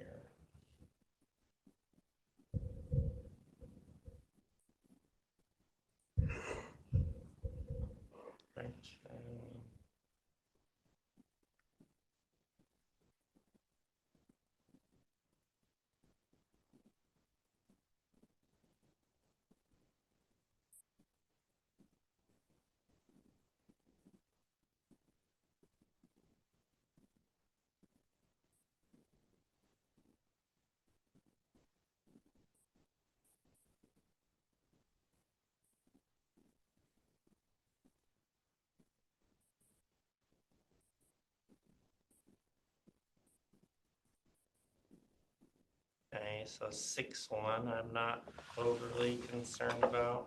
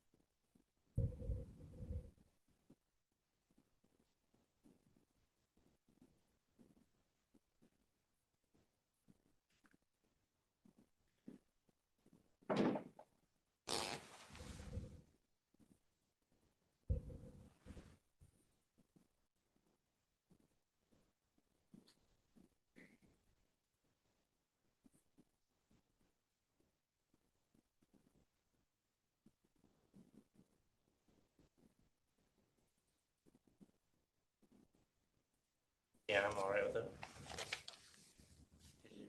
See those? They're pretty.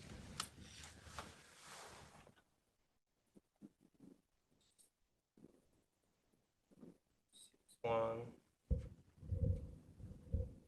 So if you're using the software outside of the license use of the increases.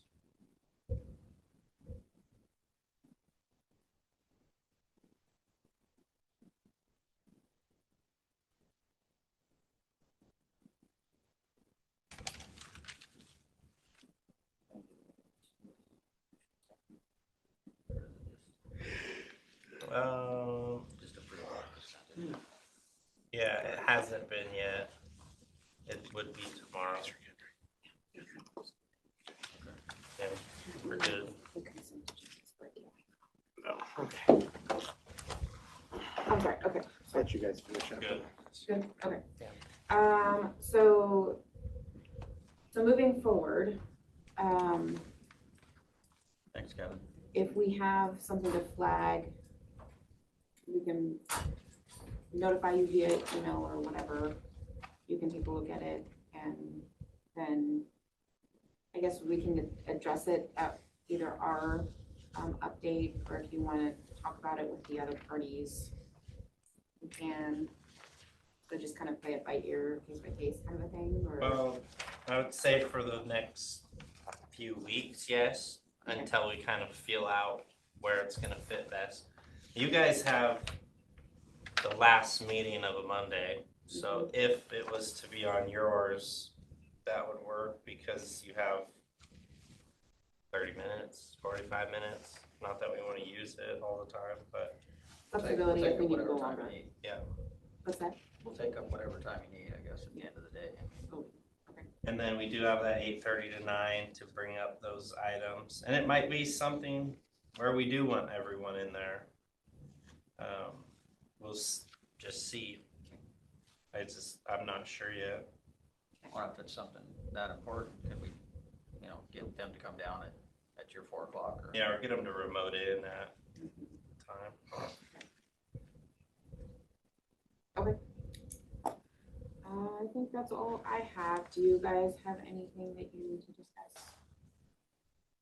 So your update last week, is everything going? Or do we have a meeting scheduled with the treasurer's office? We have a meeting scheduled with the treasurer's office for tomorrow. Oh, is it tomorrow? So it's my understanding that Kevin's unfortunately not going to be able to make it tomorrow. Do you want to change the time, or do you just want, I'm fine moving forward. Must be the 3 p.m. Yeah. Has anybody reached out to Daryl and spoke to him at all, or is it? I don't think since the Oh, to meeting take care of tomorrow. Yeah, I think our office Barb has really tried to work with him. At this point, it just hasn't gone anywhere. So I think once the meeting was set up, she just left it at that. Yeah, I was asking questions last week, but I talked to him. I talked to him, but not specifically about what's coming up tomorrow. I think I'm good for tomorrow. I mean, we We just want to make sure we don't put ourselves at too much risk. Be good to have that policy in place that you're talking about. Great, okay. Anything else? I don't think so. I was just told not to reply to emails. so- Sorry?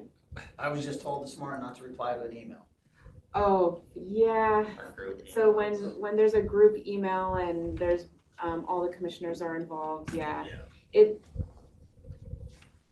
there's not a clear, bright line, and it's one of those things where if you just don't do it, there's never gonna be an issue. I won't do it again.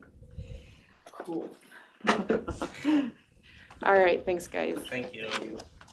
We will recess for the day. We'll be back in session tomorrow at 8:15 a.m. with a legislative update.